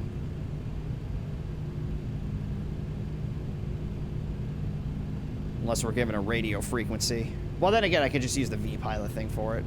AT. No, the AT grabbed. But that red light, basically it thought, I guess because it was weight that came off the wheels and then came back down on it, so it thought I was either trying to reject the takeoff or that I landed. So it deactivated everything. All right, I'm gonna set the autopilot here. And it's gonna, I don't know why it does that every single time. Activate the autopilot, let go of the yoke, and then it disengages. Bumps in the runway, be like, hey, check out that DJ. Yeah, let's see what Volanta has to say about that. Yep, Volanta logged the landing. That's exactly what happened. Okay. American 325, climb maintain 17. All right, so let's come over here. We're going to turn off the... 1,000 for American 325. Oh, come on. Couldn't position that any Hello, worse. departure, good evening, China 98. All right, so we'll get the taxi light turned off. China 998, don't start departure, radar contact.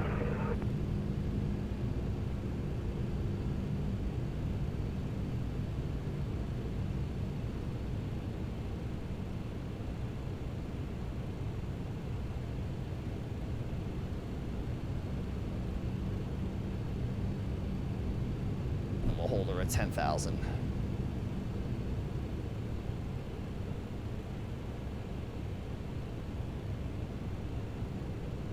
Beautiful. I don't think I'm good enough yet, especially with call-outs for... Oh, for VAT? Yeah, you'll learn, man. You hang around here long enough, you'll learn it pretty quick. And you're gonna realize that once you actually start doing it, it's not nearly as intimidating as you think. Bah! Thank you, Rabbit. But Jay, if you got any questions, and just anybody in chat in general, if you got any VATSIM questions, pop them on in. That's what we're here for. We're here to help you learn. Even though tonight's a little bit different than the 101 streams that we do, still here to help you learn every step of the way. I would like to climb higher, please. I'm a peacock, Captain. You gotta let me fly.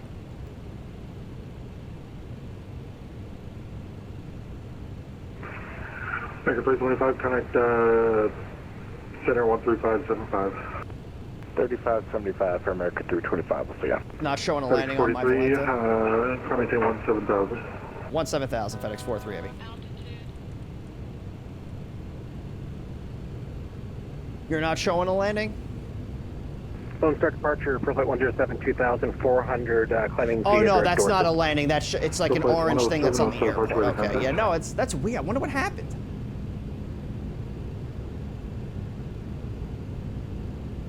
Yeah, because it was that red light, and that's like, because at first I thought it was like an engine fire or something. I was like, it's definitely not an engine fire.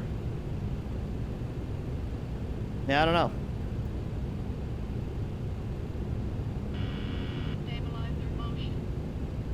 I don't know. I guess we'll never know. All right, so landing light's going to come off. Turn off lights are going to come off.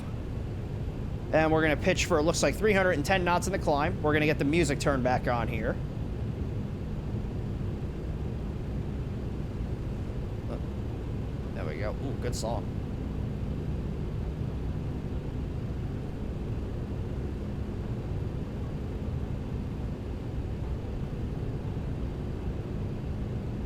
And off to Greensboro we go. I gotta get MD-11 cameras. I keep forgetting to do that. I'm not gonna forget it for the next time we fly this plane, though. So I'm just gonna go flight sim TO. MD-11 cameras, let's see what we can find. Oh, there's like 3, or 2. Okay. I think this is the one that I had. Yeah, this is the one I think I had. But there's another one in here. TFDI MD-11 wing. FedEx 43, contact center 13575. 13575, FedEx 43 Heavy. Departure alloys, Birmingham still 54, March 3 through 2.9. Bearing 1234, long-term departure radar contact. 13575. Forward center, FedEx 43 Heavy, 14,800, climbing 17,000. FedEx 43 forward, hello, climb maintain flight level 350. Climb maintain flight level 350, FedEx 43 Heavy. Up to our cruising altitude. I thought there was another, because this one is for like the wing views, which is pretty cool. But I thought there was one that had more. Contact Fort Worth on 123.55. It had more. The one that I remember, because it had like the other camera angles too. I gotta see if I can find it.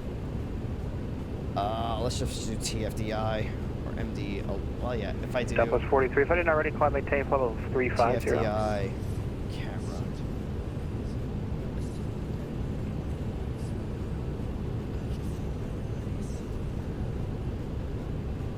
I guess I'll have to keep looking. Maybe it was on TFDI's website that I found it.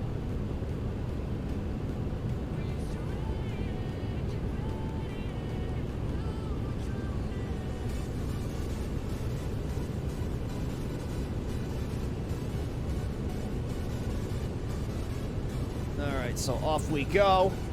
Back to the 19er, maintain flight level 230. Maintain flight level 230, KBM 19er. And we are at... Yeah, we're above our transition altitude. Set that to standard.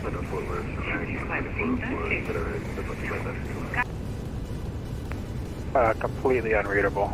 Huh, rip. My apologies, 2404, is that alright if we step on the flight after 2 minutes? Yeah, that's fine. Let me know when you're back.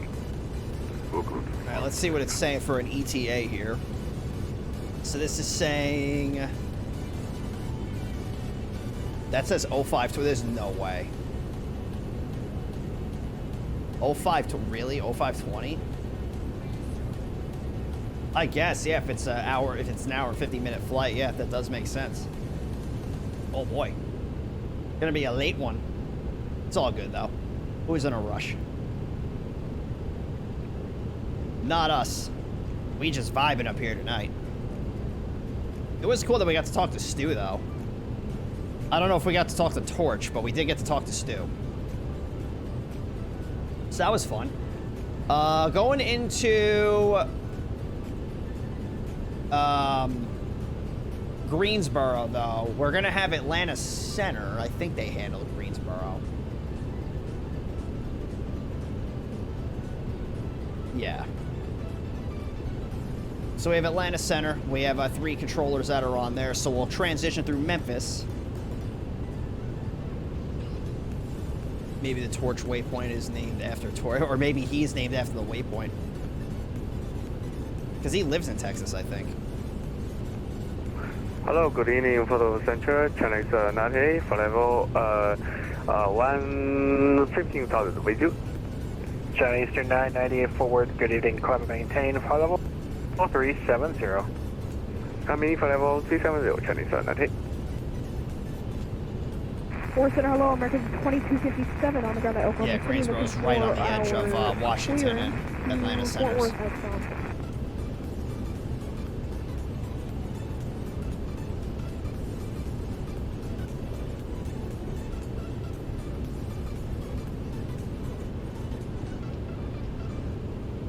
At Oklahoma City, contact Fort Worth on 3545.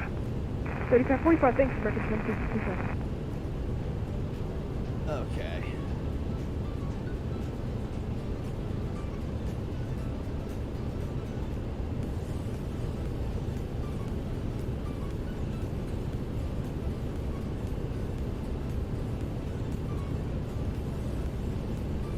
Do people put in their local airport for their VATSIM profile? Most people do, yeah.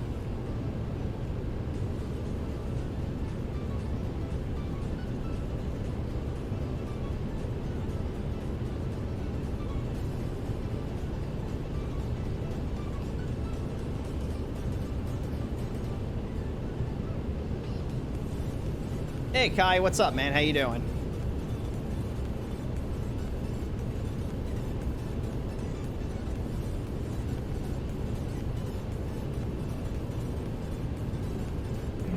TBM 19, contact Houston Center 134.2. Over to center on 134.2, TBM 19. Thank you for your service. Doing well, that's good. I think I stepped on someone with that Spirit Wings 1234. Nathan.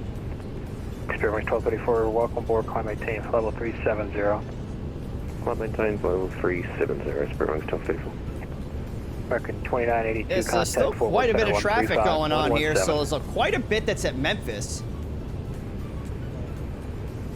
Yeah, quite a bit at Memphis. And then, obviously, you got quite a bit going on at DFW. And then, what's going on down in Houston? Let's see. Hello, welcome back.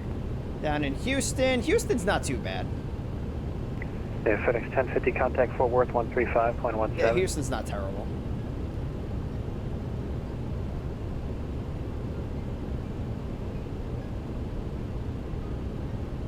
Chinese flight seems to be flown by an actual Chinese person. That would be the reason. The reason for what?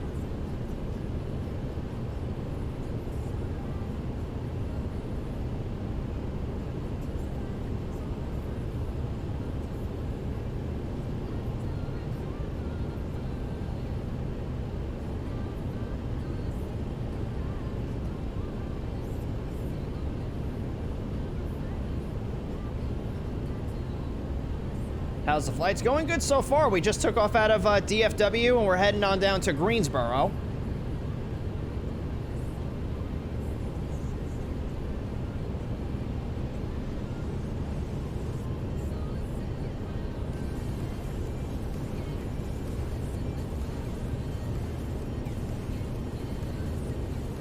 Exactly my point. Oh, he's like why he's flying is China Eastern? Yeah, it could be.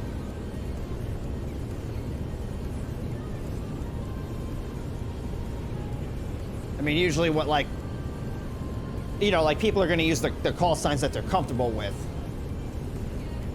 And you guys know, you've been on this stream. It's basically, I adjust my call sign to, like, where I'm flying in the world. So, like, in South America, I'll fly as, like, LATAM or, like, Gaul or something like that. If I'm in China, I'll fly as, like, Air China or China Airlines or China Southern or something like that. In Europe, I'll pick, you know, whatever airline is like that flies into the airport that I'm either going from or going to. Like when we were in Africa, I flew as Senegal, flew as Scandinavian out of Norway, for across the pond. You know, like when we went from Bogota to Africa, I flew as LATAM. I've done KLM, Delta. Are you using flight controls? Am I using flight controls? Yeah, I've got the Thrustmaster yoke. I got the Honeycomb Bravo. And I've got Logitech rudder pedals. Easy. I don't think I've ever done an EasyJet flight. There's not a whole lot of like Euro flying that we do for like VATSIM 101. But yeah, the next flight that I do in Europe, we'll definitely look at EasyJet. There is a Saturday stream coming. Well, that's an Africa flight. That's going to be 2 weeks from tomorrow. That's going to be a fun one. Then next week we have quite a few events that we can get ourselves in trouble with. So we've of course got Northern Lights Tuesdays, which we're going to do on Tuesday. Wednesday is going to be our Discord vote night. And then Thursdays, I'm not sure if we're going to do... Well, I think Thursday we said we're going to do the Mexico event. And the featured airport is Mexico City. So yeah, I'll figure something out for that. EasyJet call sign is easy. That's pretty easy to predict, yeah.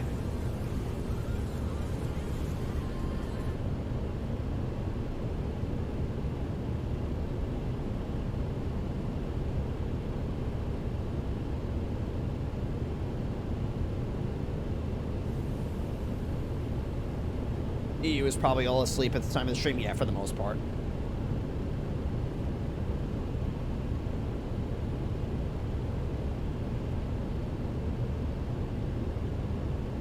And it's pretty cheesy. Well, I mean, you want to make it simple. You don't want to make it overly complicated. Like American Airlines is AAL, call sign is American. United is United. Delta is Delta. Southwest is Southwest. FedEx is FedEx. You know, Lufthansa is Lufthansa. Scandinavian is Scandinavian.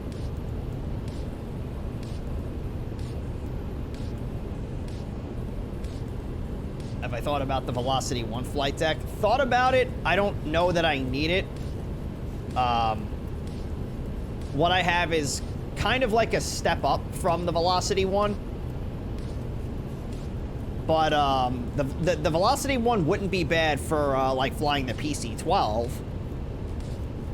Fort Worth Center again. But yeah, I just like what I have is kind of a step up from it, so I don't really need it. November 903 Sierra Juliet forward, good evening. Call and maintain flight level 250. Flight level 250, November 93 Sierra Juliet. American 325, contact forward center 13517, good night.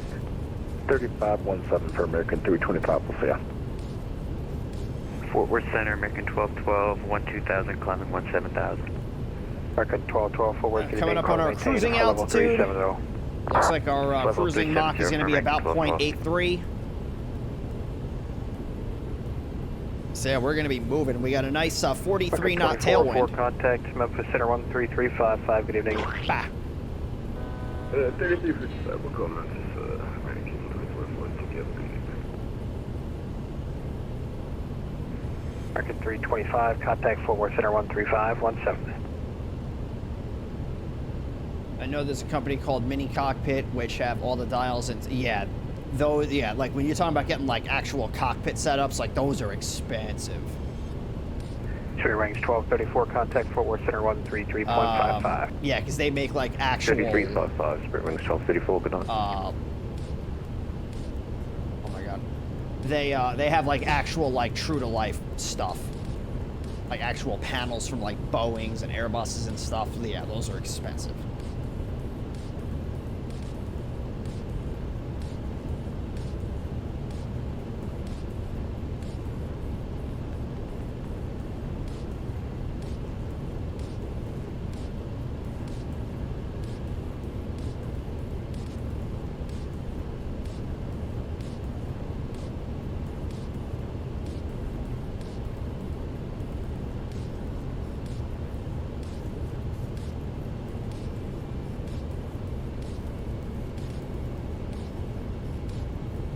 I saw someone with a Cirrus setup. That wouldn't surprise me. And, 4% American 2404. The frequency was 3355.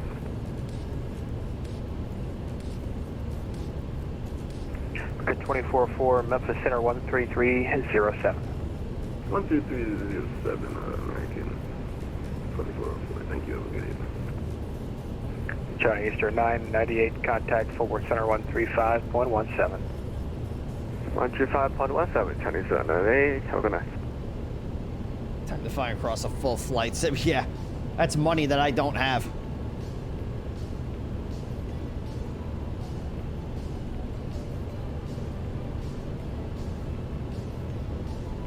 FedEx 43, contact Memphis Center 133.07, good evening. 13307, FedEx 43 Heavy, thanks for all your help. 13307. You know what company that's making stuff that I kind of like is Verpal. Verpal's been making a lot of really cool stuff. 2204, passing 16,000 for 17,000. Fairway 2204, forward, hello, climb and maintain for level 370. Climb and maintain. So that was Fort Worth Center, or is this Memphis Center? Memphis Center, good evening. FedEx 1050 is checking on. FedEx 1050, Memphis Center, hello. Memphis Center, FedEx 43, flight level 350.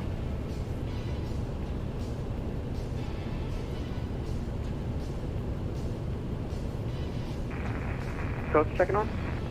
FedEx 43, flight level 350. FedEx 43, Memphis Center, good evening. FedEx 1050 to descend via the Holbrook for arrival landing north Memphis altimeter 3039. 39 on the altimeter, landing north, descend via the Holbrook 3. So yeah, this is going to be a nice chill flight heading on out to Greensboro. Probably get a little crazy as we're transitioning through Memphis because of the sheer amount of planes that are flying in here right now. But once we get out towards Greensboro, Atlanta Center is going to be relatively quiet.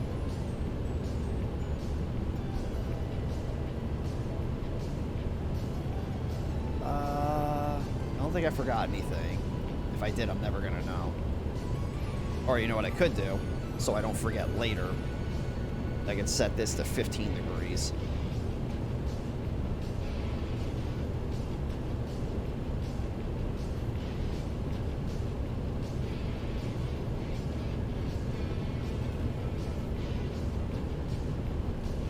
Or we can send you to Boeing and get you in one of the Sims Air Force Proud 95. Was it? Yeah. There's Delta has a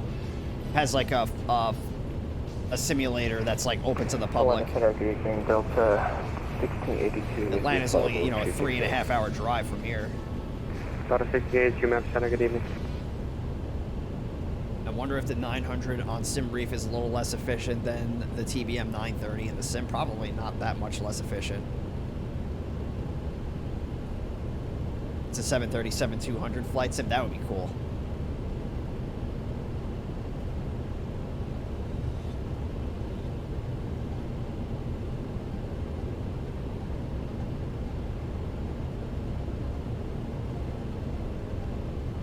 I think the only difference between the 900 and the 930 is the avionics.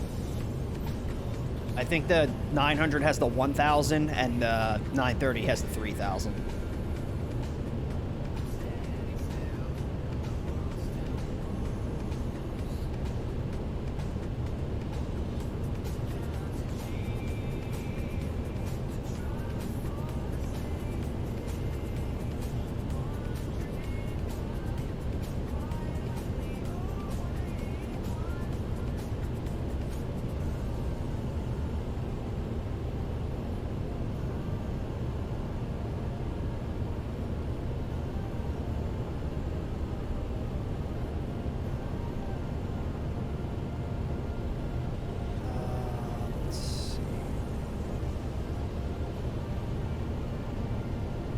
I do know I have to do another flight in the MD-11 this weekend. I want to get good with that plane. Because I really want to bring that plane out to stream. I just got to figure out, like, the autopilot panel. Like, it was really just, like, the speed selector wasn't working. Like, it just would not hold the speed that I told it to hold.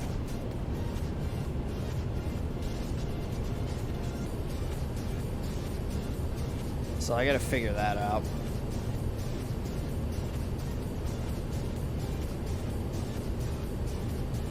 But other than that, it's a fun plane to fly.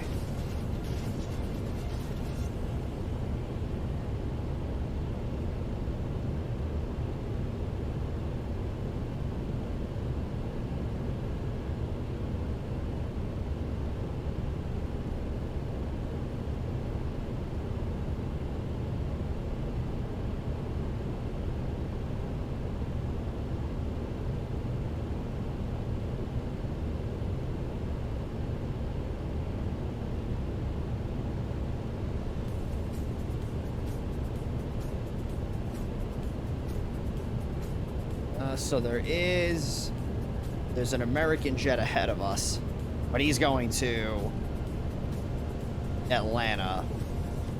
He's flying 20 knots slower than us. But he's also at 37,000, so he's 2,000 feet above us.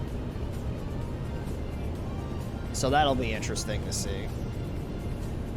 I wonder if Kim got off the ground yet. Let's see. Data 2982, was that you? Yeah, there's nobody on the ground waiting. American 2982, Memphis Center, good evening. Descend to be the Hope for arrival, landing north of Memphis, altimeter 3039. I don't see him in the air, though.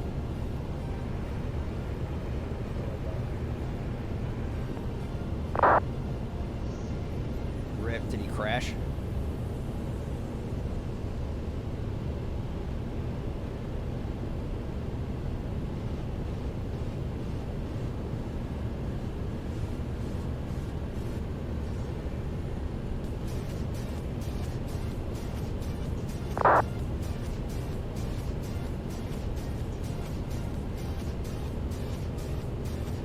We still showing, yeah, 5:11 arrival time, so it's about an hour and a half.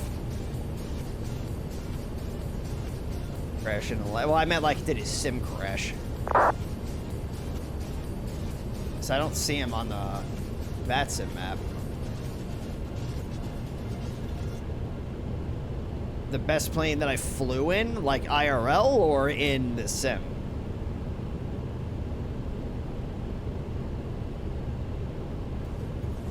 IRL? Probably the 182. I enjoy the 182. It's just, it's basically a 172 with a bigger engine, so it's nice and fast. But I've flown the GA8, which was pretty cool. It was just massively underpowered. The 206, the 182, the 172, the Cherokee, and I think that's it. I don't think I've flown anything else.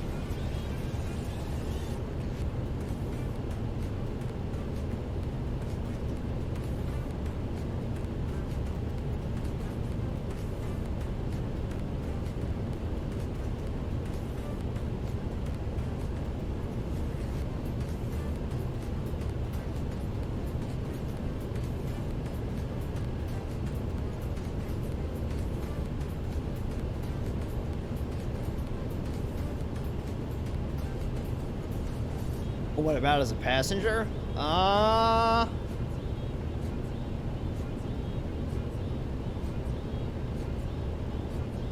don't know, I like flying in like the E-jets, because they're just easy.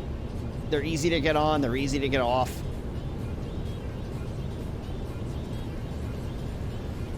Probably like the E-jets. Just for simplicity.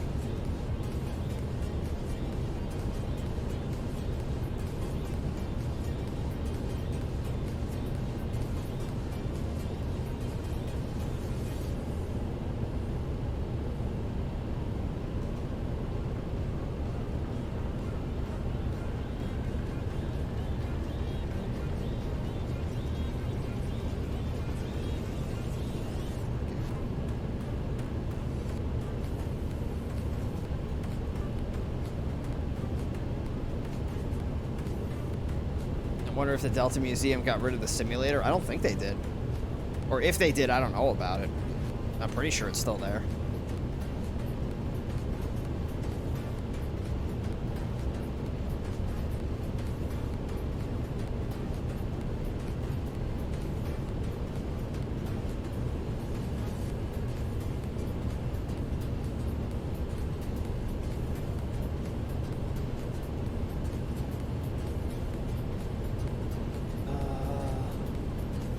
So once we get a little bit closer, we'll brief the tracks for arrival. There's not really a whole lot to it. The only thing that'll change is, you know, what runway we land on, but even then, it's not going to be very difficult for us to figure out. I would say 70% go for the sim. Yeah, I would imagine a lot of people would go just for the sim. And I certainly don't blame them.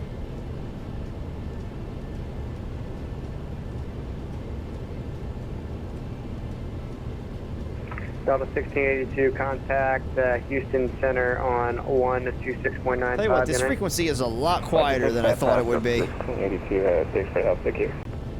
Okay. Oh, shit. My knee hit the trim wheel on the Bravo. I thought I had that unbound. I guess I American don't. 325, flight level 330. American 325, Memphis Center, good evening. Descend via the Hoboken for arrival, landing north, Memphis, altimeter 3039. Descend via the Hoboken for landing north for American 325.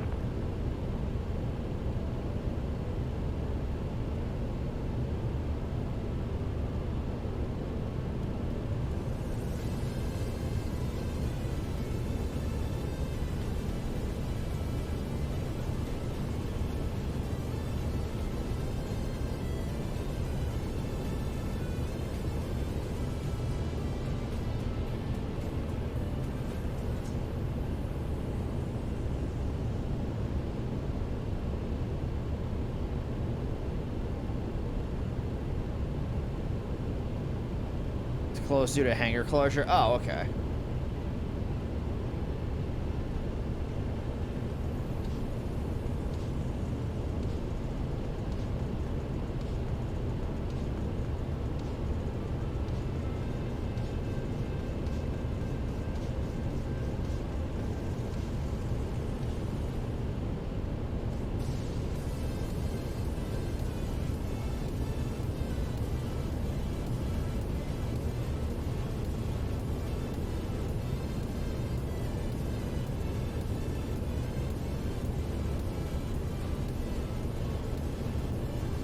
I think the Delta Museum would be something if I ever went to FWA. Yeah, it's not far from where the hotel is.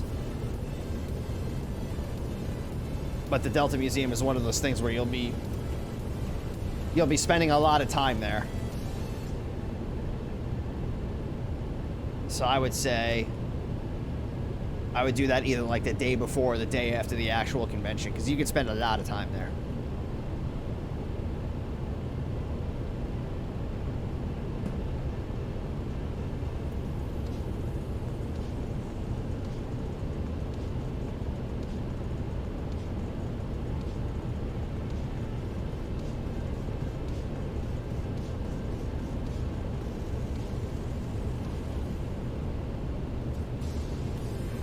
American 2404, unfortunately, we'll be closing up here shortly. Appreciate changes Oh, yeah, it's the approved. end of Have the a good FNO. one. The FNO ends in a couple of minutes. American 2404, thank you, have a great night. Okay. And FedEx 43, unfortunately, we'll be closing up here shortly. Future changes approved. Have a good one. Over to the dark side, FedEx 43, everybody. Thanks for all your help tonight. Alright, so let's just... FedEx 1050, contact Memphis approach 125.8, good night. Okay. So we'll just set that to the Unicom frequency. Yeah, they're just going ATZ 0. They said screw it.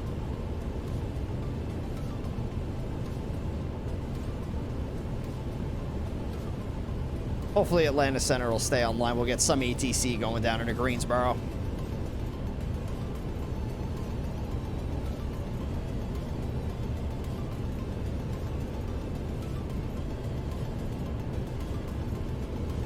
Tell you what, though, that was a pretty awesome event. And yeah, we've been going for 4 hours already. Damn. Doesn't feel like we've been going for 4 hours.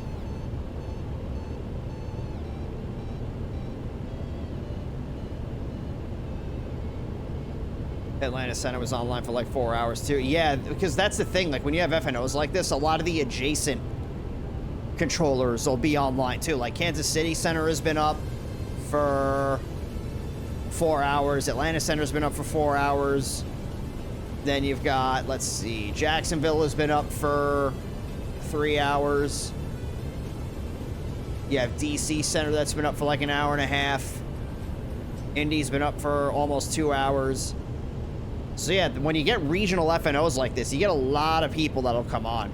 Even in like airspace where there's like the FNO is not taking place, because you'll just get a lot of people that will fly from the FNO field to just somewhere random.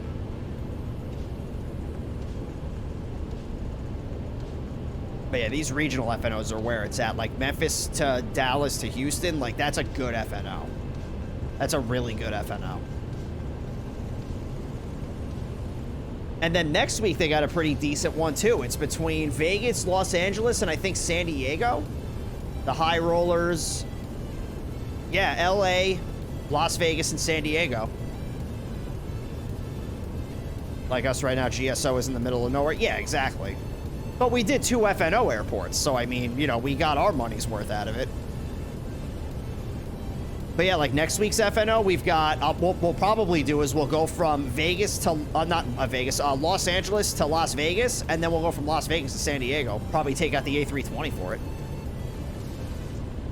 That'll be a good stream. That'll be a really good event. And then the week after that is the Honoring the Dream FNO. Which, that's really just like the Atlanta FIR. It's not like a specific airport. So we'll probably do like Montgomery to, maybe like Montgomery to Charlotte. And then maybe Charlotte to Atlanta or something. I don't know. We'll have to figure it out. Well, Charlotte to Atlanta is like a nothing flight. That's like 30 minutes.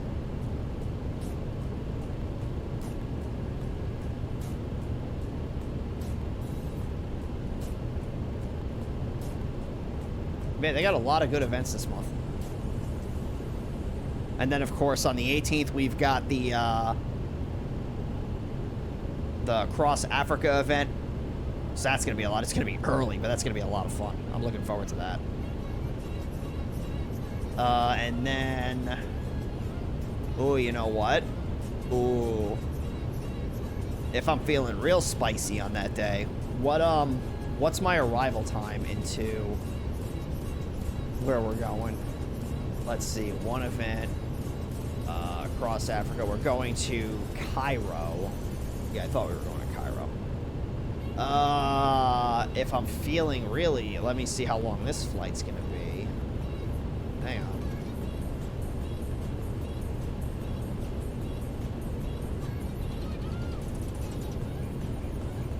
Oh no, that'd be way too far. Because that's gonna end, yeah, it's like 4.5 hours. Because that, we would get in at 19:30, which will be too late for that event.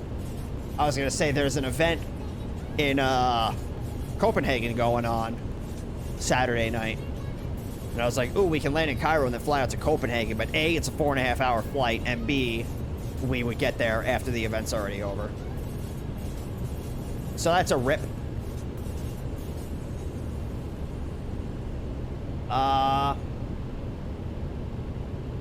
But yeah, I mean, we'll have plenty of events to do for the next couple of weeks here.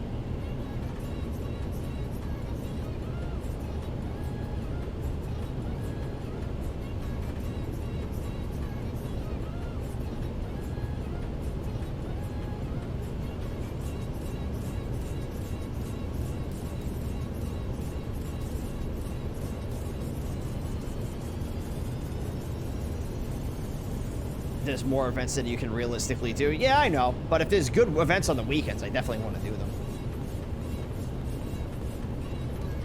Like the First Wings event this month is way too early. The Super Bowl event we can do in February, though. That's like a month from now.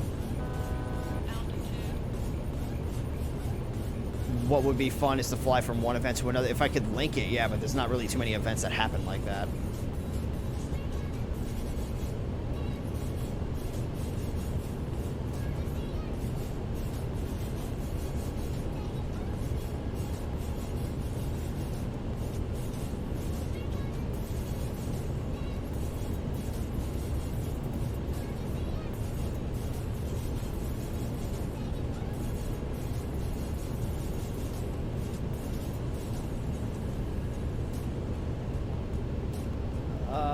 let's see. Yeah, I'm just looking at the,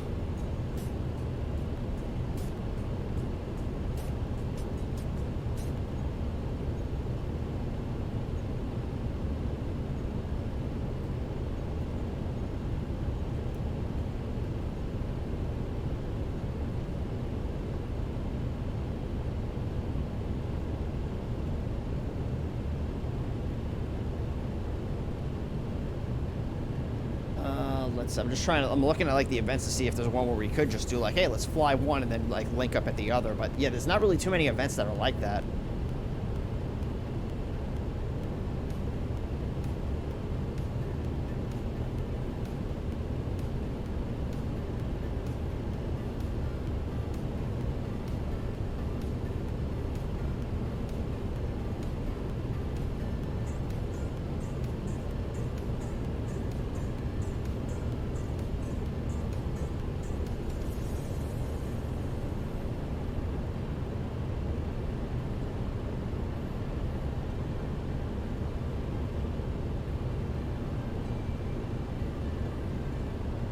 Yeah, I'm just looking at like the stuff for January. I'm not seeing anything.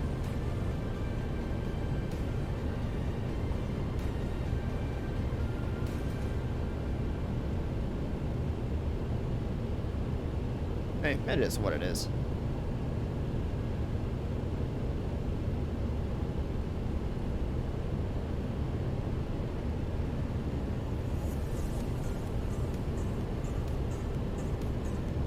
Maybe not at the stream time. Yeah, not at like during the week. Yeah, like not at the stream time. There's not.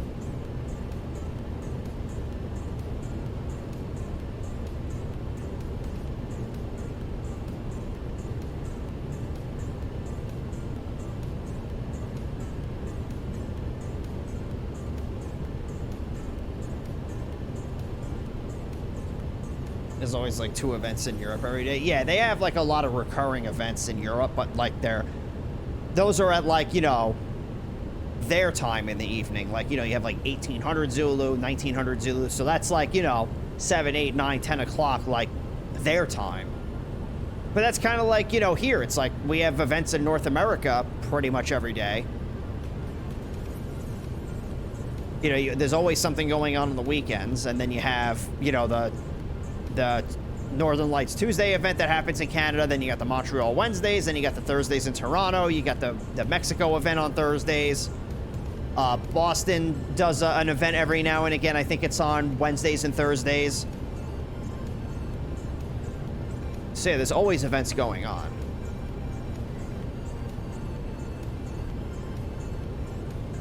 You've always got something. There's Memphis right in front of us. Looks familiar.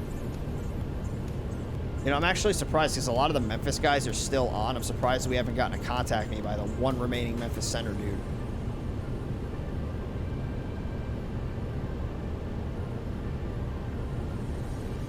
There's events going on, you just gotta find them. Yeah, exactly.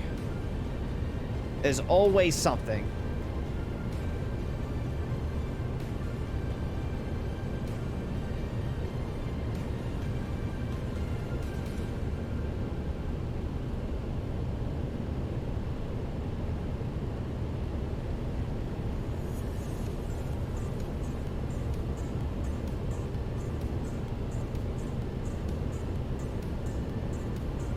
So we got about an hour until we land. Yeah, a little over an hour. So let's get a weather observation for Greensboro, so we know what's going on here. We can start prepping. So we'll do METAR, KGSO. So we have the ATIS, which was updated at 0354, so that was a couple of minutes ago. Winds are 320 at 19, gusting to 30 knots. Visibility is 10 statute miles. Skies are clear. Temperatures -1, dew points -14. Altimeter is 3010. Peak winds 320 at, wait, is it 320 at 30 knots, reported at 0353. That's pretty friggin' windy. Yeah, so flying the MD-11 in here is going to be the last mistake I ever make. So it's going to be a little windy. What are our runway options? So we've got... Oh, boy. Our runway options suck. We've got 5 or 2-3. Shit. This is not going to be good. We could land on 3-2, but I don't want to chance that. That's kind of short for an MD-11. Yeah. So I'll plan on, I guess, 5 right. That's the closest one to the terminal. Although, where's the cargo apron? I'm going to guess it's one of these down here, because this is the FBO over here. Let me see if I can figure out exactly where these dudes go. Let's see.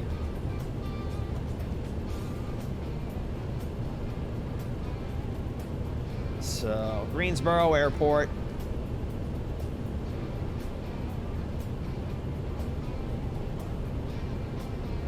Yeah, it's right over here. This is where we're going. I just want to make it known that this is how I figured out how to do it. So, like, it's got the FedEx thing is over here. So, like, you know, FedEx, like, oh, yeah, it says... I want to make it known. The Boom Supersonic Super Factory. What on God's green earth is going on over there? Like, what do you mean, Supersonic Super Factory? What are you building? I'm scared.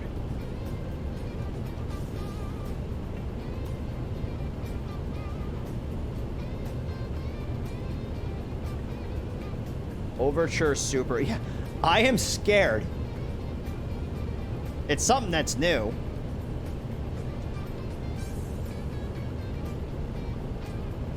What are you making go supersonic?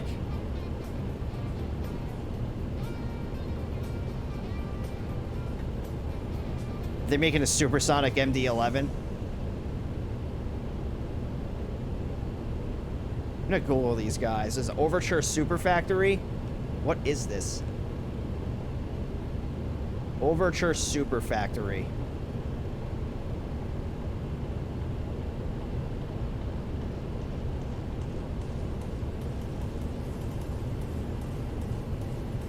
It's a supersonic airliner factory.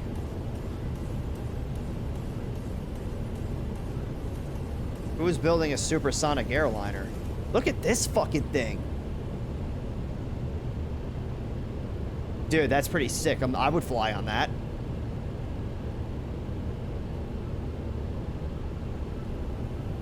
Somebody's planning something and they're not telling us about it because that's got United on the side of it.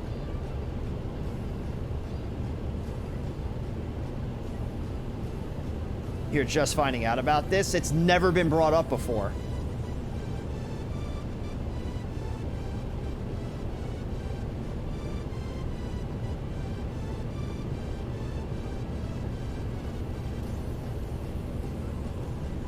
I remember the last time we had a supersonic airliner, it didn't really work out too well.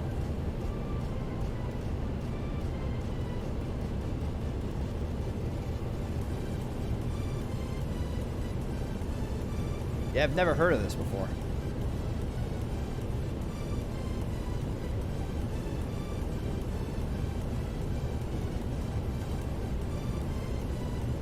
Surprised you're just finding out about this. It's never been brought up before.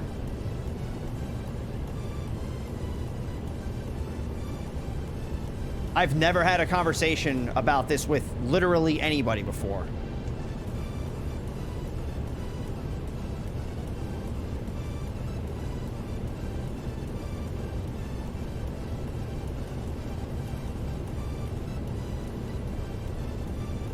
All right.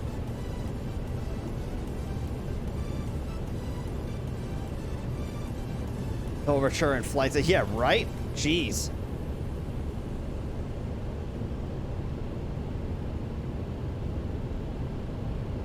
I would love to know how they plan on making a supersonic airliner sustainable.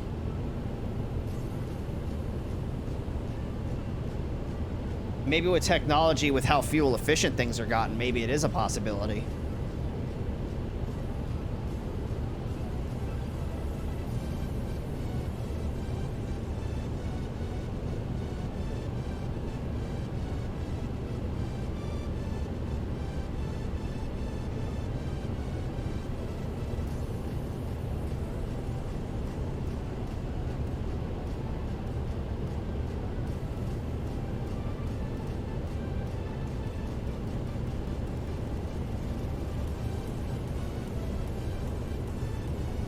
seen Concords before on VATSIM radar, so the technology is there. Well, the Concorde was a plane that existed, yeah. The Concorde was a thing. It flew around for a while, and then it became too uneconomical to fly them. That was one of the leading reasons as to why the Concorde ended up going away. But what I'm saying is that since then, maybe, you know, the technology has improved to be able to make airplanes like that more fuel efficient. Just because you can build something doesn't mean it's necessarily economical. Like, yeah, duh, we can obviously build a supersonic airliner. The question is whether or not it's economical to run it.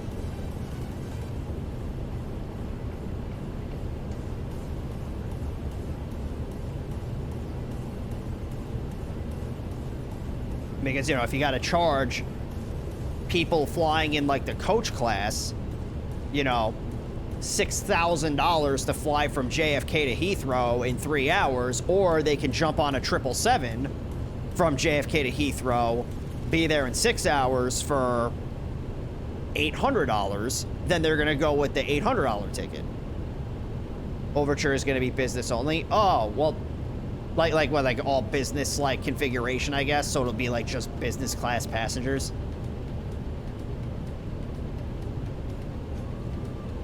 But yeah, then you'd have to make it economical for businesses.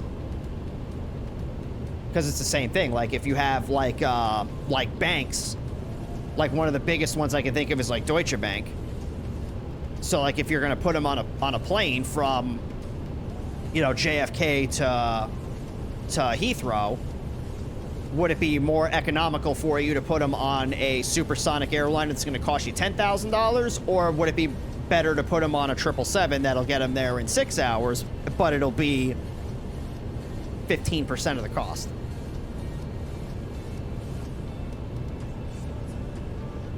So that's really what it comes down to. So it'll be interesting to see how they work that.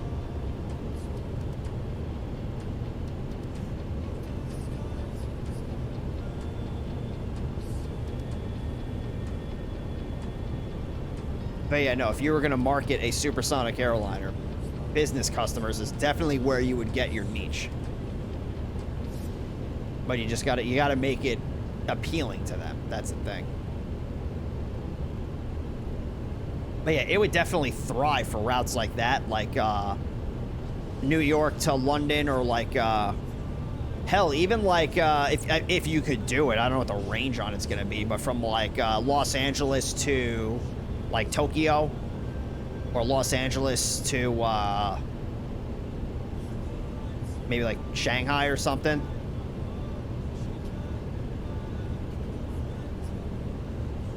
Like Washington to Heathrow, Washington to Paris, Munich, Berlin. Yeah, if they can make it work, that would be awesome. I think it was San Francisco to Tokyo was one of the routes they advertised. Yeah, that would be cool. San Francisco to Tokyo would be a good business route.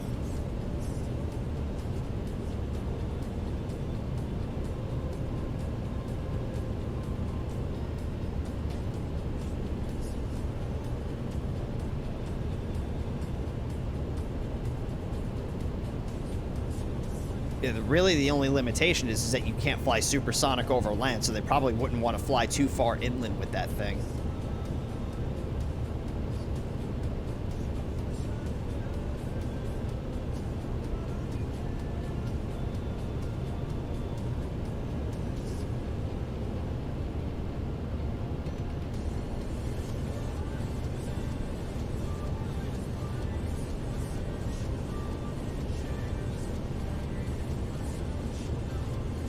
So let's get this set up for, what'd I say, 5 right? Yeah, we're gonna land 5 right. So we'll do star, so that's in there. We'll do the ILS 5 right. And what transitions can we do? So 5 right is gonna be Piedmont off of the arrival.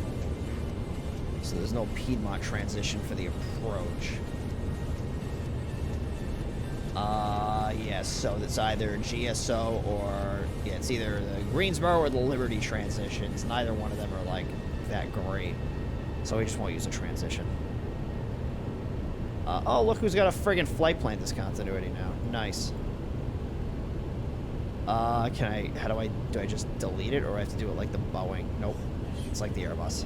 So we're just gonna clear that.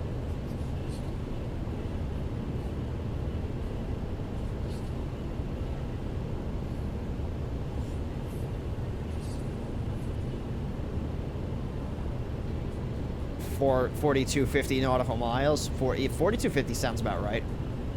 Now, let's see. 4250 sounds like it's probably about right. KSFO to RJAA. I think that's Tokyo.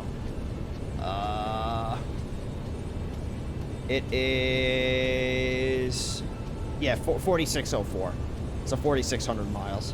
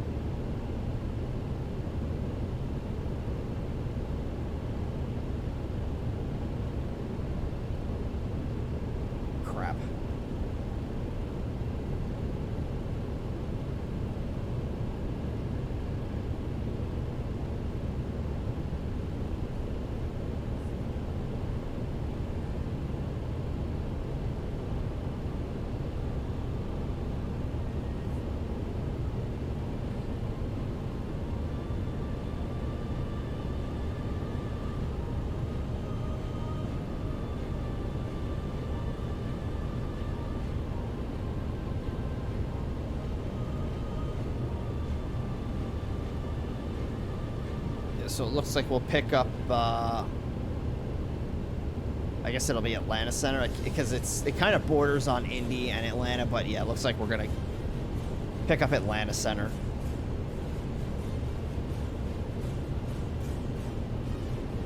So we can take a look at the tracks 4, see what it is that we're going to be doing here. So we've got GSO at Piedmont Triad International Airport, which is in Greensboro, North Carolina. We're looking at the tracks 4 RNAV arrival.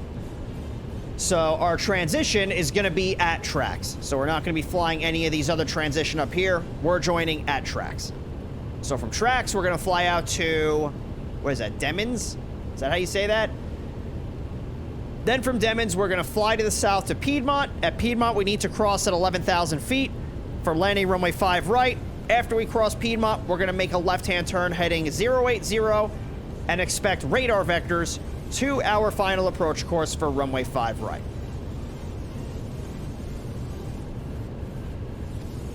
So when you get to, maybe it is Demons. Maybe it is Demons. So when you get to Demons, there's a couple of different directions that you can go based on what runway you're going to be using for landing. So you're just going to look for whichever transition applies to the runway that you want. So right here, this says landing runway 5 right, so we're going to want to fly to Piedmont. This number right here is an altitude restriction. The way you read your altitude restrictions is you look for where this number is in reference to these lines. If you have one altitude that's between the lines, that means you need to be at that altitude. So from Piedmont, you need to be at 11,000 feet. And then, of course, when you got this big arrow with all these little arrows that come after it, that means you're going to expect radar vectors from air traffic control to get you in to land on the runway that you want. In this case, it's going to be 5 right. So if there is no air traffic control on by the time we get there, we'll just kind of vector ourselves in for the approach. but this is what we'll plan on for right now. Being that Atlanta Center is going to be the ones that are giving us instructions once we get closer to the airport. So I'll leave this up on the screen for another minute or so. In case you do have any questions, you can feel free, pop them on in the chat. I'd be more than happy to answer those for you. And then when we get closer, we'll get the landing rate prediction opened again. Probably be about another... What time is it now? It's 4:23. And we're going to be landing at 5:13. So yeah, it's probably another half hour or so is when we'll get that. Well, maybe not. Maybe a little bit less than a half hour.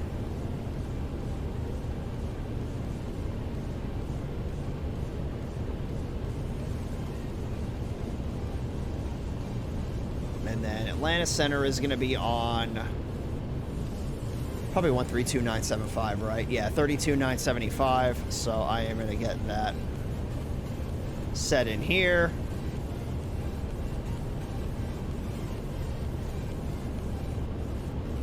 Now, the one thing I did say is that TFDI was working on a big update for the MD-11. So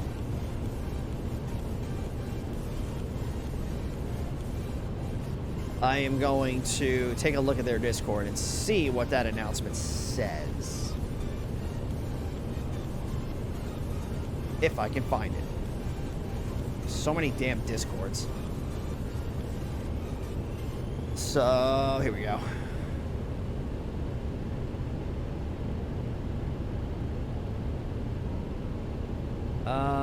Let's see.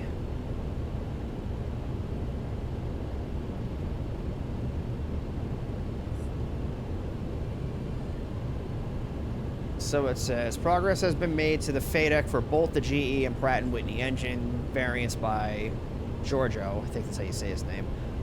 We believe that we are closer than ever to finding the sweet spot in the engine tuning that will resolve some of the bugs and get us into position to release the Pratt & Whitney engines in early 2025.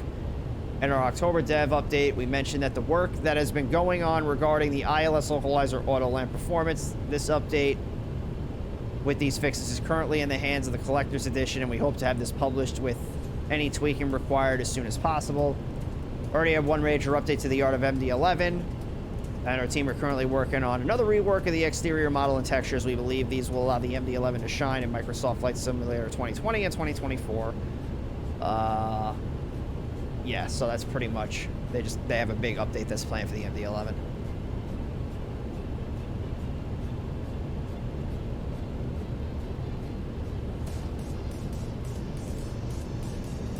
Just get us that second radio that doesn't get monitored all the time. That's really like my biggest gripe with this plane, is that you're limited to just that one radio.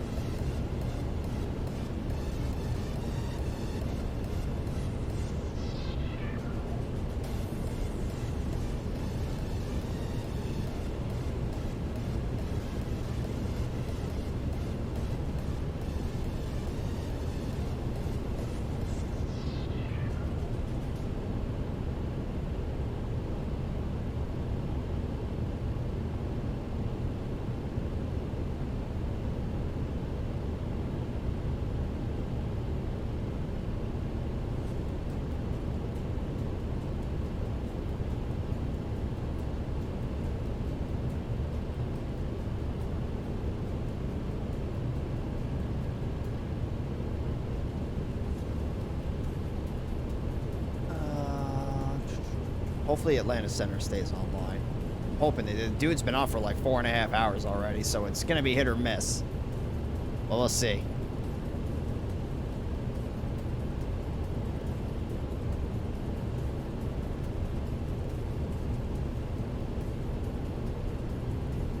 Yep.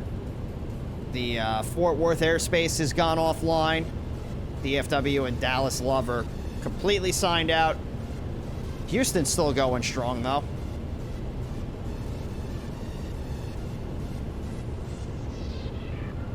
Yeah, Houston, those dudes have been on for like 4.5 hours, almost 5 hours. Yeah, they ain't going nowhere. Well, some of their center controllers up Atlanta Center just went offline. Literally as I zoomed out. Rip. All right, well, we'll have the CTAF frequency to help us out. Well, at least we know what we're going to be doing. We're going to be flying the tracks for the ILS. So it'll be a nice chill way to end the stream for this evening.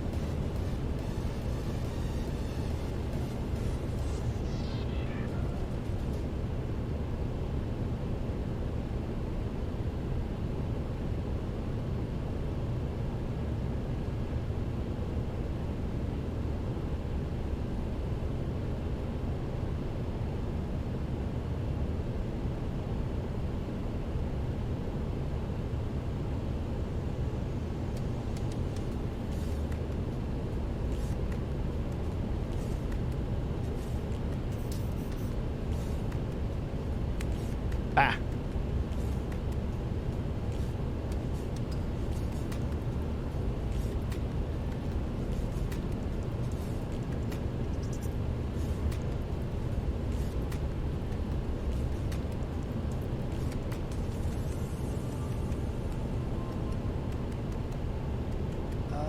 Let's see.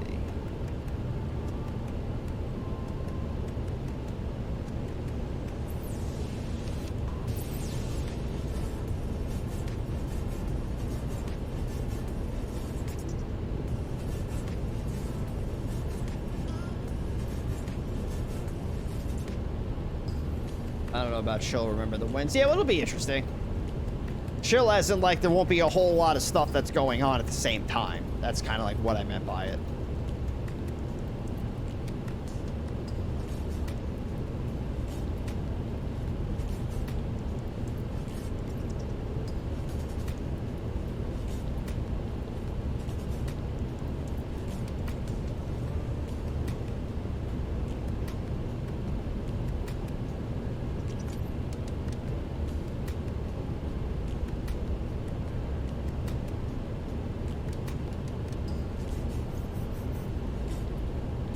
Bah! How dare you?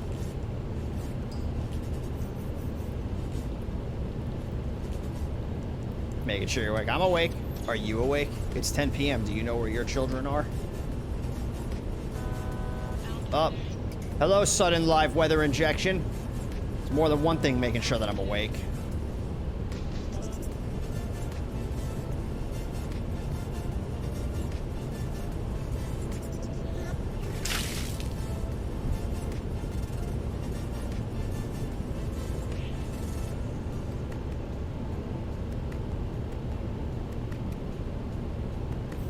Thank you for the hydrate, Master B.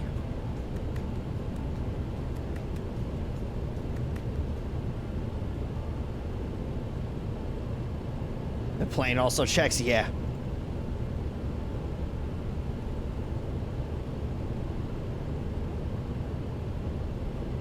Well, that was like, what, on a Wednesday when the 777 had the alerter go off? 100% was not expecting that.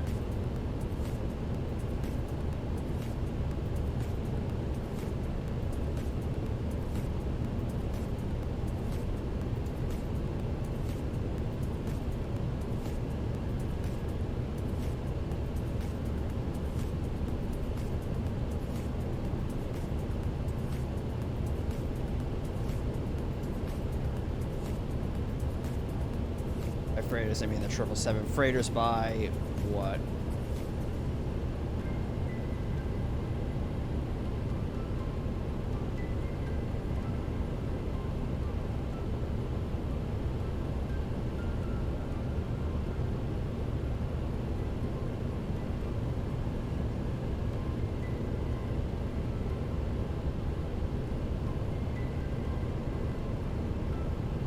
Seven, make sure you're awake. Yeah, a lot of those like long haul wide bodies do. They have those alerters that are in them.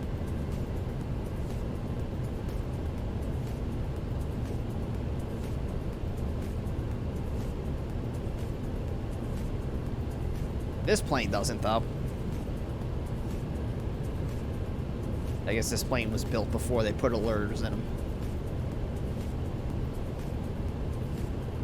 Yeah, the 777 freighter will probably make an appearance next week. Just not sure which stream we're going to do it on. They can retrofit it. They could. But I think they're getting ready to phase out the MD-11s pretty soon. Probably, I would say probably within the next 5 years, they're probably not going to be in the skies anymore.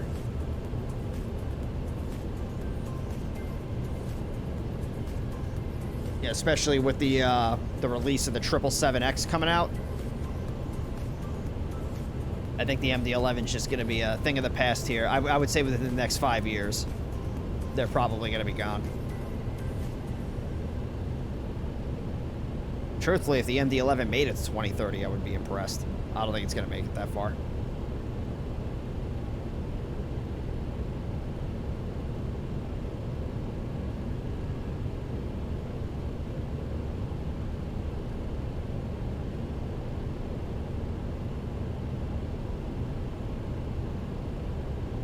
There will be some carrier still with one I can wish. Yeah, I'm sure there will be. There'll be a lot of like secondhand ones that are flying around. There's a lot of airlines in like Africa that do that. Like there's a bunch of them that have like the old like DC-9s and stuff.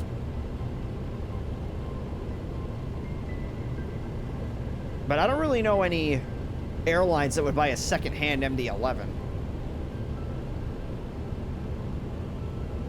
There's not a lot of airlines that I can think of that buy secondhand planes would have a need for something like an MD-11.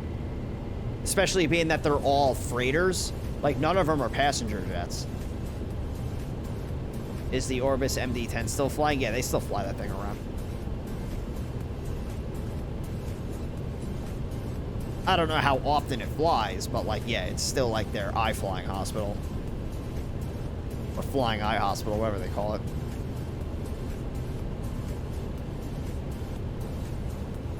I think that thing is based somewhere in California.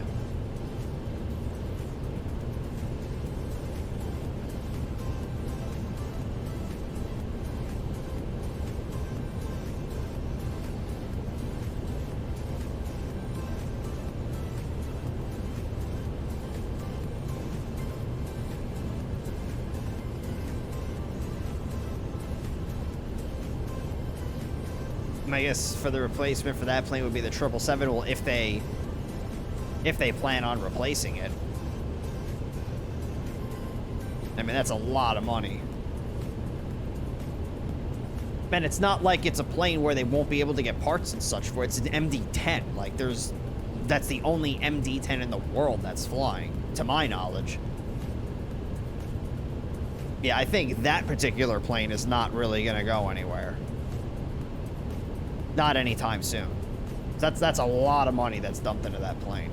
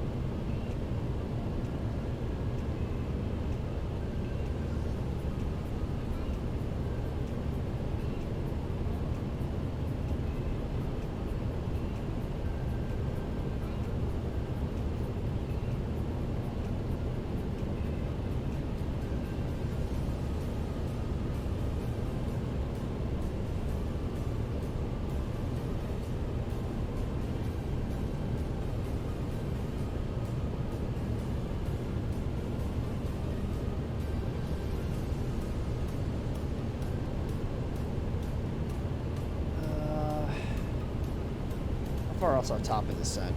Oh, pretty far. It's about 160 miles. So 160 miles, and we got a tailwind of it's 96 knots. Yeah, so our ground speed is almost 600 knots. It's gonna be like another 20 minutes. So yeah, we're looking at... Oh, it's not telling us the time. Yeah, so still 12 minutes past the hour. So yeah, in another couple of minutes, we'll get the landing rate prediction open. Speed, yeah. The fastest I've ever gone in the sim, I had the 777. Ground speed was at like 640. I was flying across the Atlantic. It was almost 170 knot direct tailwind.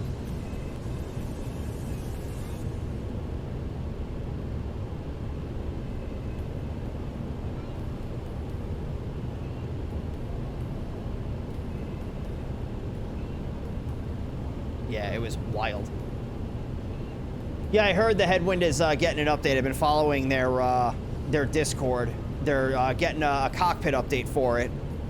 So that'll be exciting. The A330 is a plane I have not brought to the stream in a while. I'm just not a fan of it because it's not optimized very well. So I'm hoping that when they do this update, they optimize it, you know, to perform a little bit better. Yeah, I haven't touched the A330. I think the only time I ever brought it on the stream is when we did Cross the Pond last year going eastbound. But yeah, I have not touched the A330 since... really since the 777 came out. Because the A330 was like my long-haul plane for a while. And then the 777 and the MD-11 came out. I just haven't touched it.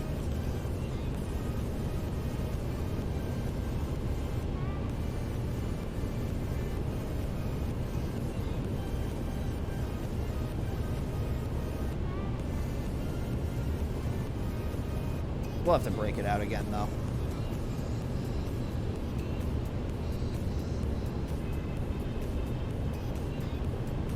And then we still got the A380. A380 I would like to bring to across the pond, if it's stable enough.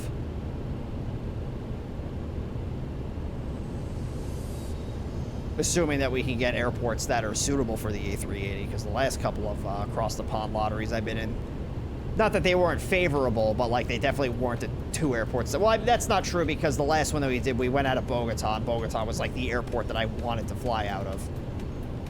And like no one else wanted, so like the routes were almost like at my disposal.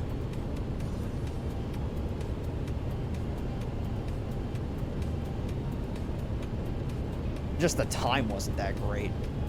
The route was fine, just the time wasn't that great.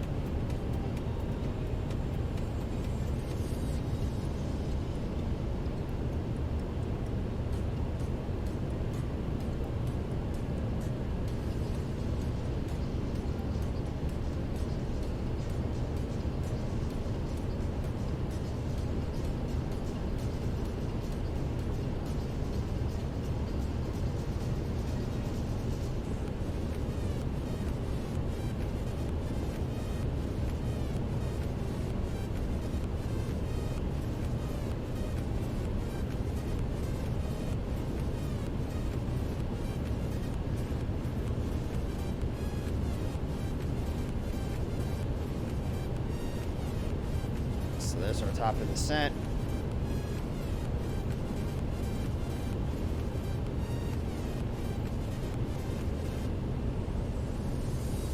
Yeah, so let's get the landing rate prediction opened up here. We're about a half hour out from landing.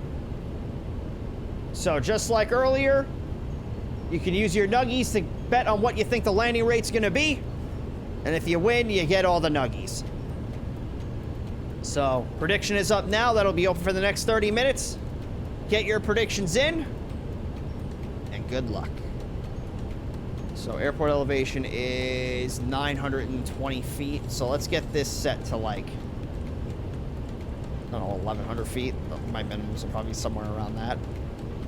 Just so we don't have to worry about it later.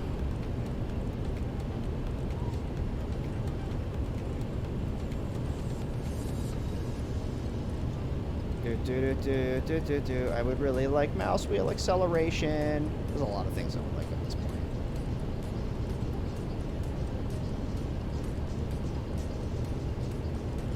Yeah, we'll just leave it like that. Okay, so we'll get the altitude set here. Let's do it to like 3,000 feet. Altitude.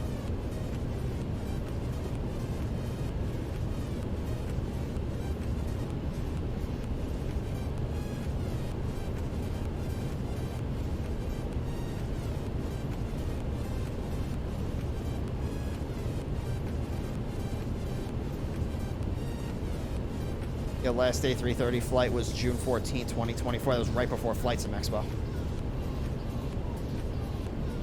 And Flight Sim Expo is when the 777 got released.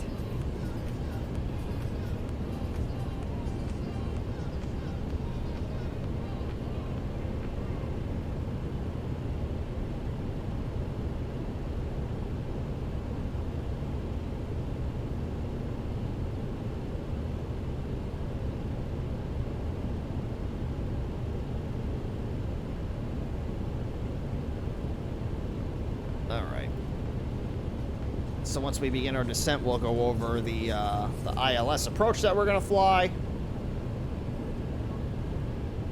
It'll be a good time.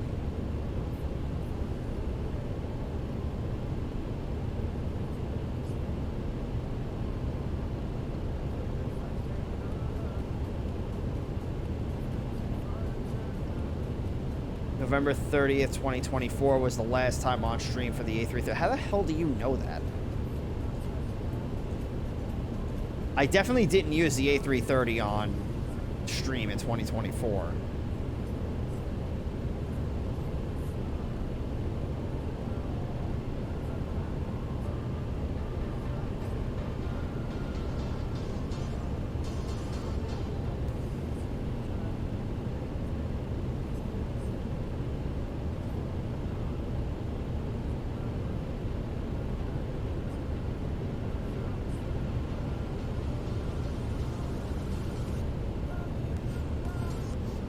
It may have been the A319, not the A330.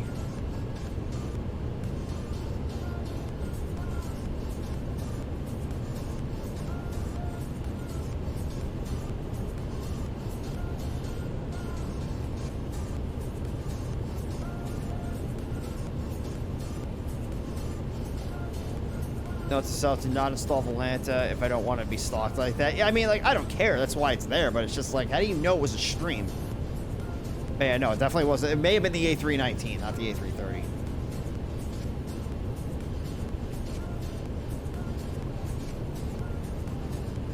Yeah, like, I don't care if people want to, like, look at my flights. Like, that's what Volanta's there for.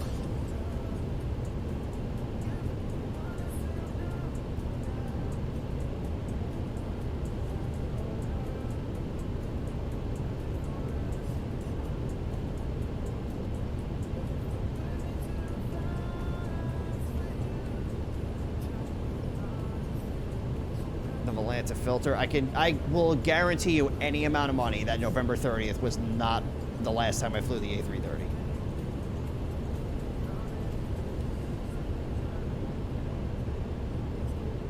Like, if I filter this,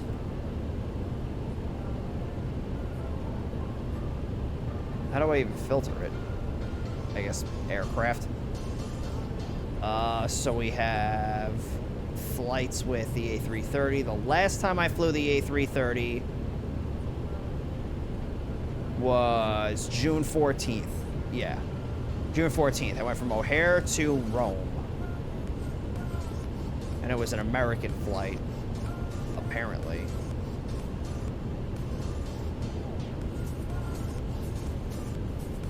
I don't remember flying it as American. It could have just been like an APL thing.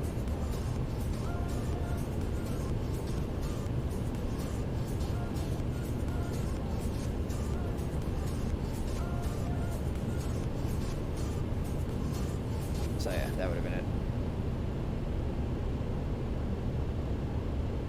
The last one on stream was actually in December. I think the only time I ever flew that thing on stream was for Cross the Pond. I did not fly the A330 in December. I'll look at all my December flights. I've got, starting from the 31st, making my way back, 777, 777, 73, 73, 777, A300, 777, 777, PC-12, 777, 777, A320, 73, 73, 777, MD-11, 777, 777, CRJ, 777, 777, A320, CRJ, this is going back, this is December 7th. CRJ, 777, 73, 777, 777, PC-12, 777, 777, A319 is on November 30th. So at no point in December did I fly the A330. Now on November 30th, I have 2 flights in the A319. That was probably an FNO stream, which just based on the route I can tell you it was. It was Albuquerque to Phoenix, then Phoenix to San Diego. It was 100% a FNO.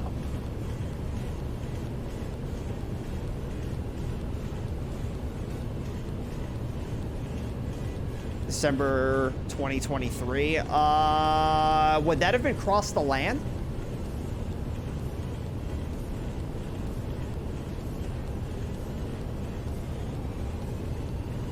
That may have been cross the land Americas.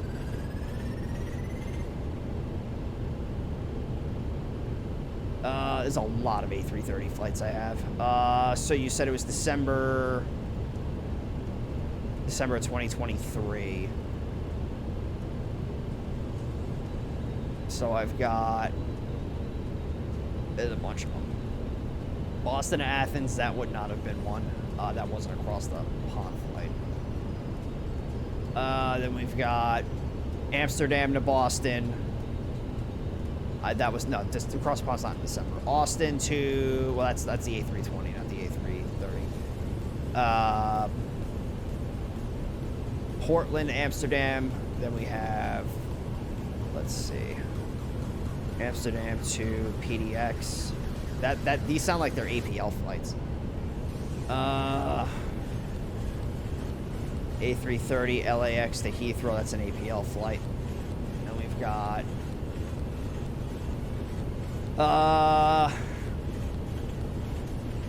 yeah, I don't know.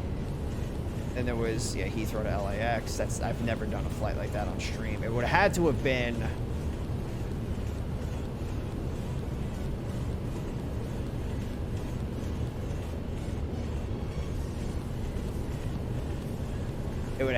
been, a, yeah, here it is.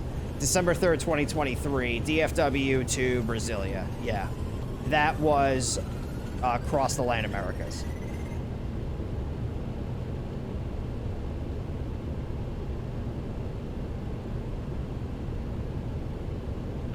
Oh yeah, the APL flights I do are pretty decent. Like, I've been flying for Japan Airlines for the last 2 weeks. And like today, the flight I did was from Tokyo to New Delhi.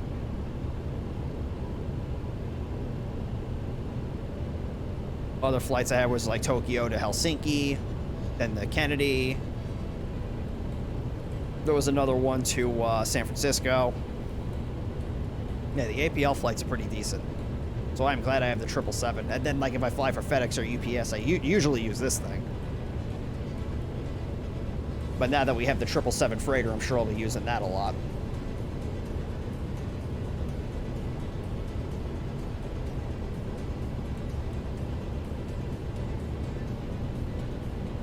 Alright, so top of the descent is coming up. Got 20 minutes left in the landing rate prediction, so make sure you get your predictions in.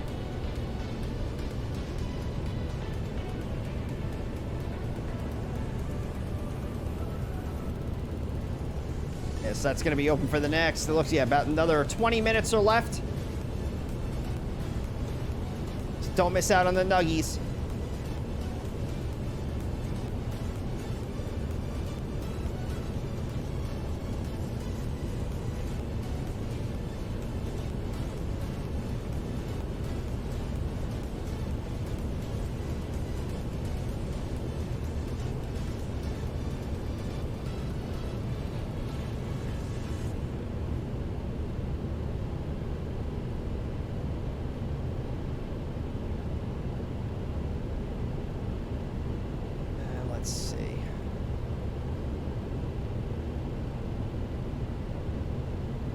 So yeah, we'll start our descent. We'll go over the approach that we're going to do. Make our position reports, come in and land. So yeah, we're about 100 miles away from our destination. Slowly but surely making our way in.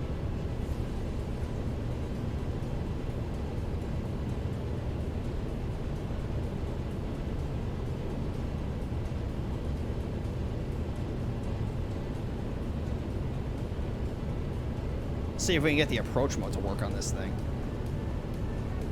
Oh, now we got, oh my god, look at this. We got a 90 knot crosswind and a 50 knot tailwind. We made one little turn and lost all of that momentum. R.I.P. Good lord.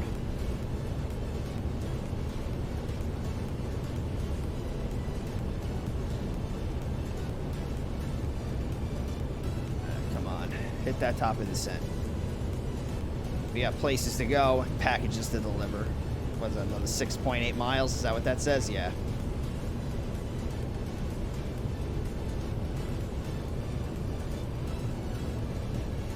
Well, actually, no, I don't think that's miles. As I said, it's like miles to our top of descent. I'm like, no, that's moving way too slow. All right, here's our top of descent.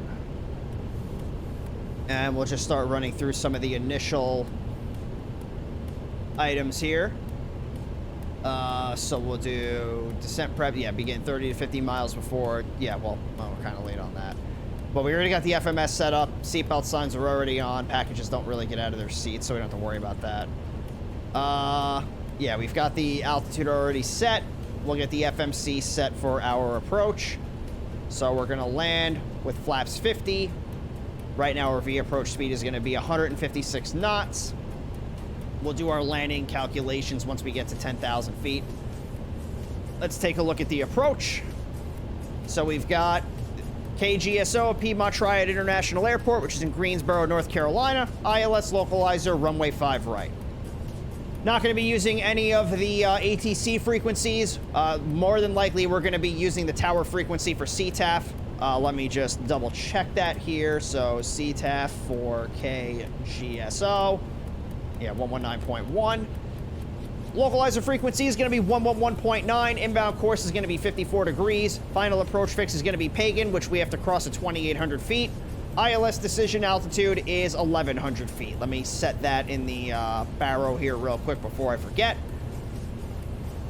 In the event we have to go missed, it's a climb to 1,600, then a climbing right turn to 3,000 on heading 139, outbound on the Greensboro VOR radial 108 to Kimes and hold.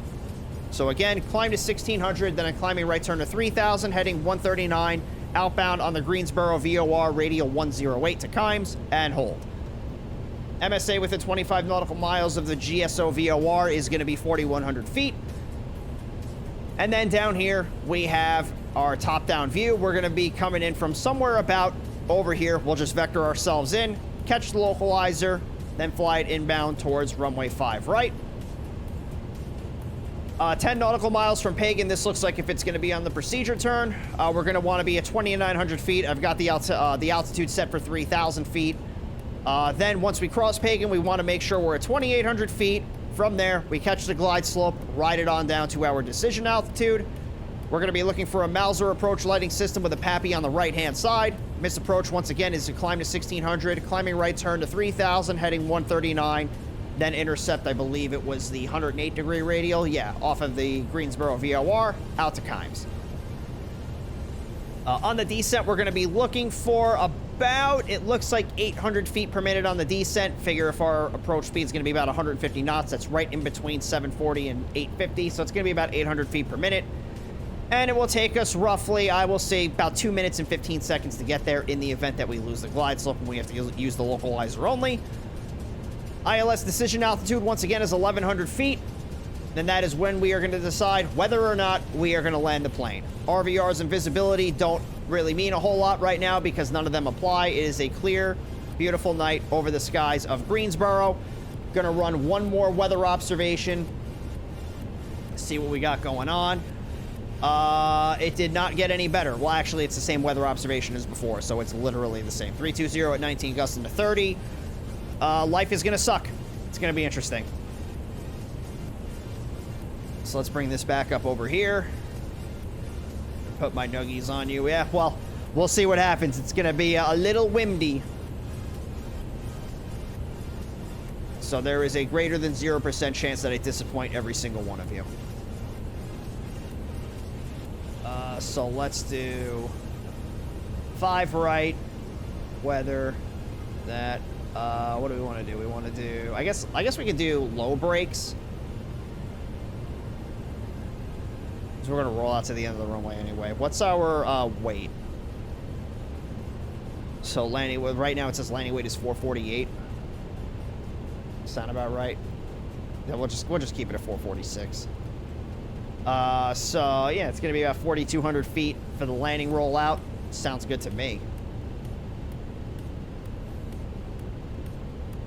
Man, we'll start our position reports when we're 20 miles away. And we'll use those 4 whiskeys that we always talk about, who we're calling, who we are, what our position is, what our intentions are. So who we're going to be calling is going to be Piedmont Traffic. Since the name of the airport is Piedmont Triad International, we're going to use Piedmont as the identifier for the airport. Our call sign is FedEx 43. And then we'll start our position reports when we're 20 nautical miles away. And we'll also state our altitude.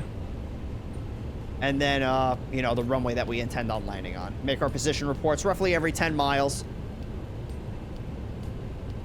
But, of course, using our best judgment.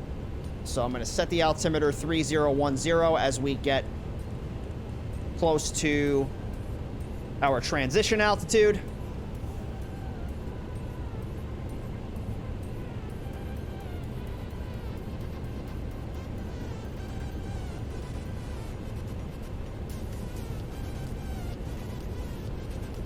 No air traffic controllers on right now.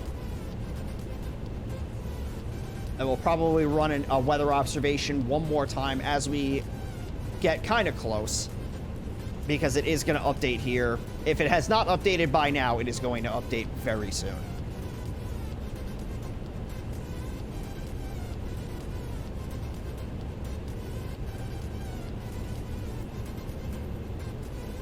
Oh, it actually just updated. It got a little better. So winds are 320 at 11, gusting to 23. Visibility is 10. Skies are still clear. Temperature -1. Dew point -14. Altimeter 3010. Peak wind 300 at 27. Reported at 0359. So it's a little less windy. So let's see if our EFB updated the winds at all. Oh yeah, it did. It was actually operating on 320 at 11 knots. So perfect.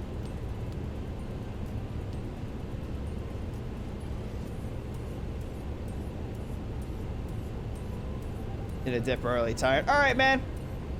I know we ran a little late tonight, but it was also a little bit longer of a flight than we usually do for an FNO stream, but appreciate you coming out. We'll see you next week, my friend.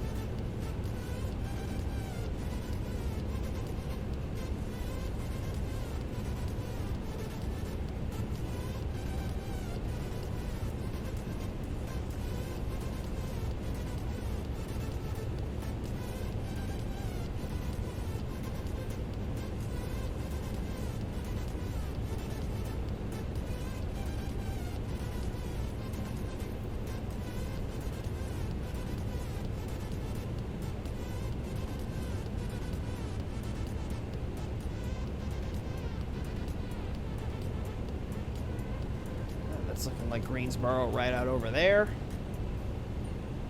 We're getting close.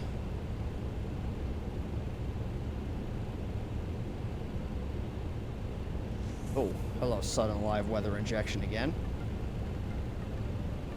Yeah, so I got the flaps set to 15. Well, at least the wheel is, not the actual flaps. We definitely don't want to be putting flaps 15 when we're 315 knots in an MD-11. That would not be ideal, like at all.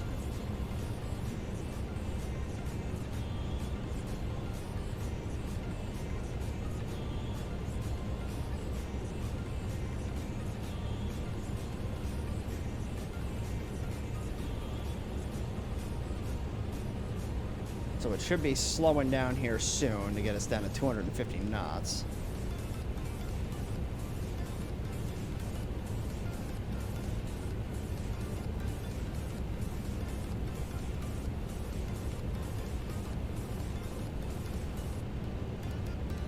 It's going to hold us at 11, it looks like. Oh, right, because we have to be at 11,000 at Piedmont.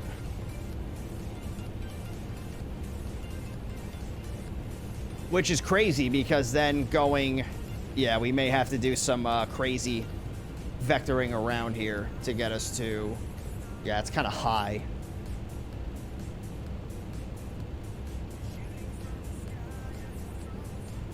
That's pretty crazy. Is that the airport right there? Yeah, so we're 20 miles away. Piedmont traffic, FedEx 43, 20 nautical miles northwest of the field at 11,000. Inbound runway 5 right. All right, this is what I'm going to do. I'm going to disregard the altitude restriction. And I am just going to go on a heading here. Do 160. So we'll break off of the arrival. And let's get the landing lights turned on. Turn off lights coming on. Music is going to get muted.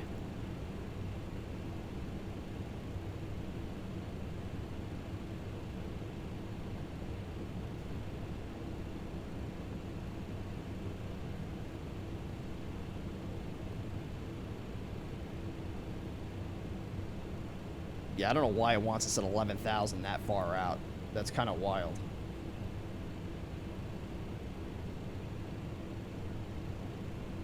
Because then we still have to slow down, too.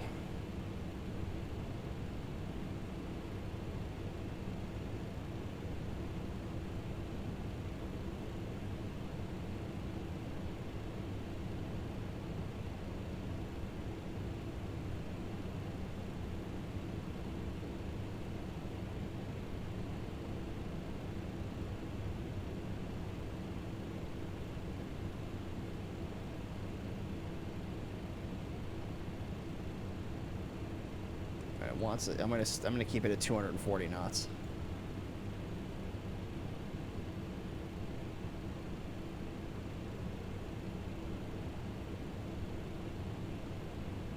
Yeah, it should have opened the speed window when I went to heading mode, but I guess it didn't. Not a big deal. So I think I can extend the flaps. What are my flap speeds? Yeah, 255 knots, 1 to 15. Yeah, so let's get the slats out here. I think that's, well, that's going to bring out flaps 15, I guess. Yeah.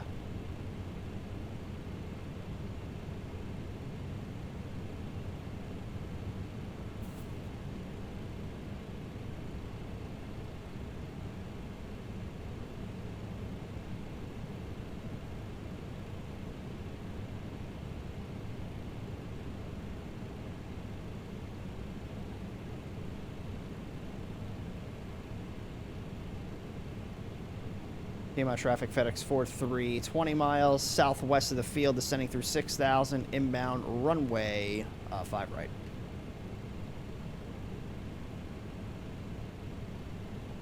Yeah, so we'll kind of come back around and then intercept this way. Yeah, putting the flaps out's definitely letting us kind of scream down towards the ground here.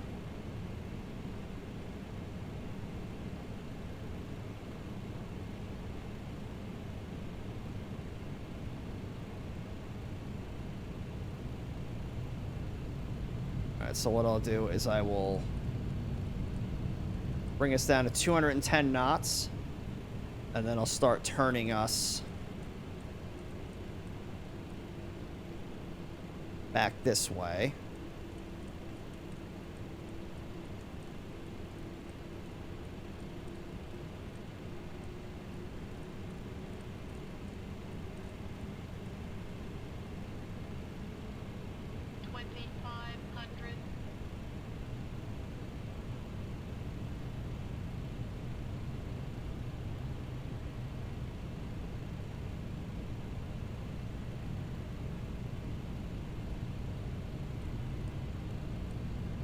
So we'll want a 020 heading that'll put us on a 30-degree intercept.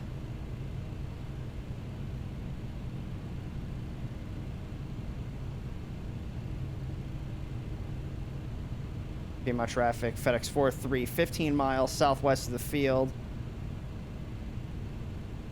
Piedmont traffic, FedEx 43, 15 miles southwest of the field at 3,000, inbound runway 5 right. Will get us down to 2,800 feet since that's our crossing altitude.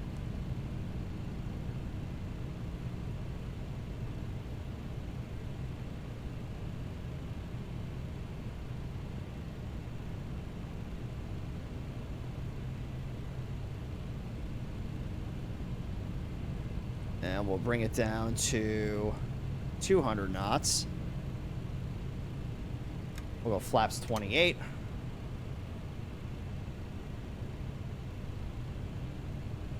And we'll start getting the rest of the lights turned on.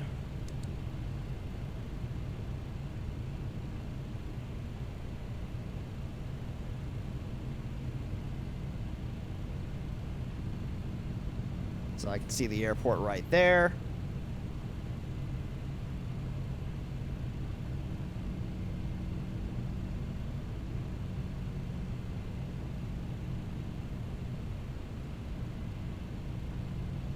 So let me bring this out a little bit further.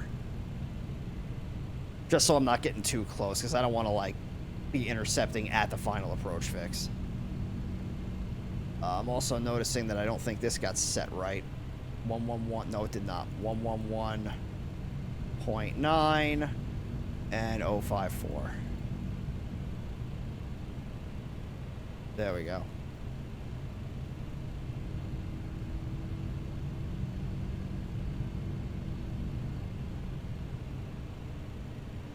So let's get, god damn it.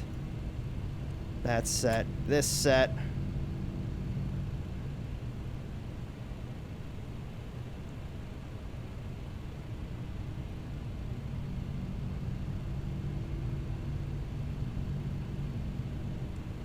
And we'll bring this back out this way.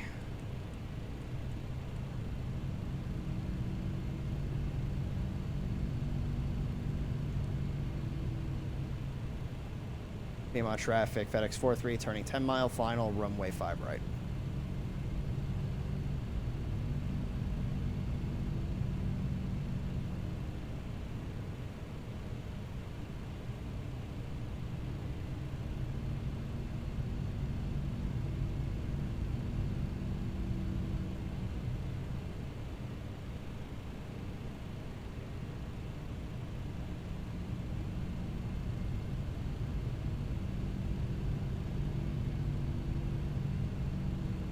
Just waiting for the localizer to come in.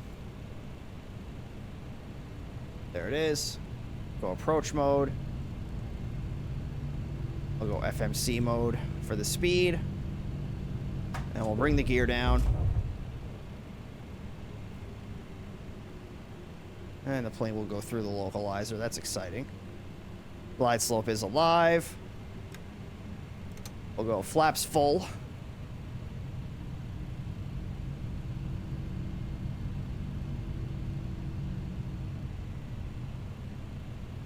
And we'll get the auto throttle turned off since the power setting wants to be a dick.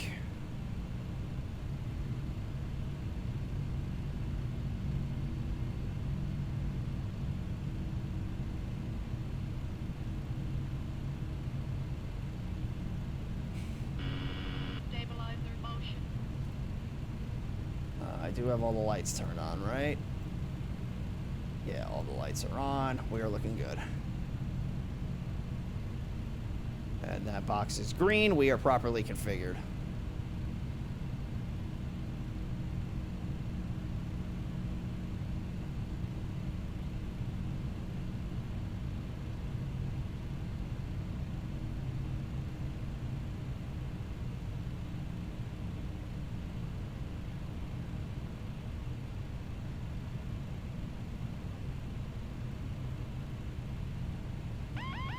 Autopilot.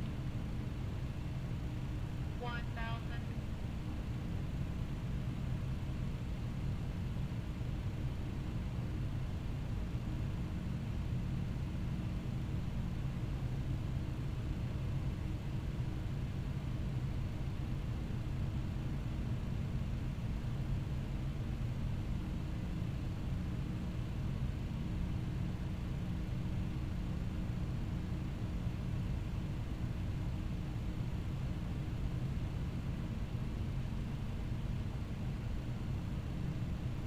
Oh, they decided to turn the lights back on. 100.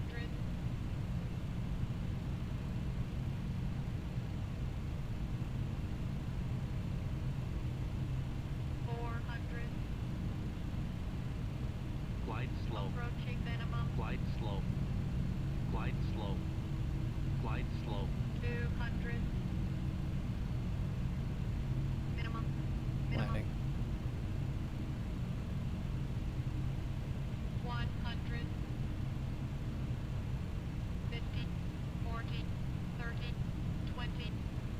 Oh, the fuck was that?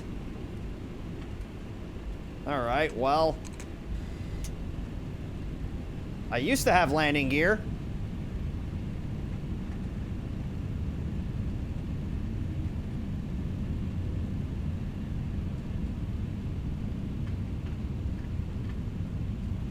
All right, reverser's in.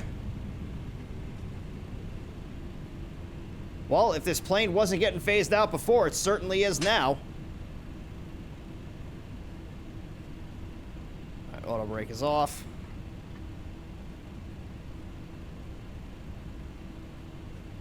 What the hell is the exit? There we go. Stop or don't fucking stop. Okay. Alright. Speed brakes up, flaps up. Let's get the APU fired up here.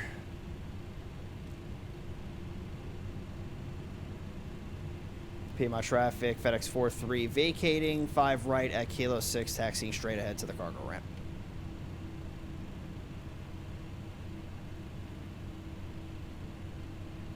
Yeah, you know what it is? I keep forgetting, because I don't fly this plane a whole lot anymore, is that I have to start my flare at 50 feet, not 30. So I'm so used to doing it at 30 because of the 777. This is not a 777. This is the plane that actively tries to kill you. Alright, so let's do landing lights off. We're going to get taxi lights set to, well, nose lights set to taxi. Strobe lights coming off. And we'll get the music turned back on here.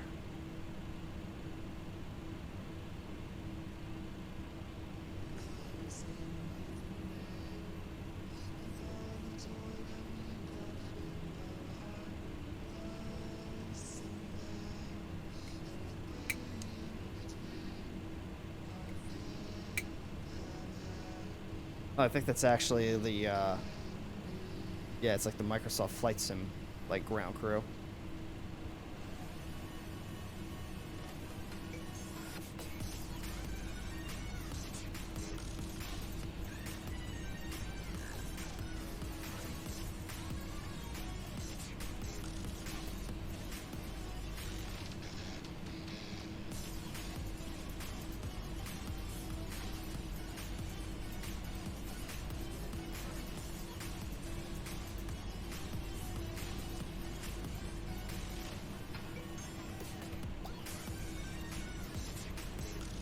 I don't think I'm going to be able to see him when he tells me to stop. Nope, I'm just going to go to about right there. Alright, so let's get parking brake on, dome light coming on. We'll get the taxi light turned off. Then we are going to hit the APU air. And then we're going to kill engines 1 and 3.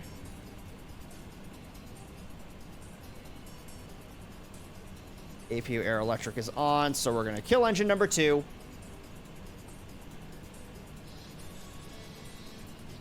And that'll do it. And then, yeah, we can get the beacon light turned off. All right. Beautiful. Other than the fact that I broke the tail off this friggin' thing, you know. They're definitely never going to be able to use this plane ever again. I can tell you that. All right, let's see what the landing rate was. All right, you guys ready? I'm not. Ugh. 3, 2, 1. Oh, yeah. I F-18 this friggin' thing on the USS Dwight D. Eisenhower. That's what happened. Woof. That's unfortunate. All right, so let's see who wins. Oh, we got one winner again, Jojo. I swear to God if it's you.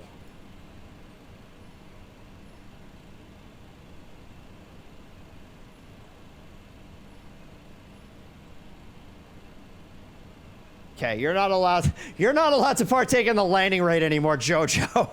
Every time you bet on the landing rate, you always friggin' win. You're not allowed to bet anymore. Jesus Christ. Oh my God. All right, so we have everything done here, I believe. Everything is pretty much set to go. Let's come over here. We're going to get the chocks and such put in. Yeah, wheel chock set.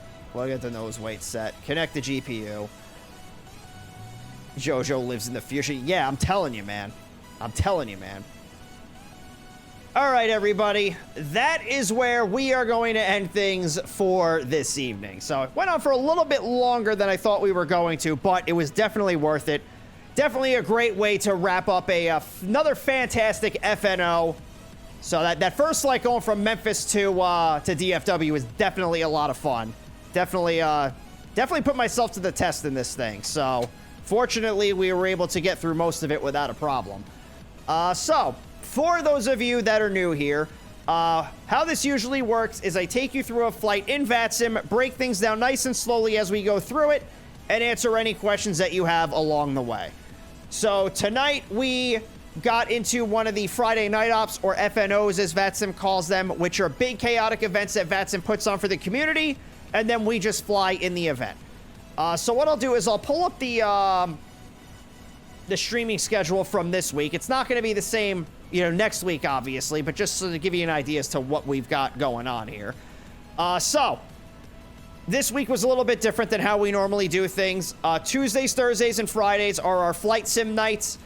Tuesdays and Thursdays being the VATSIM 101 streams where we go through things nice and slowly. I break it all down as it happens and, answer any questions that you have along the way.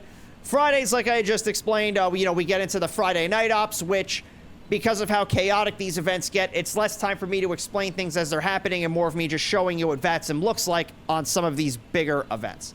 But still here to answer any questions that you have, so if at any point you do have any questions, throw them in the chat and we can certainly help you. Wednesdays, we put up for a vote in the Discord what game you guys want to see me play. This week, we did it on Tuesday because it was New Year's, and I wanted to do something a little bit different for New Year's. So that's what we had done. But that is normally on Wednesday. So I will have the vote put up probably either tomorrow or on Sunday. I usually try to have it up on Saturday to get it out there as early as possible. But if it's not up by tomorrow, I will certainly have it up on Sunday. So I'll drop the Discord link in the chat for you, as well as the link where you can find me on some other platforms like YouTube and TikTok, where I do have some VATSIM 101 content for you to take advantage of, and I got more projects, coming up. So there will definitely be more on the way there. And then the Discord, of course, it is a 18+ server, so you will need to be 18+ in order to join it, but that's the link right there if you do choose to join. I'm going to try to keep the, the outro here relatively brief. Let's see who's out there that we can go say hi to. What's Moose doing? We haven't said hi to Moose in a while. Oh, he's ending. Okay. How about... Let's see. Everybody's wrapping up. Can I get one? Can we get one? How about... Well, what's Brett doing? Yeah, let's go say hi to Brett. Yeah, let's get this raid set up on our friend Brett. And for those of you that don't know who Brett is, he is a VATSIM controller who works in the Oakland area. He's actually working Oakland Center right now. So we'll go say hi to him. We'll get the raid set up. And it didn't go through. Why did the raid not work? Oh, there. Okay, that was friggin' weird. So when we get into Brett's chat, we are going to spam the Nuggie. So if you're not subscribed to the channel, you can use your Nuggies to unlock the Nuggie. Spam it into Brett's chat once we get in there. Spread the love and the positive vibes in his direction. Make sure you tell him that Cross Hyperu has sent you. So I want to thank all of y'all for coming out and hanging out for as long as you have tonight. It was a really fun time. Really enjoyed this FNO. And, there's 51 weeks left in this year. So we're going to get 51 more FNOs at least. For 2025. It's going to be a lot of fun. I'm really looking forward to all of the new and exciting things that we get to look forward to with these VATSIM 101 streams this year. So it's going to be a lot of fun. So once again, thank you so much for coming out tonight. Really appreciate you all hanging out for the last, 5.5 hours. That's not how it works. Yes, it is. So in the meantime, we're going to go say hi to our friend Brett, everybody. Make sure you spam the Nuggie. We will see you all on Tuesday for the Northern Lights event from Edmonton to, I don't even know where we're going to fly, but I know we're going to be flying out of Edmonton. So we will see you all there, 7 p.m. Eastern, 0000 Zulu. And until then, everybody, This is Cross Hyperu, signing out.